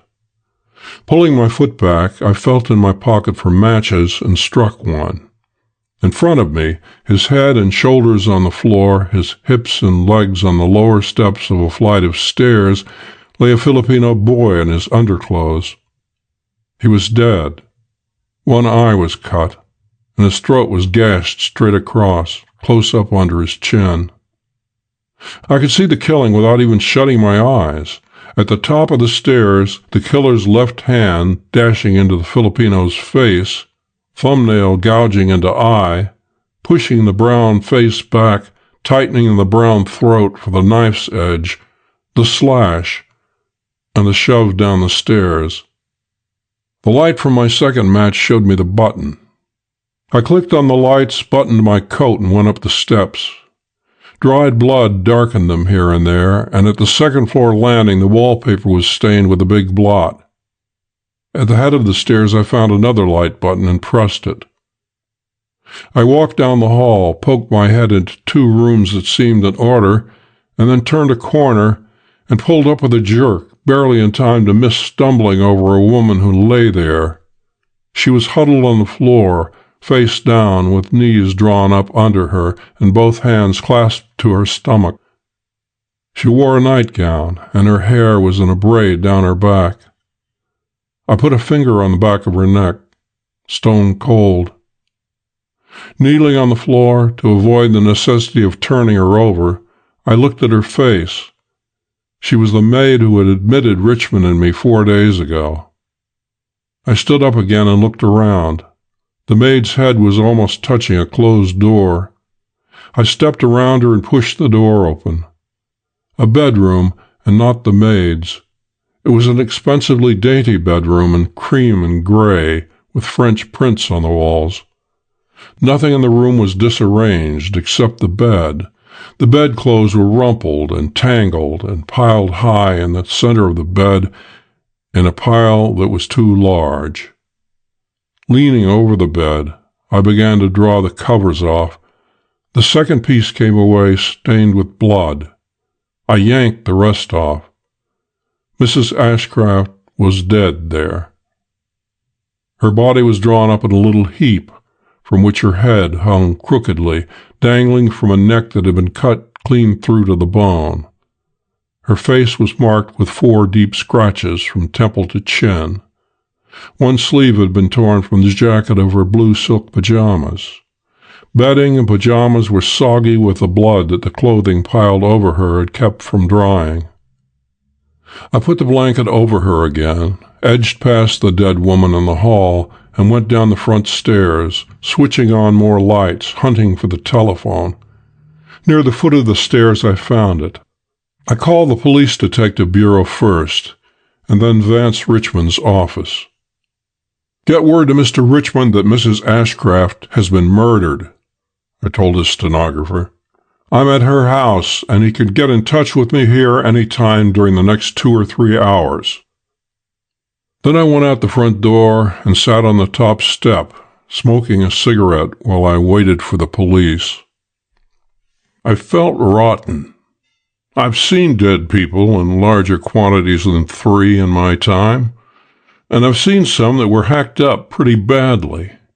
But this thing had fallen on me while my nerves were ragged from 3 days of boozing. The police automobile swung around the corner and began disgorging men before I had finished my first cigarette. Ogar, the detective sergeant in charge of the homicide detail, was the first man up the steps. "Hello," he greeted me. "What have you got hold of this time?" I was glad to see him. This squat, bullet-headed sergeant is as good a man as the department has, and he and I have always been lucky when we tied up together. "I found 3 bodies in there before I quit looking," I told him as I led him indoors. "Maybe a regular detective like you, with a badge and everything, can find more." "You didn't do bad, for a lad," he said. My wooziness had passed. I was eager to get to work. These people lying dead around the house were merely counters in a game again. Or almost. I remembered the feel of Mrs. Ashcraft's slim hand in mine, but I stuck that memory in the back of my mind. You hear now and then of detectives who have not become callous, who have not lost what you might call the human touch. I always feel sorry for them and wonder why they didn't chuck their jobs and find another line of work that wouldn't be so hard on their emotions. A sleuth who doesn't grow a tough shell is in for a gay life, day in and out, poking his nose into one kind of woe or another. I showed the Filipino to Olgar first, and then the two women. We didn't find any more. Detail work occupied all of us, Olgar, the 8 men under him, and me, for the next few hours. The house had to be gone over from roof to cellar. The neighbors had to be grilled. The employment agencies through which the servants had been hired had to be examined.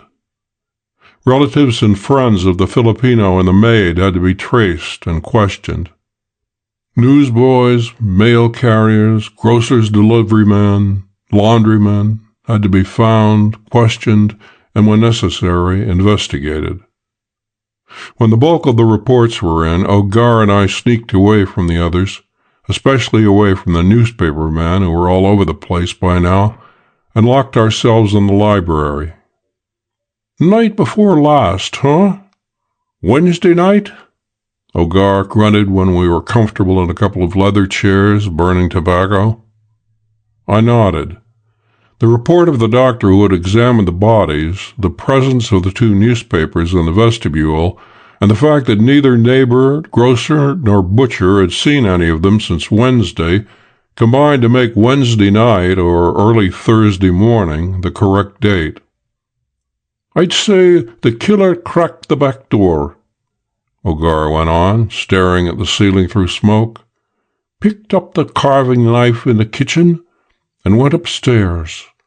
Maybe went straight to Mrs. Ashcroft's room. Maybe not. But after a bit he went in there. The torn sleeve and the scratches on her face mean that there was a tussle. The Filipino and the maid heard the noise, heard her scream maybe, and rushed to her room to find out what was the matter. The maid most likely got there just as the killer was coming out, and got hers. I guess the Filipino saw him then and ran. The killer caught him at the head of the back stairs and finished him. Then he went down to the kitchen, washed his hands, dropped the knife, and blew." "So far, so good," I agreed. "But I notice you skipped lightly over the question of who he was and why he killed." He pushed his hat back and scratched his bullet head. "Don't crowd me," he rumbled. "I'll get around to that.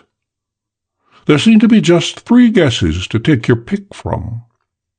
We know that nobody else lived in the house outside of the 3 that were killed, so the killer was either a maniac who did the job for the fun of it, a burglar who was discovered and ran wild, or somebody who had a reason for bumping off Mrs. Ashcraft, and then had to kill the 2 servants when they discovered him. Taking the knife from the kitchen would make the burglar guess look like a bum one. And besides, we're pretty sure nothing was stolen. A good prowler would bring his own weapon with him if he wanted one.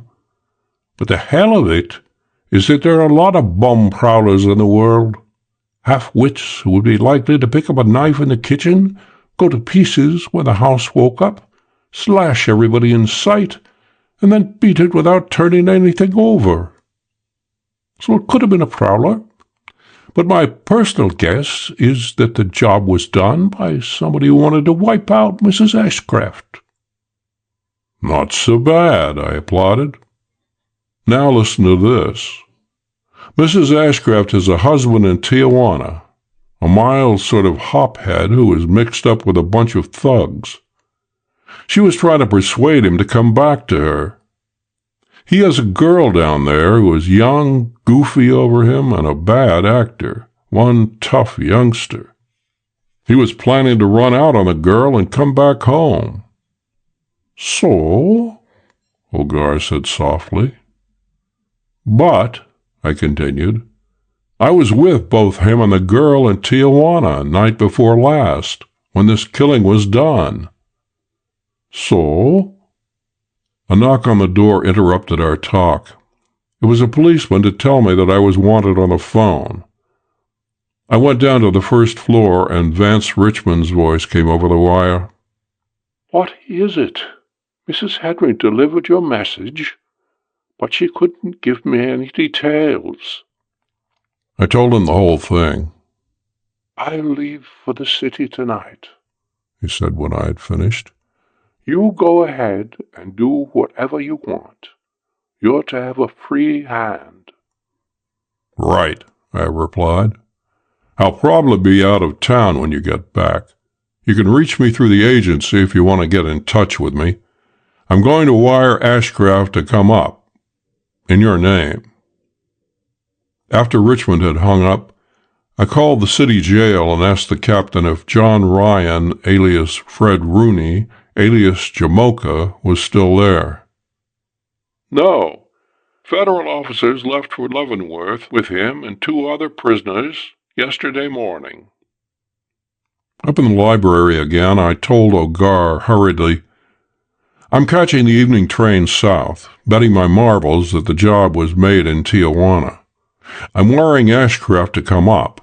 I want to get him away from the Mexican town for a day or two, and if he's up here, you can keep an eye on him. I'll give you a description of him, and you can pick him up at Vance Richmond's office. He'll probably connect there first thing. Half an hour of the little time I had left I spent writing and sending 3 telegrams. The first was to Ashcraft. Edward Bohannon, Golden Horseshoe Cafe, Tijuana, Mexico. Mrs. Ashcraft is dead. Can you come immediately?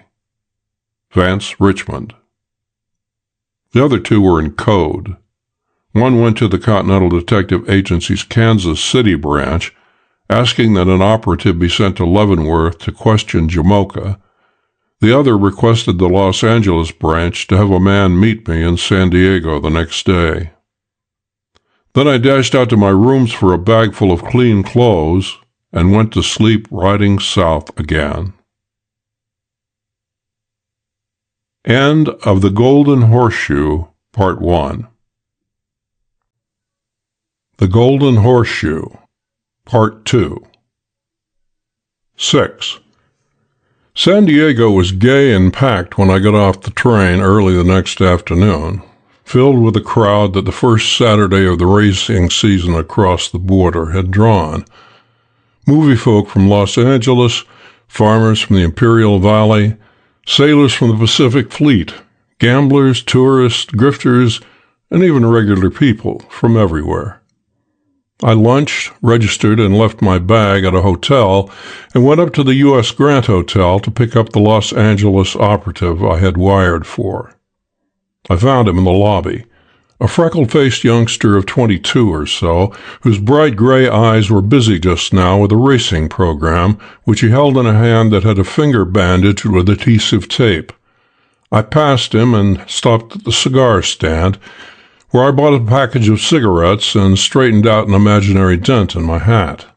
Then I went out to the street again. The bandaged finger and the business with a hat were our introductions.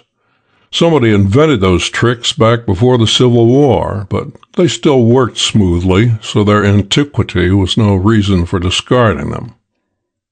I strolled up 4th Street, getting away from Broadway, San Diego's main stem, and the operative caught up with me. His name was Gorman, and he turned out to be a pretty good lad. I gave him the lay. You're to go down to Tijuana and take a plant on the Golden Horseshoe Cafe. There's a little chunk of a girl hustling drinks in there. Short, curly brown hair, brown eyes, round face, rather large red mouth, square shoulders. You can't miss her. She's a nice-looking kid of about 18, called Cupie. She's the target for your eye. Keep away from her. Don't try to rope her. I'll give you an hour's start. Then I'm coming down to talk to her. I want to know what she does right after I leave and what she does for the next few days. You can get in touch with me at I gave him the name of my hotel and my room number, each night. Don't give me a tumble anywhere else. I'll most likely be in and out of the Golden Horseshoe often. We parted, and I went down to the plaza and sat on a bench under the palms for an hour. Then I went up to the corner and fought for a seat on a Tijuana stage. 15 or more miles of dusty riding, packed 5 in a seat meant for 3, a momentary halt at the immigration station on the line, and I was climbing out of the stage at an entrance to the racetrack. The ponies had been running for some time, but the turnstiles were still spinning a steady stream of customers into the track. I turned my back on the gate and went over to the row of jitneys in front of the Monte Carlo, the big wooden casino, got into one, and was driven over to the old town. The old town had a deserted look. Nearly everybody was over watching the dogs do their stuff. Gorman's freckled face showed over a drink of mezcal when I entered the Golden Horseshoe. I hoped he had a good constitution. He needed one if he was going to do his sleuthing on a distilled cactus diet. The welcome I got from the horseshoers was just like a homecoming. Even the bartender with the plastered-down curls gave me a grin. "Where's Cupie?" I asked. "Brother-in-lawing, Ed?" A big squeed girl leered at me.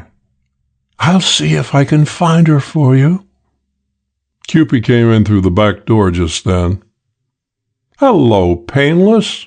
She climbed all over me, hugging me, rubbing her face against mine, the Lord knows what all. "Down for another swell souse?" "No," I said, leading her back toward the stalls. "Business this time. Where's Ed?"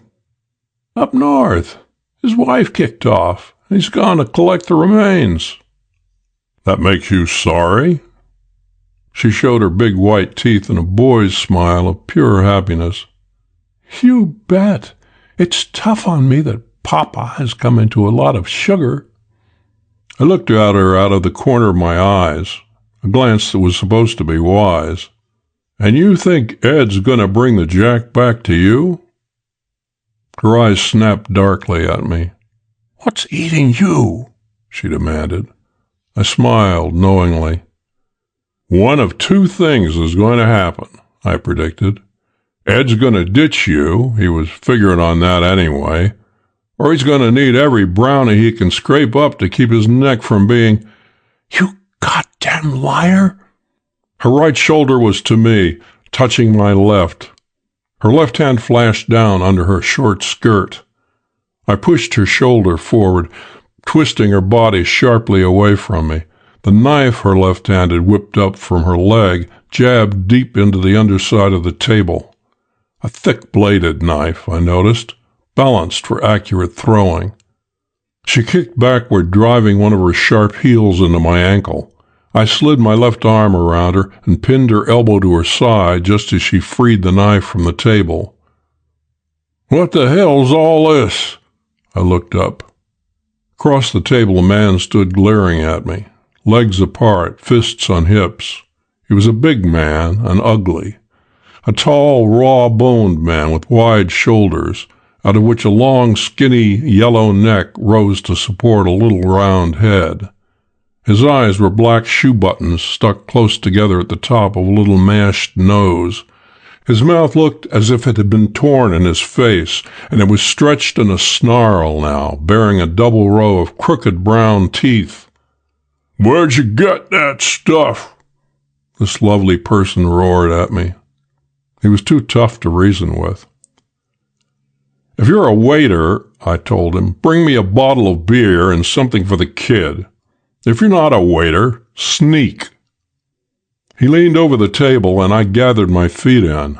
It looked like I was going to need them to move around on. "I'll bring ya." The girl waggled out of my hands and shut him up. "Mine's liquor," she said sharply. He snarled, looked from one of us to the other, showed me his dirty teeth again, and wandered away. "Who's your friend?" "You'll do well to lay off him," she advised me, not answering my question. Then she slid her knife back in its hiding place under her skirt and twisted around to face me. "Now what's all this about Ed being in trouble?" "You read about the killing in the papers?" "Yes." "You ought to need a map, then," I said. "Ed's only out is to put the job on you. But I doubt if he can get away with that. If he can't, he's nailed." "You're crazy," she exclaimed. "You weren't too drunk to know that both of us were here with you when the killing was done." "I'm not crazy enough to think that proves anything," I corrected her. But I am crazy enough to expect to go back to San Francisco wearing the killer on my wrist." She laughed at me. I laughed back and stood up. "See you some more," I said as I strolled toward the door. I returned to San Diego and sent a wire to Los Angeles asking for another operative. Then I got something to eat and spent the evening lying across the bed in my hotel room smoking and scheming and waiting for Gorman.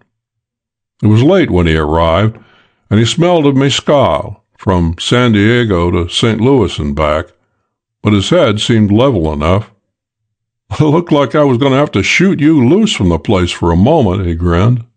"Between the twist flashing a pick and the big guy loosing a sap in his pocket, it looked like action was coming."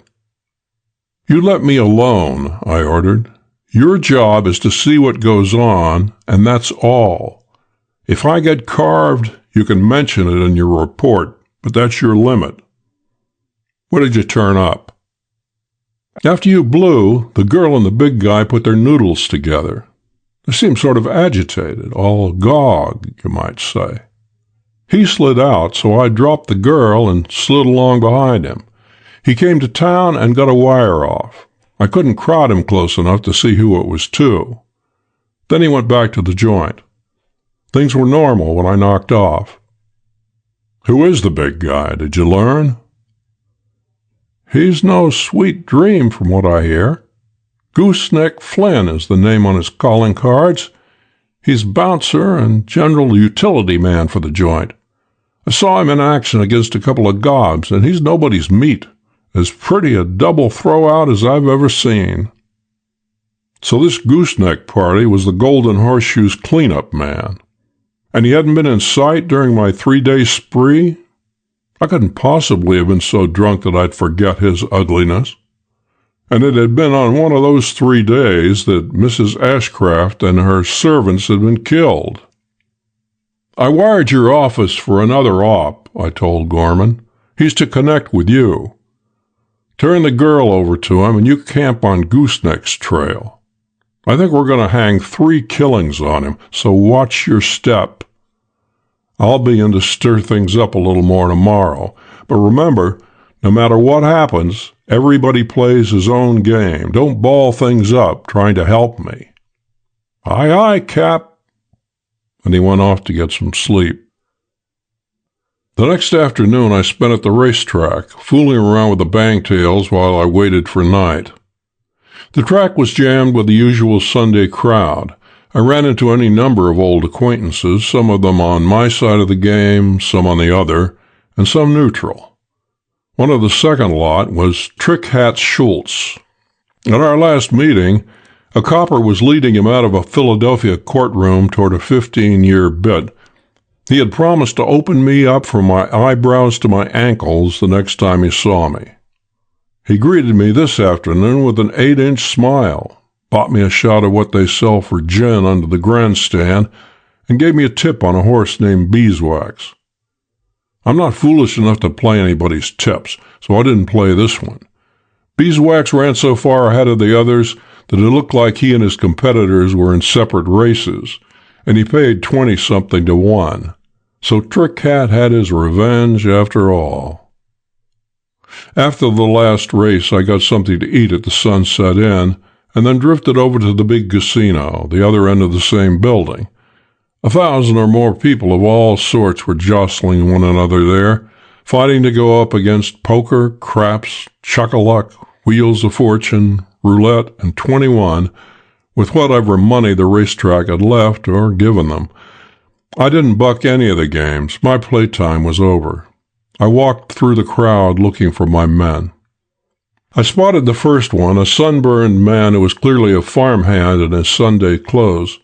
He was pushing toward the door, and his face held that peculiar emptiness which belongs to the gambler who has gone broke before the end of the game. It's a look of regret that is not so much for the loss of the money as for the necessity of quitting.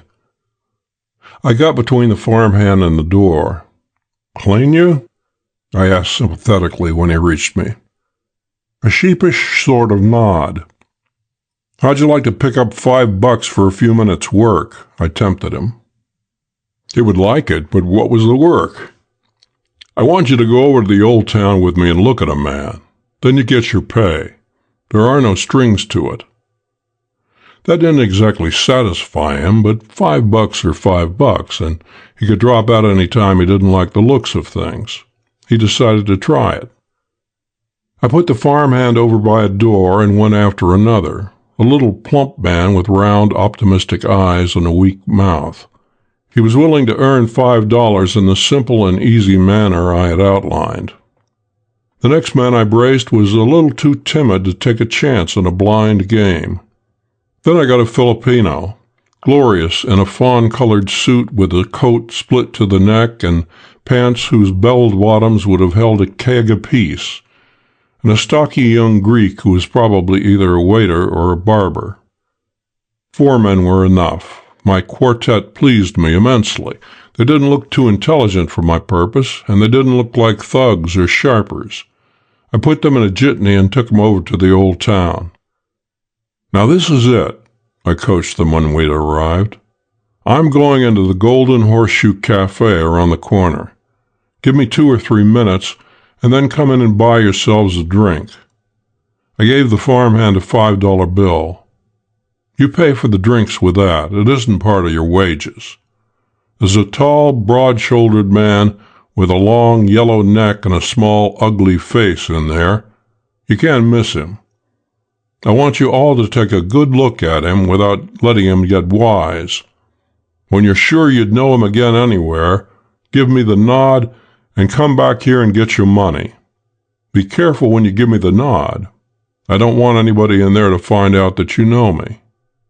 It sounded queer to them, but there was the promise of $5 apiece, and there were the games back in the casino where $5 might buy a man into a streak of luck that write the rest of it yourself.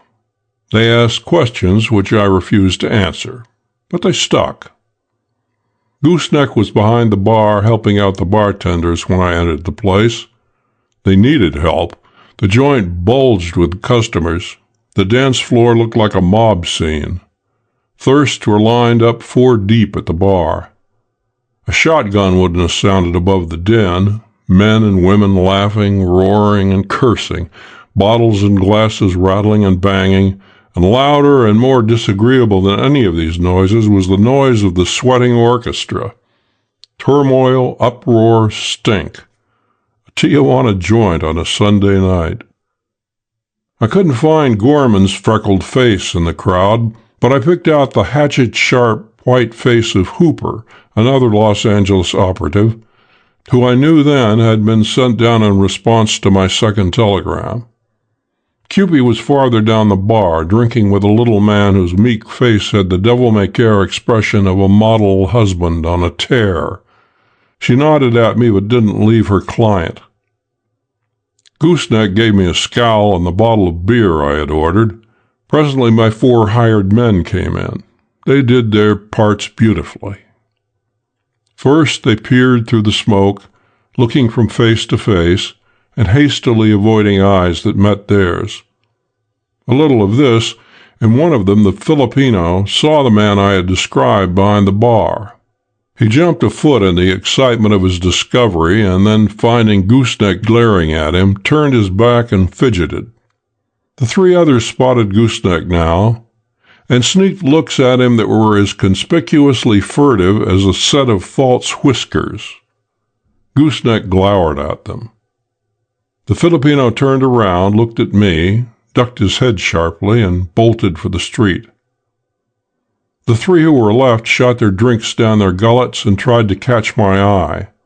I was reading a sign high on the wall behind the bar. Only genuine pre-war American and British whiskies served here.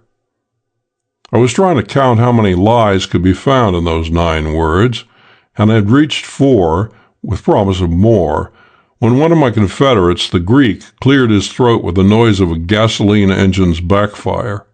Gooseneck was edging down the bar, a bung starter in one hand, his face purple. I looked at my assistants.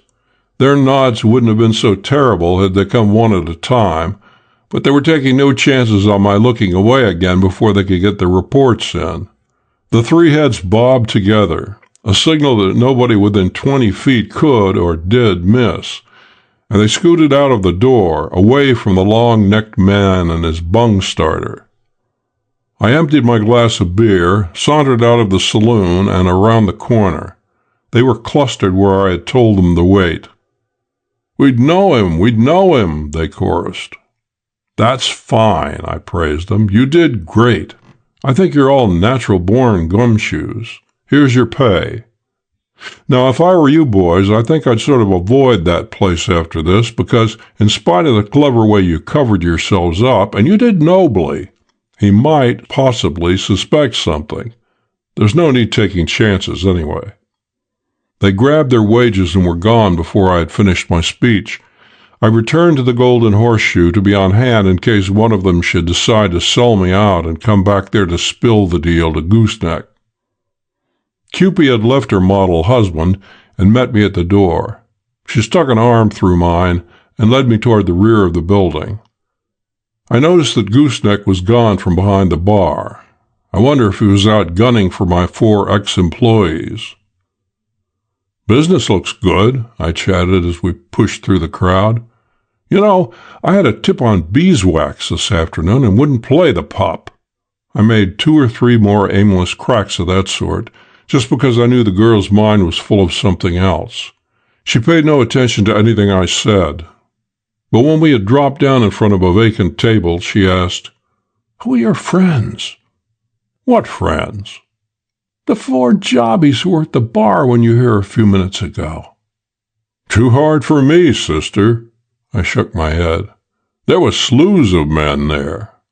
"Oh, yes, I know who you mean. Those 4 gents who seemed kind of smitten with Gooseneck's looks. I wonder what attracted them to him, besides his beauty."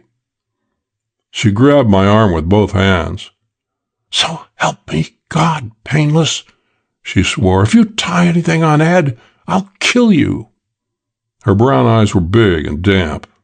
She was a hard and wise little baby, had rubbed the world's sharp corners with both shoulders. But she was only a kid, and she was worried sick over this man of hers. However, the business of a sleuth is to catch criminals, not to sympathize with their lady loves. I patted her hands. "I could give you some good advice," I said as I stood up, "but you wouldn't listen to it, so I'll save my breath. It won't do any harm to tell you to keep an eye on Gooseneck, though. He's shifty." There wasn't any special meaning to that speech, except that it might tangle things up a little more. One way of finding what's at the bottom of either a cup of coffee or a situation is to keep stirring it up until whatever is on the bottom comes to the surface. I'd been playing that system thus far on this affair. Hooper came to my room in the San Diego hotel at a little before 2 the next morning. "Gooseneck disappeared with Gorman tailing him immediately after your first visit," he said. "After your second visit, the girl went around to Adobe House on the edge of town, and she was still there when I knocked off. The place was dark. Gorman didn't show up." 7. A bellhop with a telegram roused me at 10 o'clock in the morning. The telegram was from Mexicali. "Drove here last night, holed up with friends. Sent 2 wires. Gorman." That was good news. The long-necked man had fallen for my play, had taken my 4 busted gamblers for 4 witnesses, had taken their nods for identifications. Gooseneck was the lad who had done the actual killing, and Gooseneck was in flight. I had shed my pajamas and was reaching for my union suit when the boy came back with another wire. This one was from Ogar through the agency. "Ashcraft disappeared yesterday." I used the telephone to get Hooper out of bed. "Get down to Tijuana," I told him. "Stick up the house where you left the girl last night, unless you run across her at the Golden Horseshoe. Stay there until she shows. Stay with her until she connects with the big blonde Englishman, and then switch to him. He's a man of less than 40, tall, with blue eyes and yellow hair. Don't let him shake you. He's the big boy in this party just now. I'll be down. If the Englishman and I stay together and the girl leaves us, take her, but otherwise stick to him." I dressed, put down some breakfast, and caught a stage for the Mexican town. The boy driving the stage made fair time, but you would have thought we were standing still to see a maroon roadster pass us near Palm City. Ashcraft was driving the roadster. The roadster was empty, standing in front of the adobe house when I saw it again. Up the next block, Hooper was doing an imitation of a drunk, talking to two Indians in the uniforms of the Mexican army. I knocked on the door of the adobe house. Cupid's voice, "Who is it?" "Me, Painless. Just heard that Ed is back." "Oh," she exclaimed. A pause. "Come in." I pushed the door open and went in. The Englishman sat tilted back in a chair, his right elbow on the table, his right hand in his coat pocket. If there was a gun in that pocket, it was pointing at me. "Hello," he said. "I hear you've been making guesses about me." "Call him anything you like." I pushed a chair over to within a couple of feet of him and sat down. "But don't let's kid each other. You had Gooseneck knock your wife off so you could get what she had. The mistake you made was in picking a sap like Gooseneck to do the turn, a sap who went on a killing spree and then lost his nerve, going to read and write just because 3 or 4 witnesses put the finger on him, and only going as far as Mexicali. That's a fine place to pick. I suppose he was so scared that the 5 or 6 hour ride over the hills seemed like a trip to the end of the world." The man's face told me nothing. He eased himself around in his chair an inch or two, which would have brought the gun in his pocket, if the gun was there, in line with my thick middle. The girl was somewhere behind me, fidgeting around. I was afraid of her. She was crazily in love with this man in front of me, and I had seen the blade she wore on one leg. I imagined her fingers itching for it now. The man and his gun didn't worry me much. He was not rattle-brained, and he wasn't likely to bump me off either in panic or for the fun of it. I kept my chin going. "You aren't a sap, Ed, and neither am I. I want to take you riding north with bracelets on, but I'm in no hurry. What I mean is, I'm not going to stand up and trade lead with you. This is all in my daily grind. It isn't a matter of life or death with me. If I can't take you today, I'm willing to wait until tomorrow. I'll get you in the end, unless somebody beats me to you, and that won't break my heart. There's a rod between my vest and my belly. If you'll have Cupid get it out, we'll be all set for the talk I want to make." He nodded slowly, not taking his eyes from me. The girl came close to my back. One of her hands came over my shoulder, one under my vest, and my old black gun left me. Before she stepped away, she laid the point of her knife against the nape of my neck for an instant, a gentle reminder. I managed not to squirm or jump.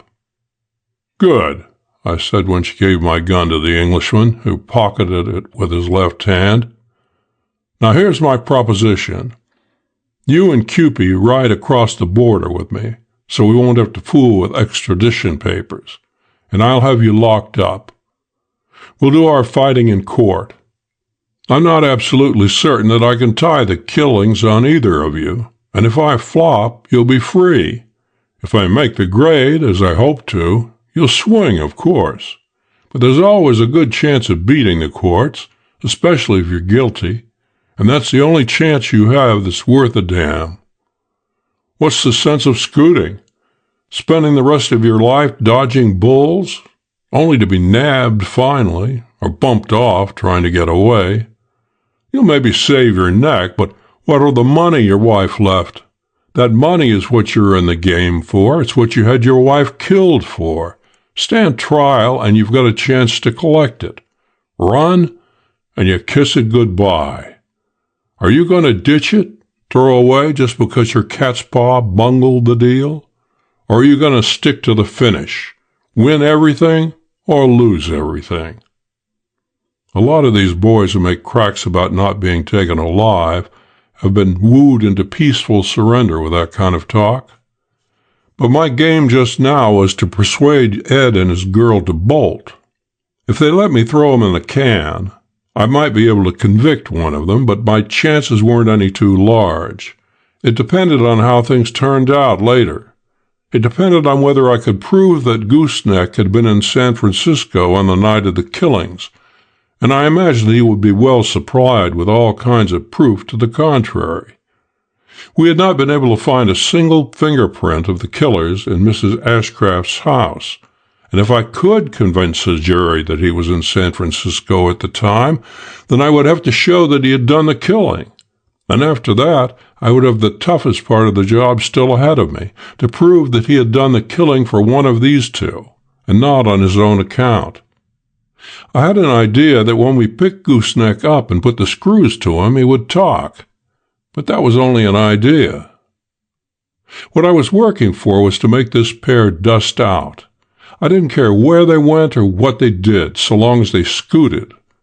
I'd trust to luck in my own head to get profit out of their scrambling. I was still trying to stir things up. The Englishman was thinking hard.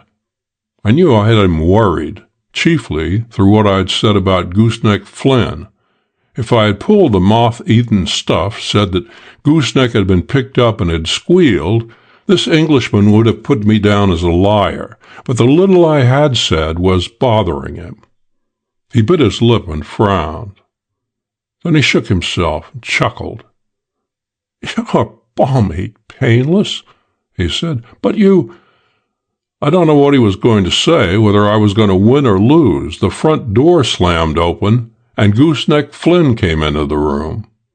His clothes were white with dust. His face was thrust forward to the full length of his long yellow neck. His shoe-button eyes focused on me, his hands turned over. That's all you could see. They simply turned over, and there was a heavy revolver in each. "Your paws on the table, Ed," he snarled. Ed's gun, if that's what he had in the pocket, was blocked from a shot at the man in the doorway by a corner of the table. He took his hand out of his pocket, empty, and laid both palms down on the tabletop. "Stay where you're at," Gooseneck barked at the girl. She was standing on the other side of the room. The knife with which she had pricked the back of my neck was not in sight. Gooseneck glared at me for nearly a minute, but when he spoke, it was to Ed and Cupie. "So this is what you wired me to come back for, huh? A trap? Me, the goat, for you. I'll be your goat. I'm going to speak my piece. And then I'm going out of here if I have to smoke my way through the whole damn Mex army. I killed your wife, all right. And her help, too. Killed him for the $1,000. The girl took a step toward him, screaming. "Shut up, damn you!"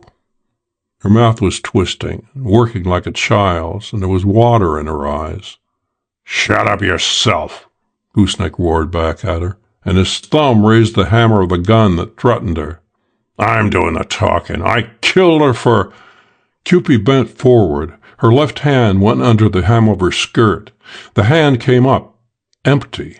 The flash from Gooseneck's gun lit on a flying steel blade. The girl spun back across the room, hammered back by the bullets that tore through her chest. Her back hit the wall. She pitched forward onto the floor. Gooseneck stopped shooting and tried to speak. The brown haft of the girl's knife stuck out of his yellow throat. He couldn't get his words past the blade. He dropped one gun and tried to take hold of the protruding haft. Halfway up to it, his hand came and dropped. He went down slowly to his knees, hands and knees, rolled over on his side, and lay still. I jumped for the Englishman. The revolver Gooseneck had dropped turned under my foot, spilling me sideways. My hand brushed the Englishman's coat, but he twisted away from me and got his guns out. His eyes were hard and cold, and his mouth was shut until you could hardly see the slit of it. He backed slowly across the floor, while I lay where I had tumbled. He didn't make a speech. A moment of hesitation in the doorway. The door jerked open and shut. He was gone. I scooped up the gun that had thrown me, sprang to Gooseneck's side, tore the other gun out of his dead hand, and plunged into the street. The maroon roadster was trailing a cloud of dust into the desert behind it. 30 feet from me stood a dirt-caked black touring car. That would be the one in which Gooseneck had driven back from Mexicali. I jumped for it, climbed in, brought it to life, and pointed it at the dust cloud ahead. 8. The car under me, I discovered, was surprisingly well engineered for its battered looks. Its motor was so good that I knew it was a border runner's car. I nursed it along, not pushing it. There was still 4 or 5 hours of daylight left, and while there was any light at all, I couldn't miss the cloud of dust from the fleeing roadster. I didn't know whether we were following a road or not. Sometimes the ground under me looked like one, but mostly it didn't differ much from the rest of the desert. For half an hour or more, the dust cloud ahead and I held our respective positions, and then I found that I was gaining. The going was roughening. Any road that we might have originally been using had petered out. I opened up a little, though the jars it cost me were vicious. But I was going to avoid playing Indian among the rocks and cactus. I would have to get within striking distance of my man before he deserted his car and started a game of hide-and-seek on foot. I'm a city man. I have done my share of work in the open spaces, but I don't like it. My taste in playgrounds runs more to alleys, backyards, and cellars than to canyons, mesas, and arroyos. I missed a boulder that would have smashed me up, missed it by a hair, and looked ahead to see that the maroon roadster was no longer stirring up the grit. It had stopped. The roadster was empty. I kept on. From behind the roadster, a pistol snapped at me 3 times. It would have taken good shooting to plug me at that instant. I was bounding and bouncing around in my seat like a pellet of quicksilver in a nervous man's palm. He fired again from the shelter of his car and then dashed for a narrow arroyo, a sharp-edged 10-foot crack in the earth off to the left. On the brink, he wheeled to snap another cap at me and jumped down out of sight. I twisted the wheel in my hands, jammed on the brakes, and slid the black touring car to the spot where I had seen him last. The edge of the arroyo was crumbling under my front wheels. I released the brake, tumbled out, shoved. The car plunged down into the gully after him. Sprawled on my belly, one of Gooseneck's guns in each hand, I wormed my head over the edge. On all fours, the Englishman was scrambling out of the way of the car. The car was mangled but still sputtering. One of the man's fists was bunched around a gun. Mine. "Drop it and stand up, Ed," I yelled. Snake quick, he flung himself around in a sitting position on the arroyo bottom, swung his gun up, and I smashed his forearm with my second shot.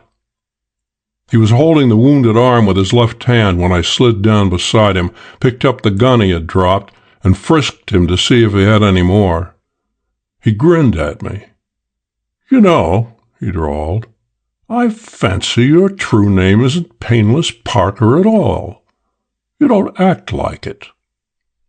Twisting a handkerchief into a tourniquet of a sort, I knotted it around his wounded arm, which was bleeding. "Let's go upstairs and talk," I suggested, and helped him up the steep side of the gully. We climbed into his roadster. "Out of gas," he said. "We've got a nice walk ahead of us." "We'll get a lift. I had a man watching your house and another one shadowing Gooseneck. They'll be coming out after me, I reckon. Meanwhile, we have time for a nice heart-to-heart talk." "Go ahead. Talk your head off," he invited. "But don't expect me to add much to the conversation. You've got nothing on me."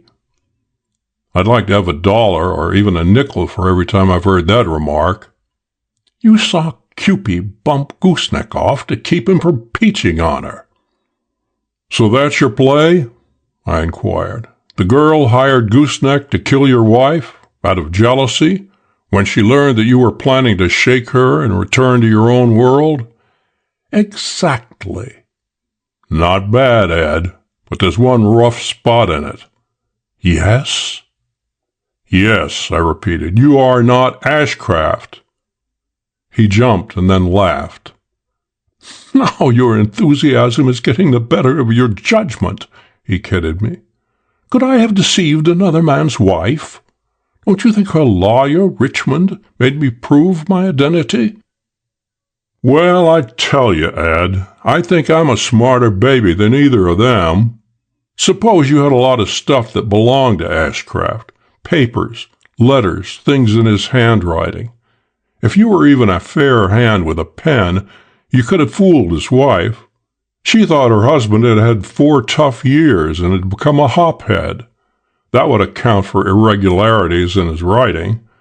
And I don't imagine you ever got very familiar in your letters, not enough to risk any missteps. As for the lawyer, his making you identify himself was only a matter of form.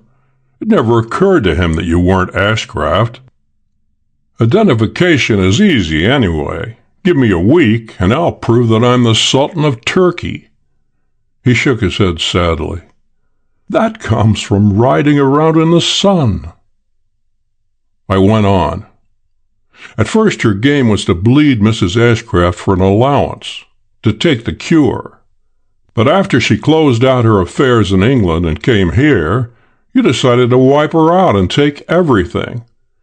You knew she was an orphan and had no close relatives to come butting in.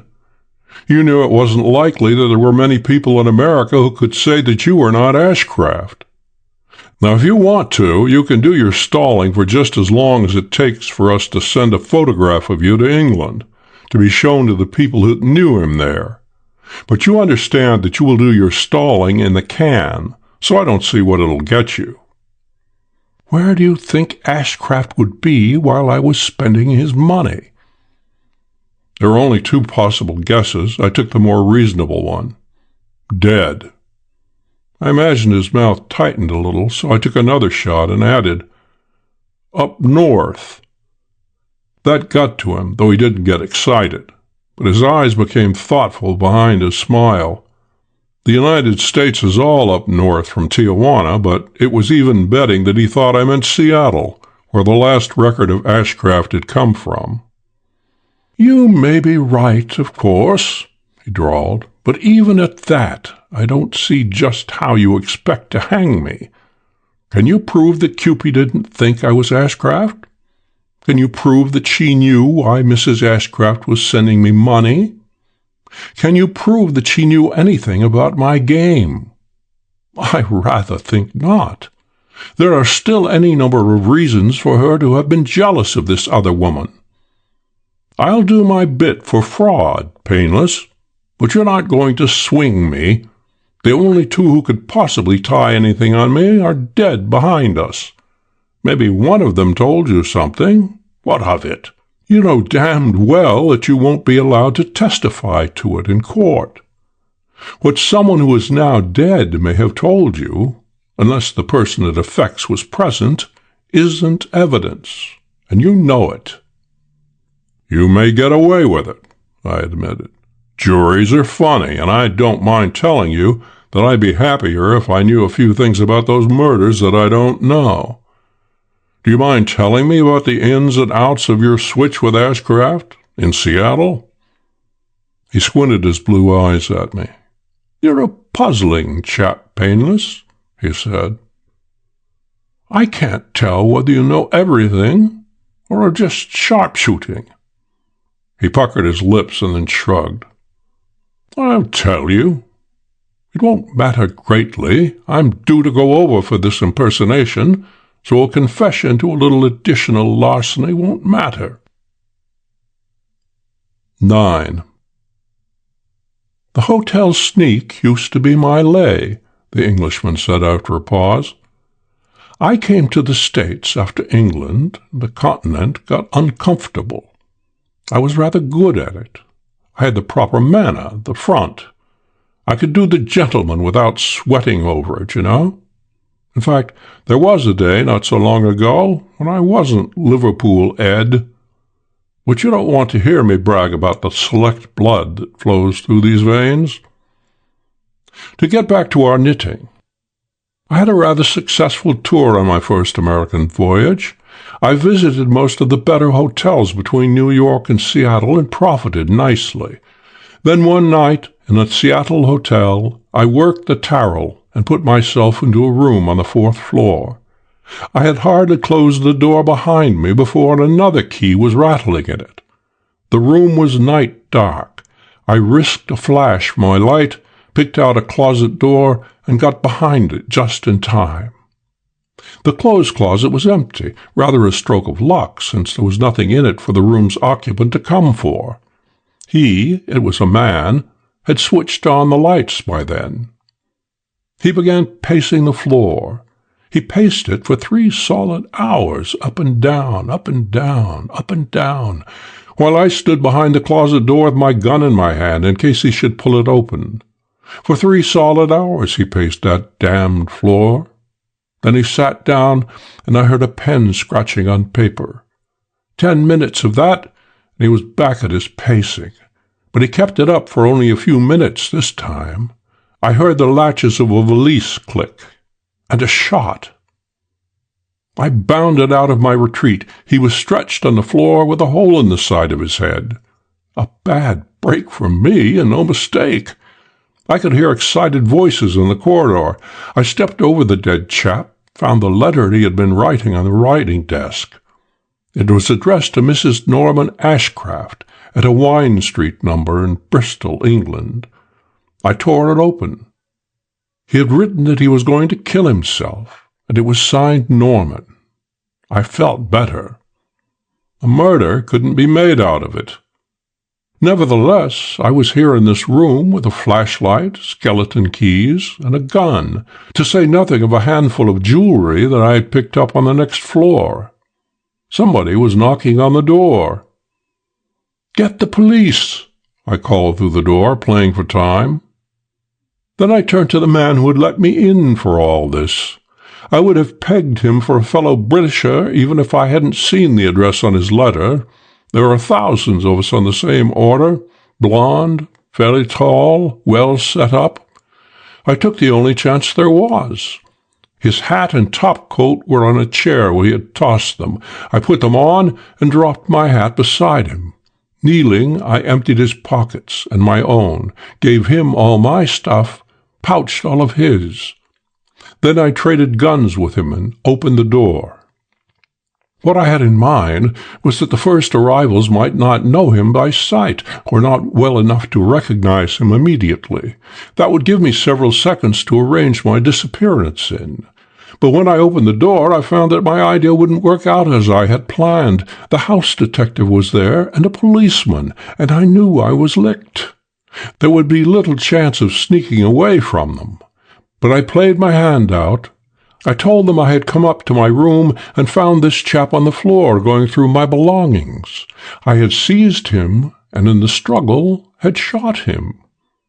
Minutes went by like hours, and nobody denounced me. People were calling me Mr. Ashcraft. My impersonation was succeeding. It had me gasping then, but after I learned more about Ashcraft, it wasn't so surprising. He had arrived at that hotel only that afternoon, and no one had seen him except in his hat and coat, the hat and coat I was wearing. We were of the same size and type, typical blonde Englishmen. Then I got another surprise. When the detective examined the dead man's clothes, he found that the maker's labels had been ripped out. When I got a look at his diary later, I found the explanation of that. He had been tossing mental coins with himself, alternating between a determination to kill himself and another to change his name and make a new place for himself in the world, putting his old life behind him. It was while he was considering the second plan that he had removed the markers from all of his clothing. But I didn't know that while I stood there among those people. All I knew was that miracles were happening. I met the miracles halfway, not turning a hair, accepting everything as a matter of course.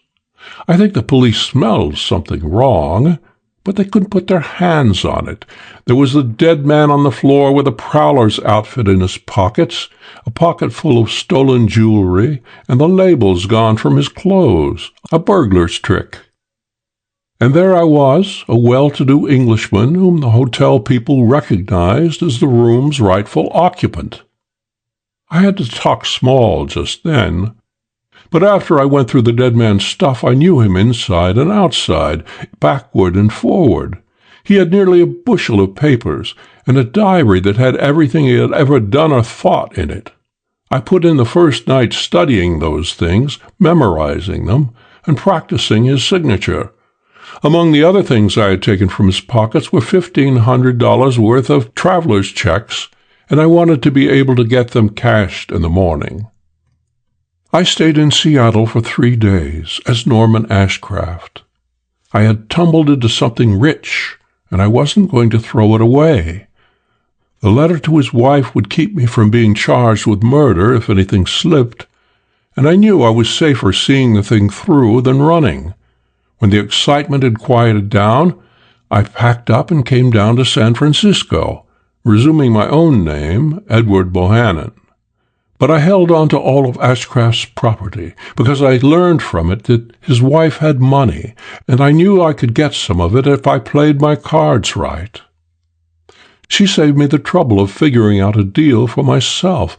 I ran across one of her advertisements in the Examiner, answered it, and here we are. I looked toward Tijuana. A cloud of yellow dust showed in a notch between 2 low hills. That would be the machine in which Gorman and Hooper were tracking me. Hooper would have seen me set out after the Englishman, would have waited for Gorman to arrive in the car in which he had followed Gooseneck from Mexicali. Gorman would have had to stay some distance in the rear, and then both of the operatives would have picked up my trail. I turned to the Englishman. "But you didn't have Mrs. Ashcraft killed?" He shook his head. "You'll never prove it." "Maybe not," I admitted. I took a package of cigarettes out of my pocket and put 2 of them on the seat between us. "Suppose we play a game. This is just for my own satisfaction. It won't tie anybody to anything, won't prove anything. If you did a certain thing, pick up the cigarette that is nearer me. If you didn't do that thing, pick up the one nearer you. Will you play?" "No, I won't," he said emphatically. "I don't like your game, but I do want a cigarette." He reached out his uninjured arm and picked up the cigarette nearer me. "Thanks, Ed," I said. "Now I hate to tell you this, but I'm going to swing you." "You're balmy, my son." "You're thinking of the San Francisco job, Ed," I explained. "I'm talking about Seattle. You, a hotel sneak thief, were discovered in a room with a man who had just died with a bullet in his head. What do you think a jury will make out of that, Ed?" He laughed at me. And then something went wrong with the laugh. It faded into a sickly grin. "Of course you did," I said. "When you started to work out your plan to inherit all of Mrs. Ashcraft's wealth by having her killed, the first thing you did was to destroy that suicide letter of her husband's. No matter how carefully you guarded it, there was always a chance that somebody would stumble into it and knock your game on the head. It had served its purpose. You wouldn't need it. It would be foolish to take a chance on it turning up. I can't put you up for the murders you engineered in San Francisco, but I can sock you with the one you didn't do in Seattle, so justice won't be cheated. You're going to Seattle, Ed, to hang for Ashcraft's suicide." And he did. End of The Golden Horseshoe, Part 2. End of Zigzags of Treachery and Other Stories by Dashiell Hammett.